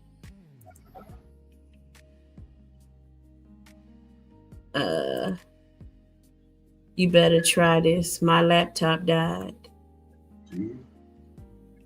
Bruh, I'm gonna need you to charge up your laptop and everything else. Charge your life, buddy. How about that? Charge your life, John Show. Did that image not save? Damn. What is you? Come on, Claire. Come on, stop it. You talking about hitting niggas in the ear with pins with clickers on them? And stop it. Huh? What are you talking about? I ain't saying that. Shut up. I don't even know what you're talking about. You need to go downstairs somewhere, do something with yourself. What the heck you talking about? I'm trying to find these pictures that I keep saving, and it's not going where it need to be saved. Where is it saving to? Make me stop. Because it's not saving. Copy image address, save as.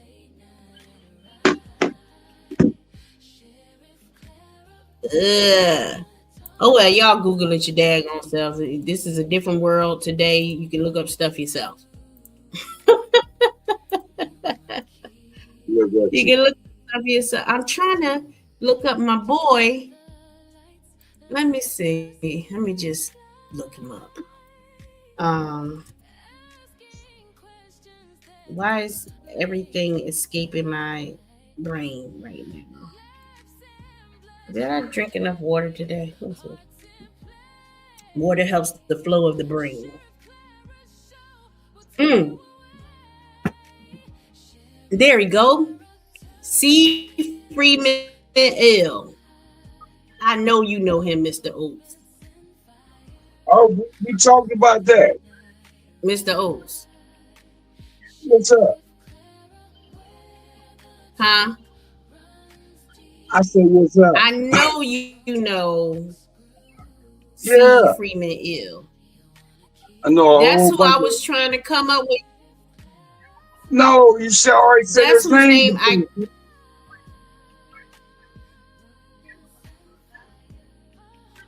I couldn't think of his name earlier because he did the 12 Powers of Man himself, and I couldn't think of him. I'm like, what's the black brother's name? That's the only name. I couldn't think of it to save my life. See, that's what I used to be thinking. That's why I used to be saying like, oh no, that's that stutter and that's that bare feet. I ain't gonna say that no more. But you said that earlier, Claire. You brought his book up on the screen. You tired for real, ain't you? No, that was Charles. That was Charles. No, listen, that was Charles Fillmore. That was the white. Fillmore. You're right. This is free. Yeah, she got me twice. Yeah, this is free.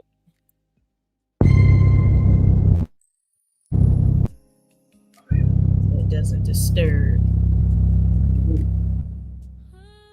To let you know that this knowledge that is most assuredly African. Has been known. This is no, including the Jehovah's Witness, who put the Egyptian wings and sun on their literature in the early 19th century. And Van Sertima, and they're telling you that this knowledge came from your ancestors. They're correct. It's a championship. And the referees. Okay. Now the reason we know Kush.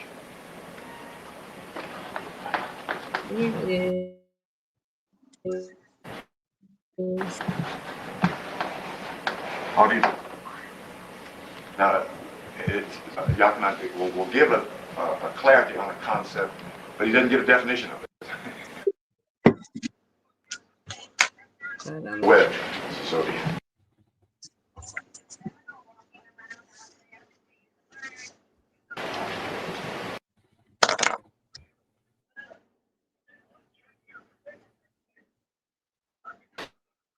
see it there?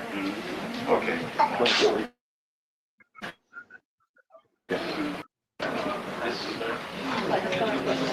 Now the reason we know it's her, in terms of her web, is because this is her web.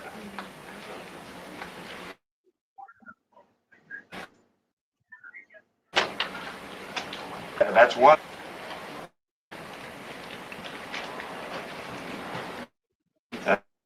That's two squares.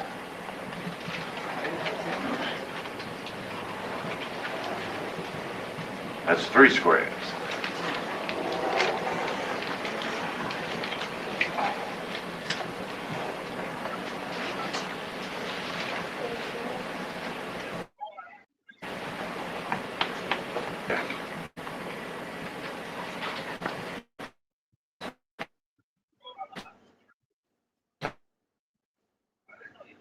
That's her web, zodiac. The zodiac represents the order of the universe. The universe. The universe is mental, says the Kybalion.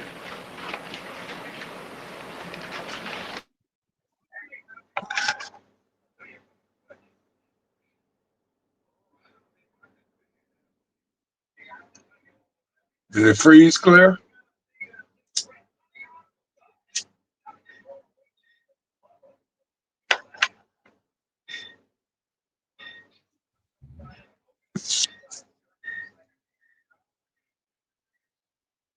Claire, you And he does. oh,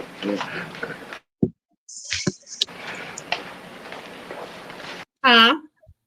no, never mind. I was like, What'd you say?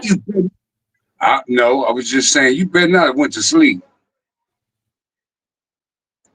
Go ahead. No, I'm studying. This my main man right here. I just couldn't think of his name. I used to post his videos all the time. You see what he said?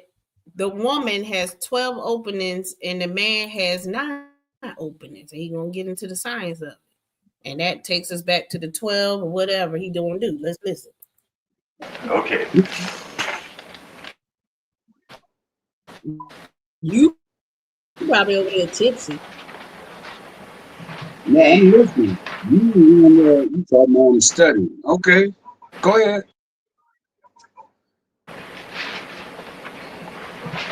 Look at that word.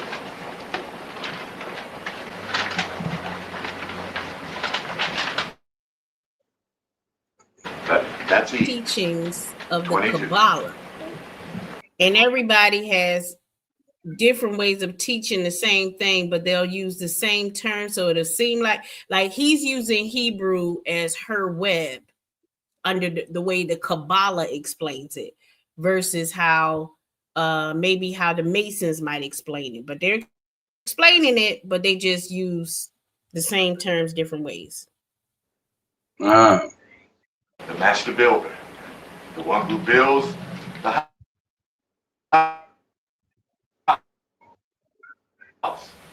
with no hands. That's mama. And you see, and because he's also more in the Mason, he's also dropping the science of all of them, kind of, because he started talking about the number 22 being the master builder, and that's mama. And not many men will go for that. What you talking about? The master builder is the. But let me get into this.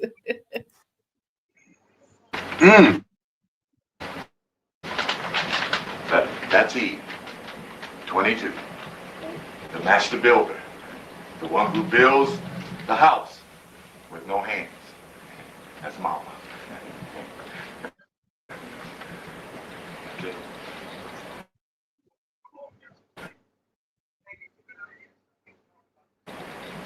Okay. That's what V or V is. And the reason why he's using the letter V, because my mind is just trying to remember, so y'all help me if you know.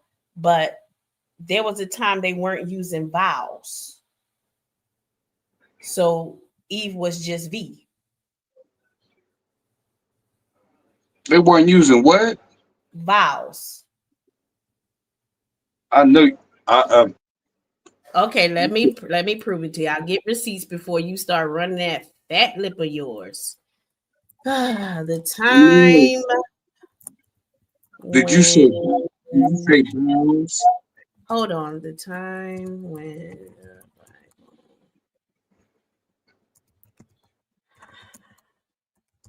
did not use vowels.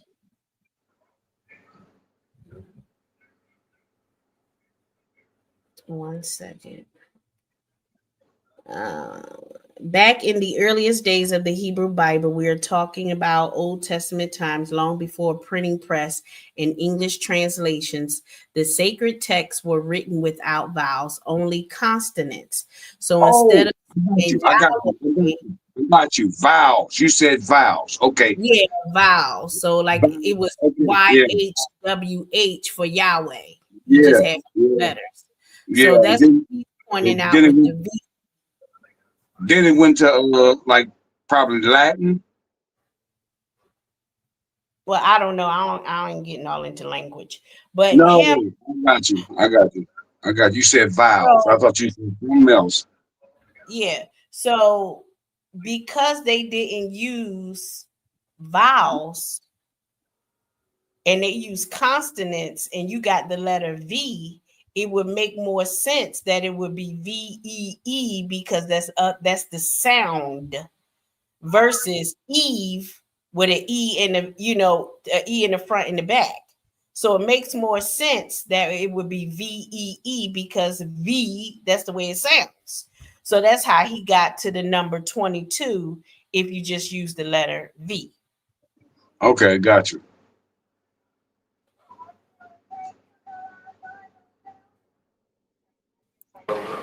No, those are Egyptian numbers. Right. Oh, I appreciate it. Okay, really, you saying with the V? Yes, sir. I read it in some other book where the V, and I think it was the K. The K is 11. The K is 11, and the V is what, 22? It's right up there. But I'm telling you what it means, where it's coded, and understanding the order of nature. And V obviously in the alphabet would be the number 22, right? Ain't that right, Mr. ABCD man? A, B, C, D, E, F, G, H, I, J, K, L, M, N, O, P, Q, R, S, T, U, V. 22. So that's where the 22 comes from. That is the alphabet in the English language, would be 22 coded language. And remember, we were just reading in the Kabbalah, in that part of the Kabbalah that I probably closed it. It was talking about that number 22 paths, 22 ways, whatever it said. I forgot. But anyhow, let's get back.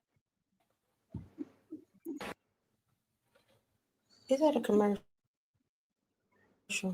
This I don't machine do no could change. commercial, sir. I don't want your commercial.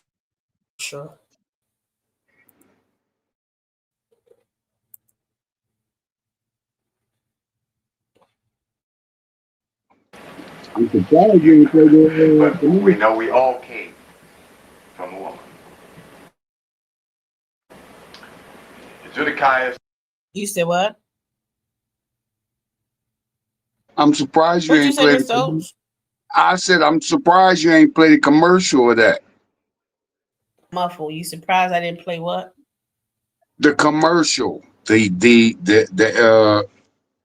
Or your edited version of my ABCs.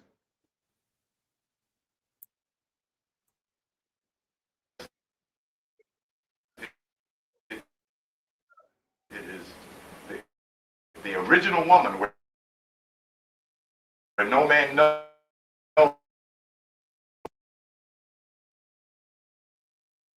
from whence she came.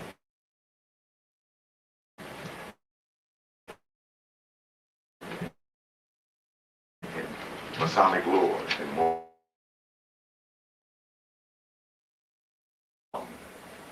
Is the Divine Mother.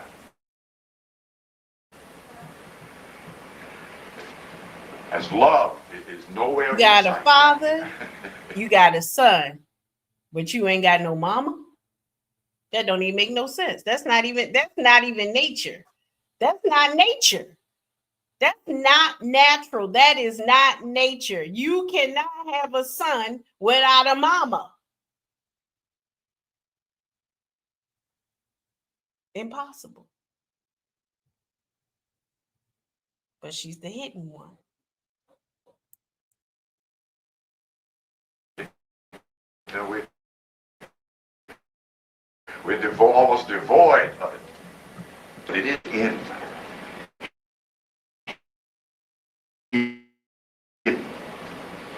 And the church does a great job of hiding her, which probably is one of the main reasons why the pastors don't respect women, because the church doesn't really teach respect for women. It dismisses her. She can't do this, she can't do that. And they hide the Divine Mother and say, oh, she's a ghost. She's a Holy Ghost. We don't talk about her. We don't even say she or her. We just say she a Holy Ghost. That's why I said, I asked my pastor, I said, does God hate women? I should have said, do the church hate women? Do the church hate women? Yes, it does. Drawn out. Educare. Educate. Draw out that which is within. Very important to understand the very nature of things emanates from the idea of love and wisdom. So that of self-doubt, Well, you don't anyway, lose your spec you watching about this, Mr. Oates? Or you just here chilling? Because I think John Sheldon went to sleep.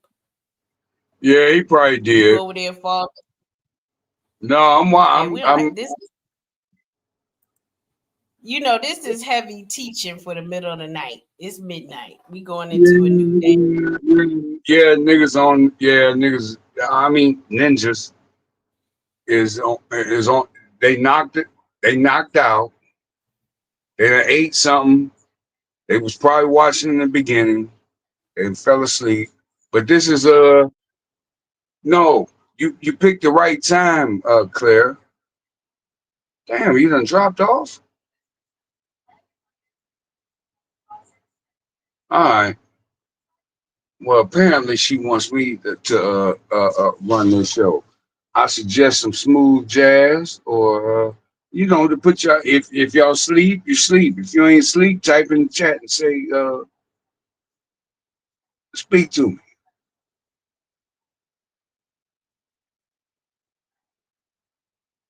Yeah, but it seemed like Claire, she done she left me up here with these lips on the screen. This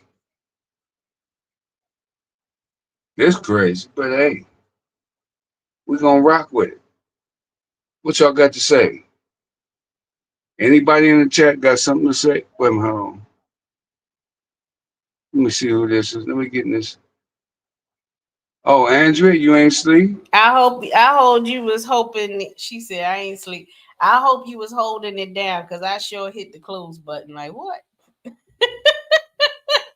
Yeah. It asked me. It said if you leave, it want you change save something there. Talking about something wouldn't be saved, and I'm like, Yeah. See, me and Andrea was about to chop it up. I don't know what that would. I don't. Yeah, Yeah. I don't. I couldn't have got it on the panel, so it would just been straight chat. yeah, that's what I do all the time. Just me in the chat. See, Mm-hmm. look at you now. You about to go get the thing and go upstairs. What you gonna do? That was just getting a little too deep for my brain, and it's my brain half sleep, and I don't need to be jolting it, waking it up.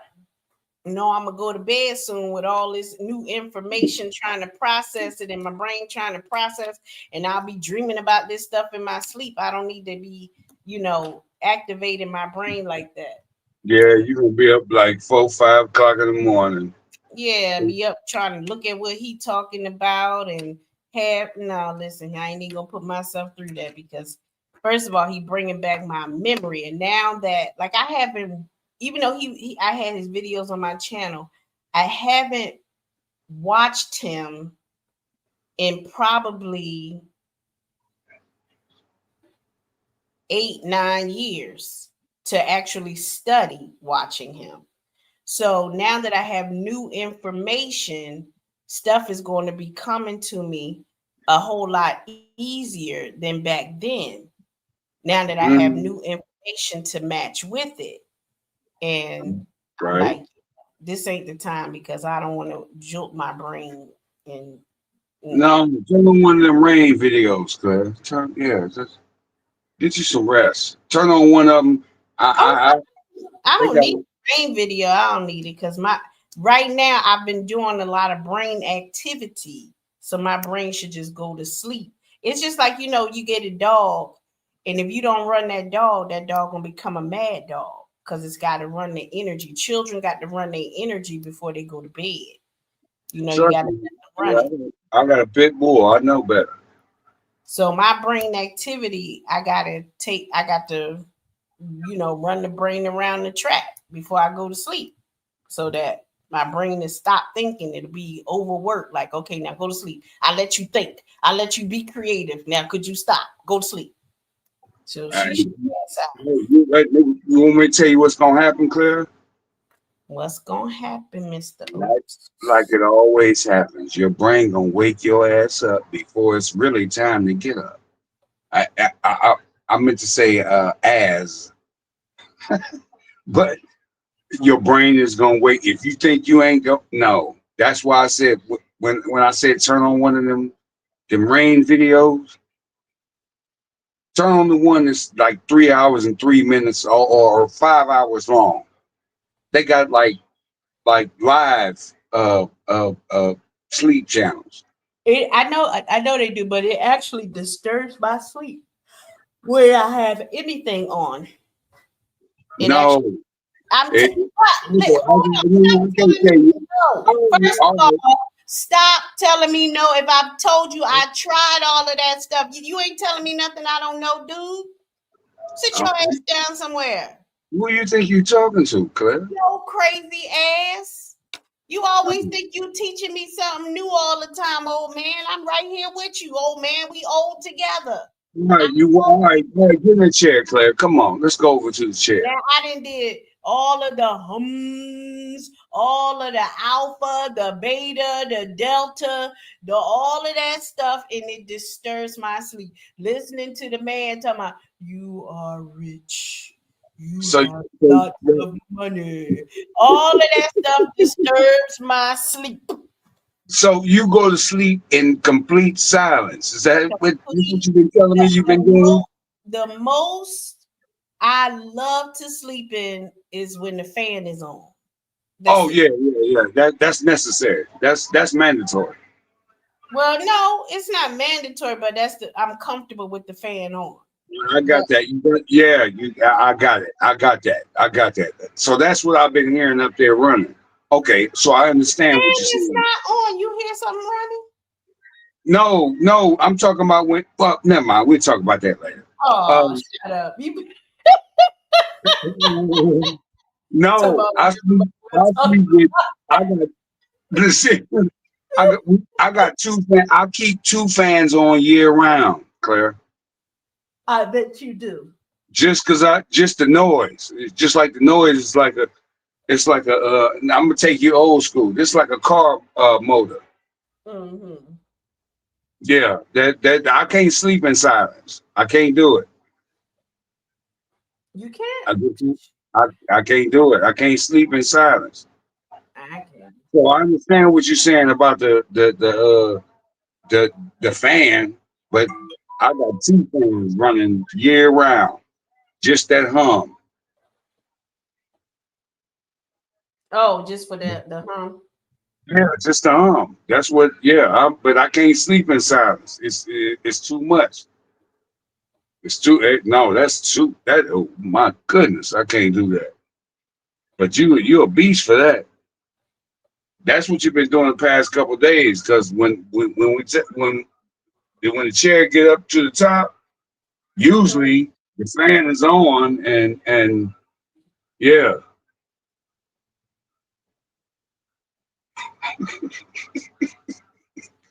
Mm-hmm. I hear you talking, bro. The fan is on and the hum is gone. So it's just yeah.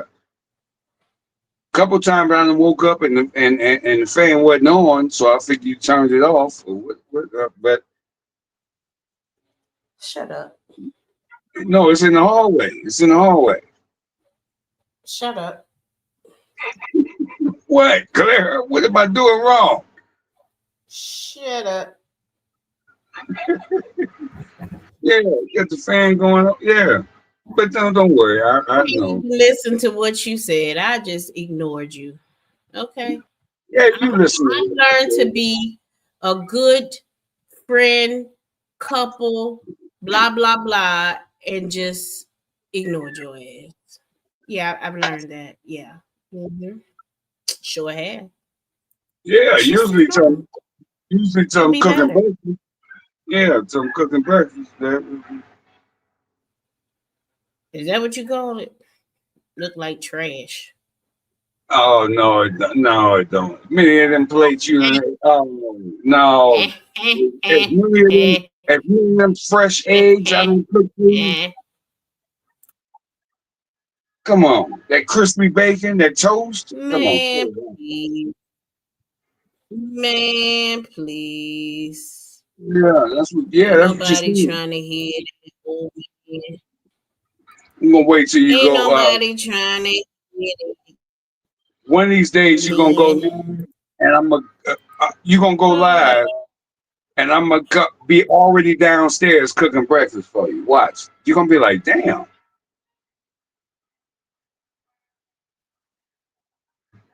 Bruh, you're not even ready for it, Clara. You Oh, damn sure ain't ready for Yaya. yeah, you the shit. I know. I've seen you. Already told me you got what 15 channels. Those are 15 Maybe different more. channels. You think I ain't seen this kung fu before? Maybe more. I'm fucking with you. You think I ain't seen this kung fu before? Stop it. I don't even know what you talking about, old man. Yeah. Letting you talk, cause I don't feel like I don't feel like slapping you around. You don't feel like I don't feel like slapping you around. You don't feel like slapping me around? Slapping What's the good? booze out your ass. You don't feel like that because you ain't gonna slap me around, Claire. What's your problem? Slap the shit. You ain't about to slap me. Slap all that shit out you. Now look at this. Look at this here. With your drunk ass. Now Oh, looking at this. Looking at this right here. What does this image also remind you of? This is another tree of life, Kabbalah, da da da da da. What does this tree also remind you of?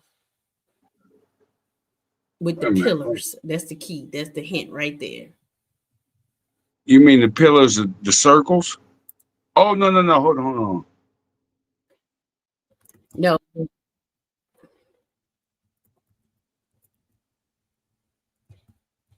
What you saying?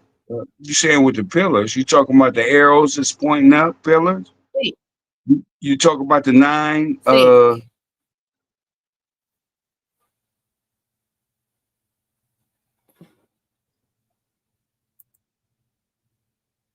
I'm going to show you in just a second. Okay, it seems like it's a whole lot of fighting going on one side, and the protection is on the other. Okay, now look at this.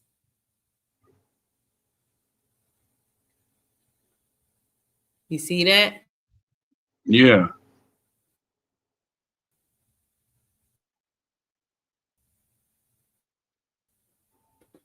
What's that? Seems like protection, but at the same time, you got to go through some ish to get to the wisdom. Did I close it? Oh, Lord, you got that broke phone or something? I don't know. It might be my connection sometimes.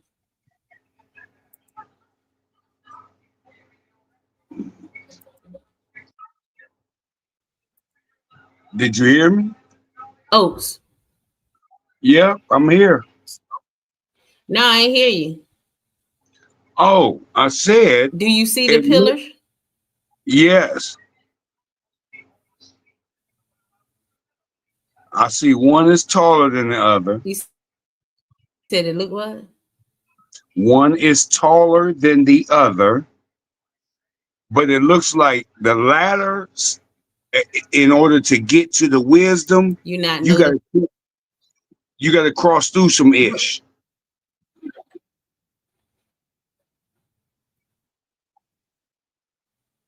But look at the symbols. One is from the Kabbalah. Matter of fact, none of those are from the Kabbalah. That one is from, this is the Kabbalah. But then this is why I say, if brothers who are in Freemasonry, when they get to the 6th degree, they ask them, do you know who God is? And if they say Jesus or talk church talk, they don't let them go no further. Because look at what's on the screen. You see those pillars? Right. So if the Kabbalah has these pillars, then that obviously means that the Freemason brothers are going into other teachings, other religions, other schools of thought. And if you just get stuck in church, they don't let you go no further because they know that you're not ready to learn the next part, the next steps in the path. When Jesus went to Egypt, remember when Jesus was born and his parents took him, they ran to Egypt. Egypt in the Bible is talking about school. Jesus went to Egypt to go to other schools, other religious schools. That is the steps of man. Jesus represents man, spiritually speaking. And Jesus had to go and study. That's where you get the book, the Aquarian Gospel comes along, because when you start to read the Aquarian Gospel, that book, it tells you where Jesus went in his journey through other religions and what he learned. And then he came back home at 33 to complete his transformation into the Christ. Mm, Oh, Lord. no, I'm with you. I'm following you. I don't know why you think I'm tripping or Because why you I'm. went, because you went meh, like you was lost. I don't know. I thought talking to Homer Simpson for a minute. Man, Claire, I keep mad. Don't worry. Miss Lady, we'll talk about it upstairs.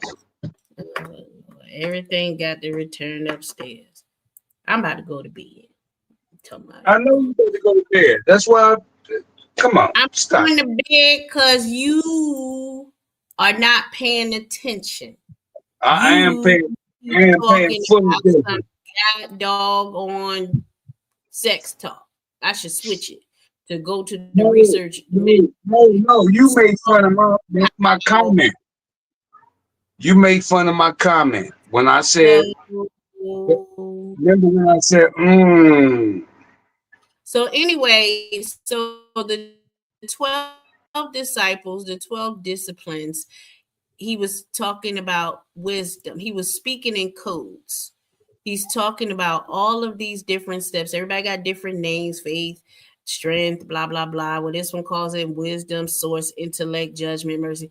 But all of it is training the spirit body. So what was Jesus doing? Training the spirit body for transformation into the Christ. That is it. That is what Jesus was doing. He said, I'm going to come and I'm going to show y'all the way. What did he do? He came into the world. He was born into flesh.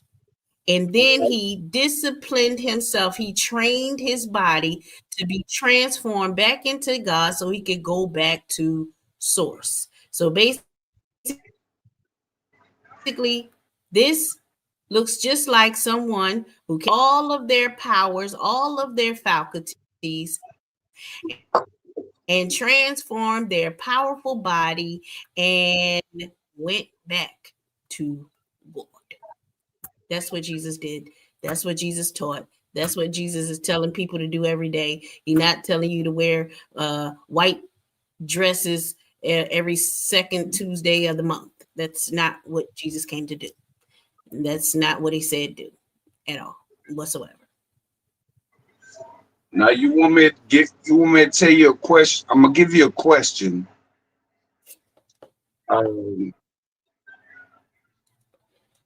This might seem like pushback, but I'm not pushing back at you. But some people to hear what you're saying right now, listening, Claire, or you sleep? I'm listening. Okay. You said Jesus taught what? The 12 oh my goodness, 12 disciplines. He didn't teach him, he disciplined himself. He Okay, trained himself. he trained himself in those 12 disciplines. Now, this is what you're gonna get back from, and I It's give my people response. watching. I ain't gonna get nothing back. It's designed that way. Yeah, you will. Yeah, you will. Trust me. Trust me. I am not gonna get pushback from these 3 people. Out of these 20, no, don't. First of all, I ain't gonna get pushback from nobody because I've already set the boundary. If you don't like what I got to say, you shouldn't be in here listening to me. This is my space. Judas was one of those disciples. Which one of those did deceived him, so to speak? Or Well, which one? Judas was replaced, remember? Judas was replaced. Wait a minute. See, now you can enlighten me. Who replaced Judas? Hold on. Replaced in the Bible by, let me say, Come on, memory, help me. Yes, after Judas betrayed Jesus and then died, the remaining 11 apostles chose someone to take his place.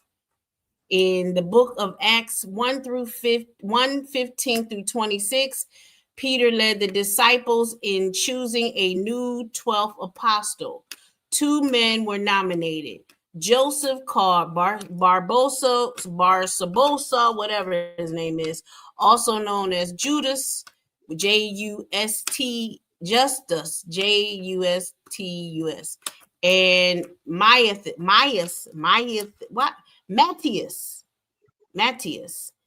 They prayed for divine guidance and then cast lots. Basically, a sacred way of drawing straws or rolling dice to let God decide. The lot fell to Matthias, and he was chosen to replace Judas as the 12th apostle.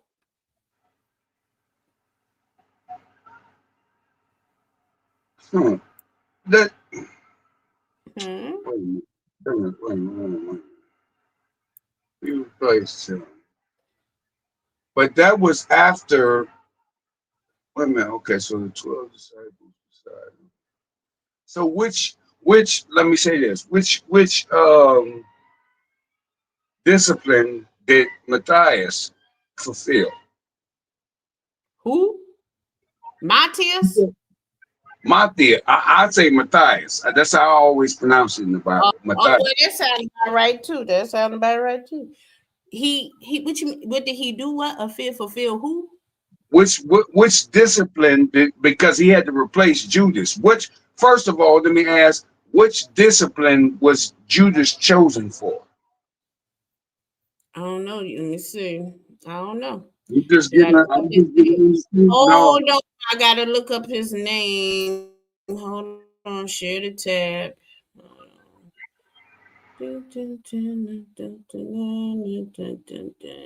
See, this is something that you're not gonna find brothers do when they doing all that talking and debating and stuff.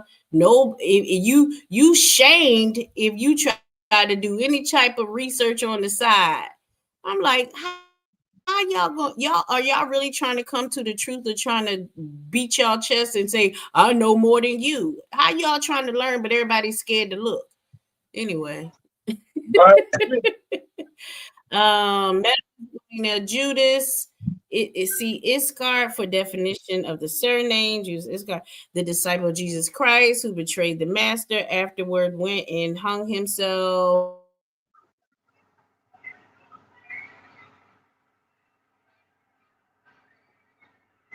As Judas Iscariot, the custodian of life. So he represented life. This Judas represents the unreined life forces. He also typifies that in humanity, which through it has, though it has caught the higher vision of life, still resorts to underhanded methods in order to meet its obligations. Judas carried the money bag and he betrayed Jesus for 30 pieces of silver. The first step in our redeeming of Judas' faculty is to assume a fearless attitude of mind, affirming our unity with the spirit of purity. When we do this, the Lord answers, Thou hast said, and the redeeming, uplifting, transmuting forces are set into operation. When the Judas faculty reaches the spiritual standard of life, it is known as Judah, whose office is praise and thanksgiving. Praise and thanksgiving call into activity, great expressions of spiritual substance, and open larger avenues through which we may receive spiritual life. Judas symbolizes desire, appropriation, acquisitiveness. Acquisitiveness is a legitimate faculty of the mind, but covetousness is its Judas or its desire or whatever. When acquisitiveness acts within the law, it builds up the consciousness, exercise in its native realm, the free essence of being. And it goes on and on and on and on and on and on and on and on. All So right. Judas represented the faculty of life. And life is that expression of being which manifests as animation, activity, vigor. Life and substance are ideas in divine mind. Life is the acting principle, substance is the thing acted upon. In the phenomenal world, life is the energy that propels all forms to action. Life is not itself intelligent, it requires the directive power of an entity that knows where and how to apply its force in order to get best results.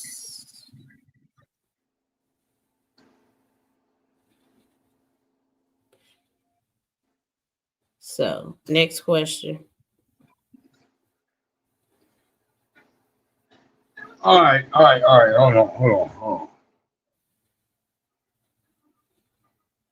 That's what Judas represents. Okay, so they picked somebody, Matthias. They picked Matthias to take his place, right? That's what it said. Okay, now what does it say about Matthias? What is his background? Who you understand what I'm saying right now? What is his why did they pick, or maybe not necessarily why did they pick him? Um what tribe was he from? Matthias, I don't know what tribe he was from. You heard what I heard when I looked him up. Or you're not asking me specifically, you're hoping that the answer would come when I hit the button, right? Of course, right? Matthias, gift of Jehovah, gratuity of Jah, given wholly unto Jehovah. The man who was chosen as a disciple in place of Judas. The name is equivalent to Matthew. Metaphysical Judas Iscariot, the disciple of Jesus, whom Matthias was chosen to replace, represent the acquisitive or life faculty in individual consciousness. Now, see, that's what I Matthias, thought. Hold on, let me say my this real quick. That's what I thought when I read Matthias's name. I'm like, this is they talking about Matthew. So that's why I was like, no, hold on. This ain't making sense right now. Well, if you think of it this way, remember there were no vowels, so maybe Matthew is pretty much spelled. No, the W would be a S. I don't know. Anyway, yeah.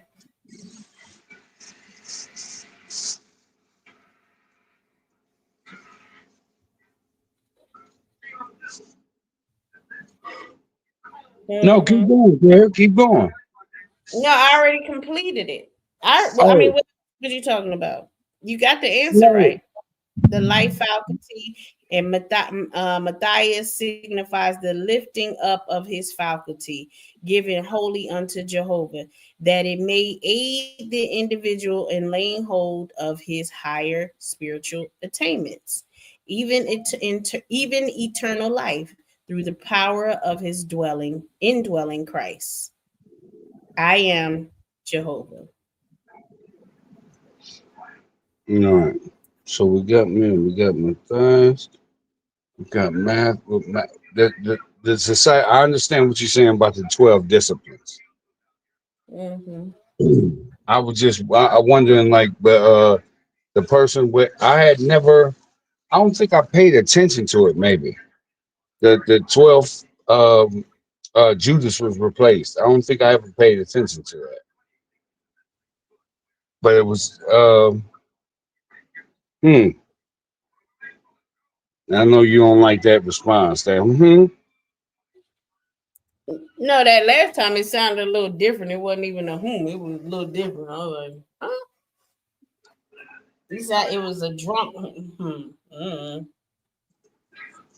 See, it always we talk about it.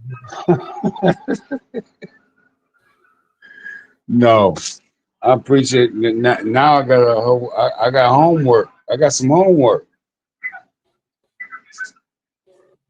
Yeah, you got some homework. I should get back on that homework because I need to polish up, refresh a refresher course on a Yeah. lot of stuff. But you know, C. Freeman Ill, brother C. Freeman Ill, rest in peace. You know, he like I said, now that I have more understanding of a lot of things, if I listen to him now, I'll probably get a better understanding of what he was bringing back then. You like you said, you need a refresher course. You need to update. Mm-hmm. Yeah. And by the way, you know you ran Moonlight off, right? Let me see how many people come out the bushes. What? She was over here. Yeah, let me check the numbers and see how many people come out the bush. We talk about this. Oh, So we're she stuck over here. she went live today talking about she gonna take 2 or 3 days off. She got too many haters and she got a little scared because you and old boy was threatening her and she had to call a few people because she really felt threatened. So that was what she said in a nutshell to this morning. Well, thank you for the update. Ain't nobody thinking about that lady. I told her I believe that same night. Like when I go to sleep, I'm not thinking about you. When I wake up, I'm not thinking about you. Yep. But then no, that was the she. I what did wait a minute, hold on. What the hell did she do? Wait a minute. It was something that she. No, she was wishing like harm. I'm gonna put it like that. She was wishing harm on dude's kids, his daughters. That's how she talked. Yeah, that's why that's why I was up there talking to her. How I was talking to her. Like, lady, John, what are you doing? John, what you talking about? You talking about the moonlight thing, or you talking about the metaphysical Bible thing? Go ahead, Mr. Oates. I'm listening. No, she was up there talking about that man's like wishing harm on his daughters and sons. I can't remember if she said I know she's I hope your daughters meet somebody like such and such. Mm-hmm. I was like, what are you talking about? Yeah, she talk like that all the time, and then Yeah, she act like somebody is always bullying her when you hit her back. exactly. Exactly. They Exactly. always act like the victim when somebody hit them back. That's why I call her Satan. I'm like, you is Satan's sister. And you are evil. You are And evil. You ain't got no business or reason to keep coming up here doing like why do you do that everywhere? Everywhere John, you everywhere you go. I'm like, man, well, are you serious?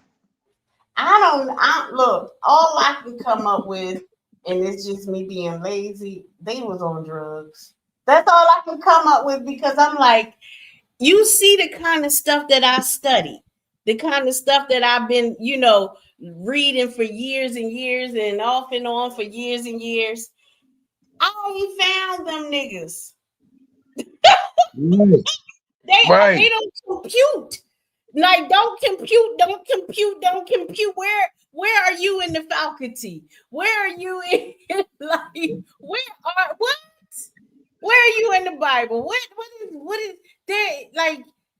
They honestly believe what they're saying is true. It's one thing to be deceitful and dishonest, But you honestly believe you telling the truth? Really? You ain't got. Sometimes you gotta let them have. I'm learning. Maybe I'm learning like sometimes you gotta let them have it. But I don't believe in that. I But don't believe. listen, even if you let them have it, how many times have I left them alone and they keep going? It's no letting them have nothing. Remember, I Right. sat on that panel and waited for her to talk and express herself. And she started talking about sucking her dead brother's penis. Like, what? This is what you finally get me on the panel. Here I am. Say what you need to say. And that's what you had to say? I don't need to come up here to hear you say that. You say that all the time. Right.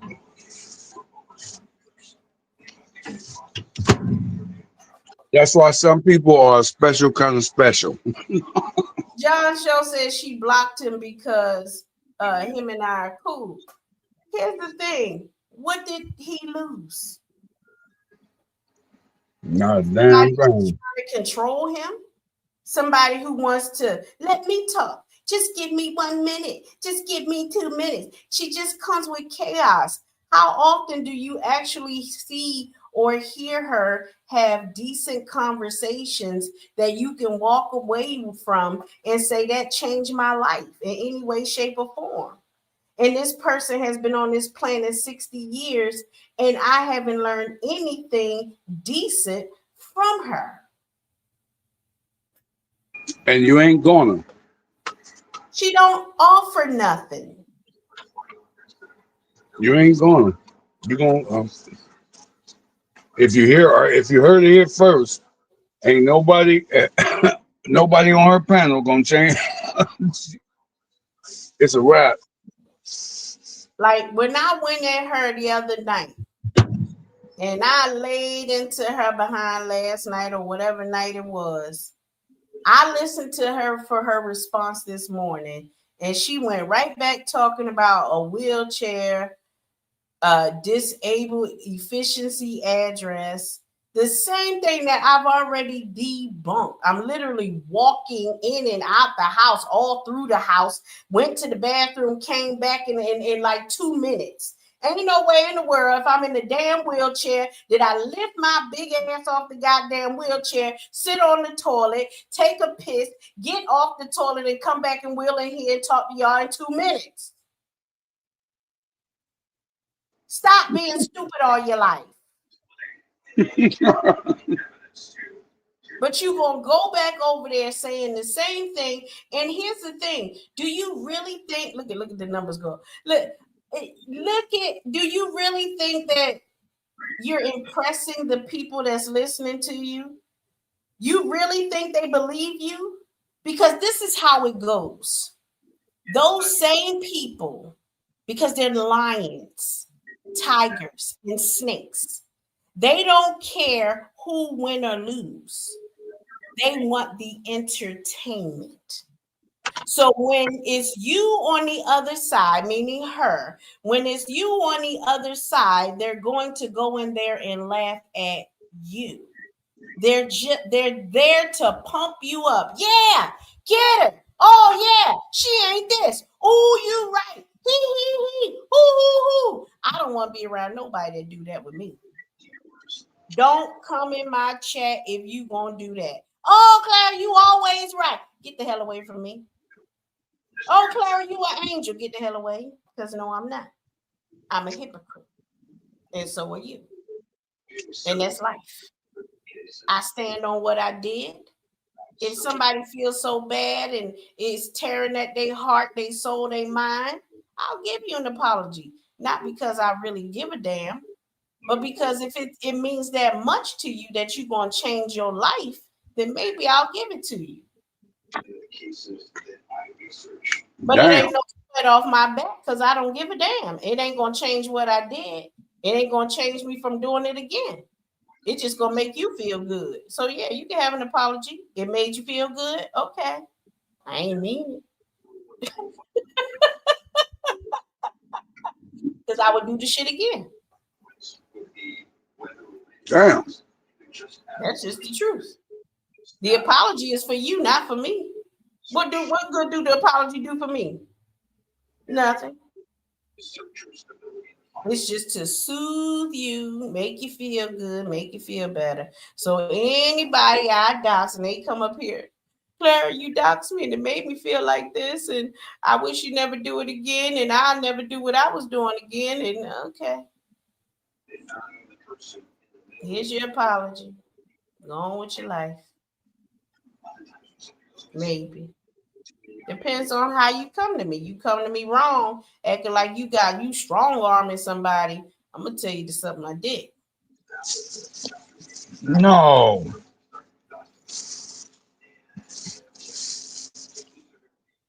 Mhm. She mentioned that too. You telling me to suck your dick? You need to do something. She said, get somebody else's dick or something. She said, stupid. I was like, that's your response. These people, they don't know how to respond to me and get a reaction. I just do it just for content at this point. Like, they gave me content to put on that other channel. I need watch hours on the other channel. They don't even realize it. Like, I'm just using y'all for the other channel because I wasn't doing nothing with it. I get up there, I start rhyming and laughing on come get this smoke. Come get this smoke. Get the fuck out of here. I ain't trying to really beef with nobody. I amp that shit all up. Come on, I'm acting. I don't give a fuck about you hoes. Shit. And you heard it here first on Dish and Dirt. Uncut. You see the kind of stuff I study. I know who I am. I'm busy working out my faculties. I'm not worried about y'all. Y'all ain't gods to me. You're the bottom of the barrel, have no idea who you are, have no idea what power you have. You are a waste of life to me in all actuality because you're not doing nothing with your faculties. You'll be back around again. Right now, you're not doing nothing.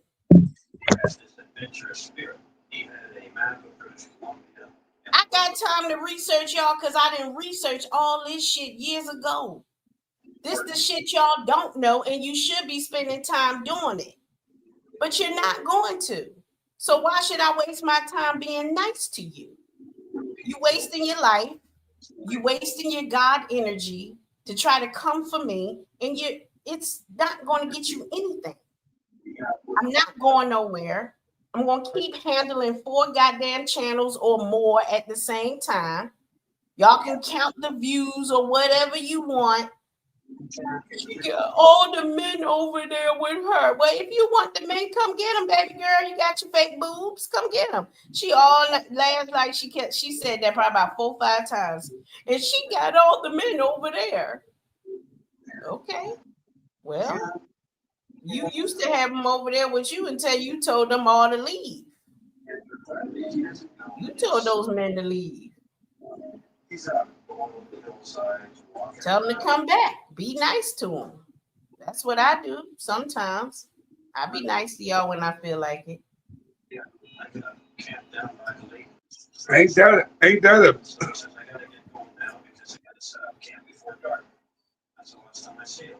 That's why I like politic and ghetto word with you. Listen, I'm too old to pretend. I can barely remember shit. You know how it take me a lot. It's not even a remembrance. It's really processing. I got all of this stuff stored up in my storehouse. Got it? I got all of this stored up in my storehouse. So it takes a while for my brain to rummage through it and find it. Like, I know it's over here. Let me dust the cobwebs while I'm over here. Oh, there it is. And that's when I come back an hour later, like, oh yeah, I remember, because it took my brain a whole hour to find it. My brain is full of information. That's why I got to have 4, 5, 10 channels to get out all the goddamn information I'm downloading or uploading. Yeah, I'm uploading. I ain't downloading. I don't want to download no more. I'm trying to upload all this information out of my goddamn brain. I'm trying to give it to people. The more I give it to people, the more my brain feels light, and then I can have my eureka moments, my euphoria moment, not eureka, but euphoria moments where I feel lightheaded because I would have poured out.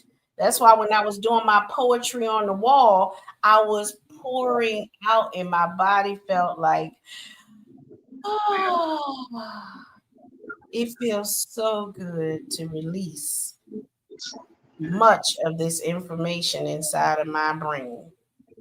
Because right now my brain feels heavy. And I need to pour it out. And it's not my fault that people don't understand that, don't know that. You know, when I made that thumbnail today, when I did the government shutdown thing today, Mr. Oaks? Yep. All I did was tell the computer, I said, listen, create me a thumbnail to go with this title and this description. It said, okay. And so it created whatever image it did, some woman name you input like she's a sheriff.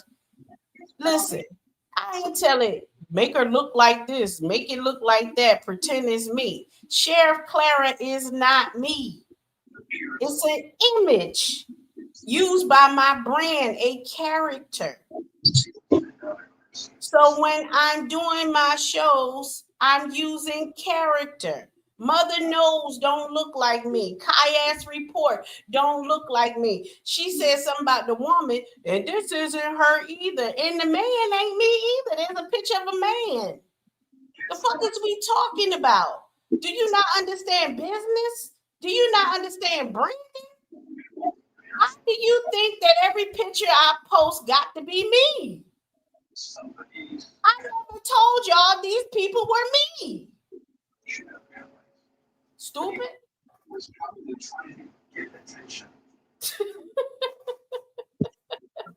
My goodness. Yeah.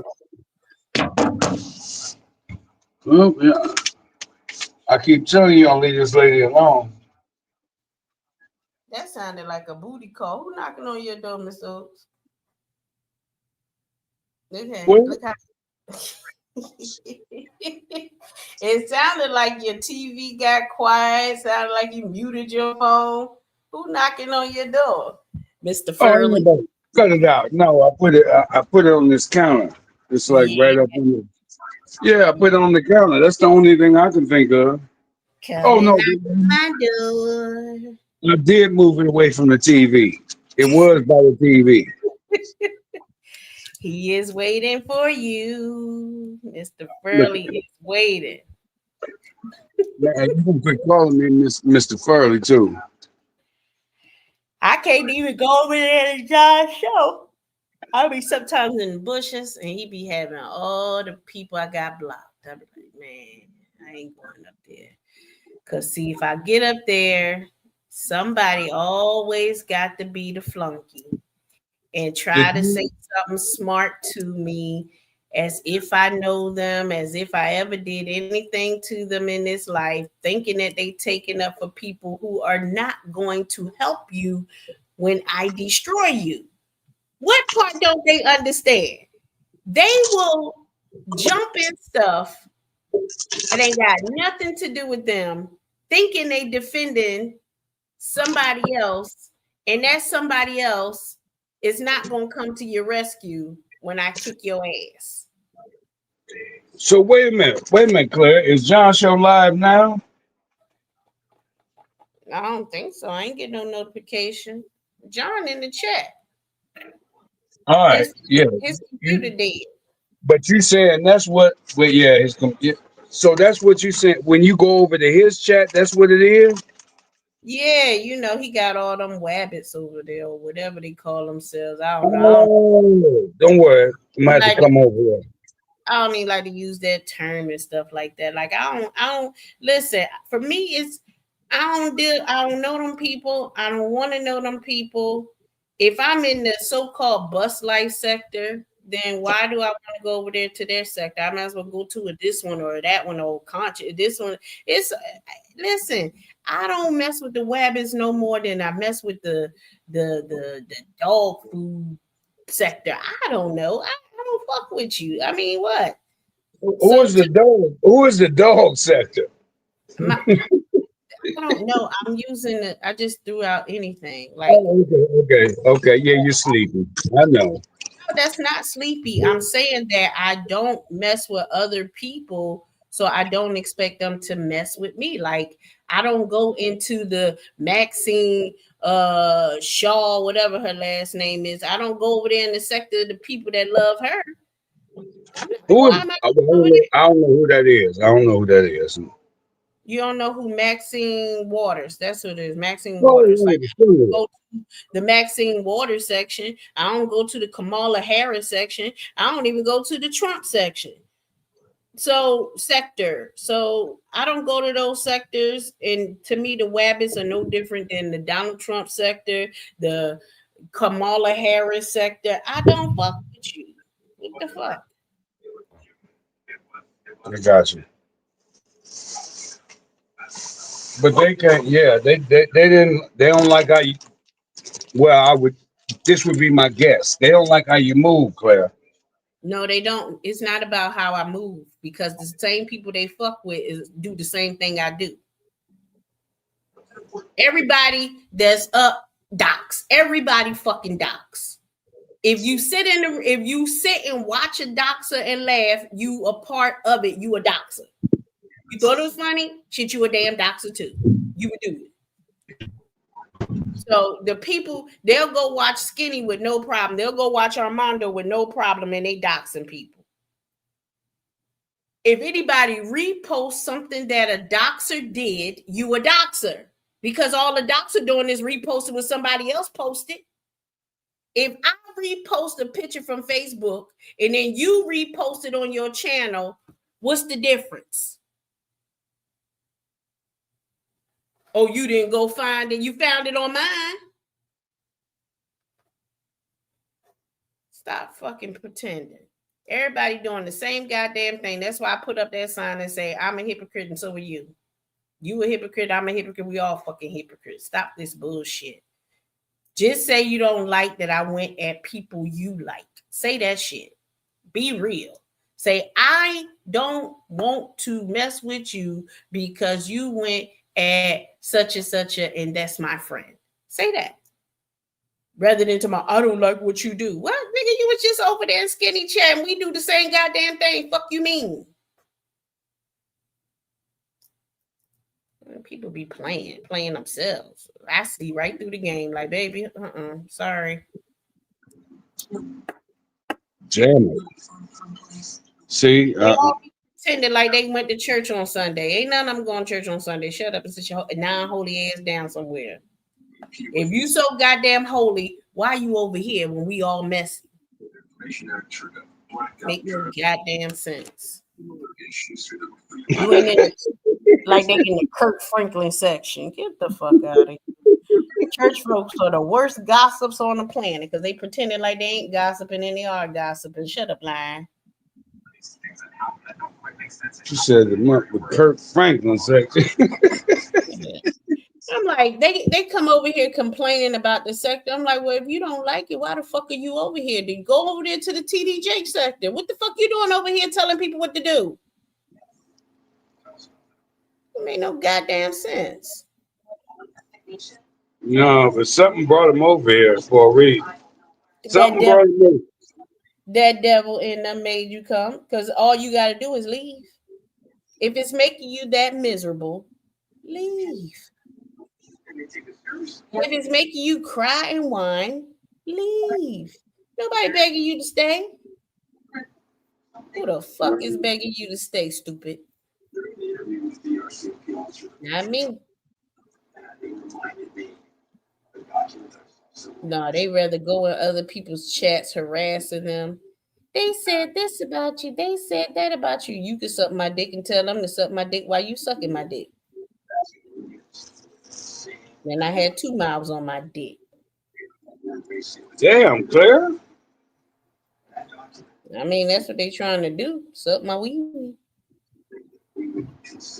No, you better not have one of those. I gotta have something to put in their mouth.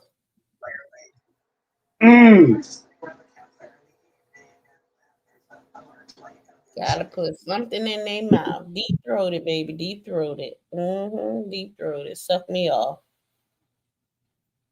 That's the next time one of them catch me on the panel and somebody let them up while they on me. I'm gonna be like, yeah, baby, suck me off. Especially if it's Moonlight. Moonlight hollering, screaming, and you, bitch, and you. Suck me off, baby. Yeah, suck me off. Oh, I'm a fuck her head. Bitch was telling me to suck a dick and said, ooh, and I sure did. What you gonna do? What you gonna do? Holler and scream on the computer. What you gonna do? Fuck out of here. I laugh at dumb people.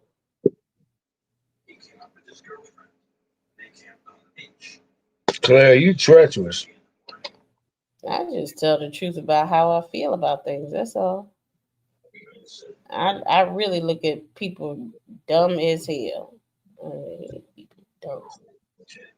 But I try not to. But Mama said, the people not dumb, what they do is dumb. Okay. You treacherous. All right, let me get off of here. It's already been 4 hours and 30 minutes. Y'all stay up too late. You know it's been way past my bedtime trying to hold me on here. Y'all get off my phone. I'm hanging up. Go to I'll be upstairs shortly. I'm gonna watch a movie.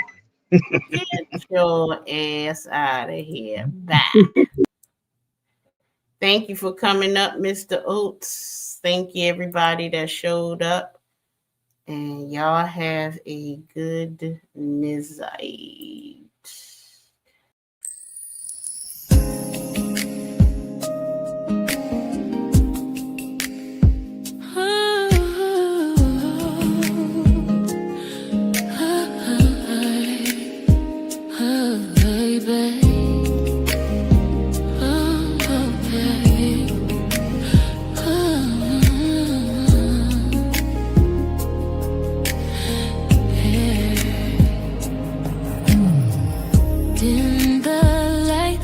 Let the secrets fly, asking questions that will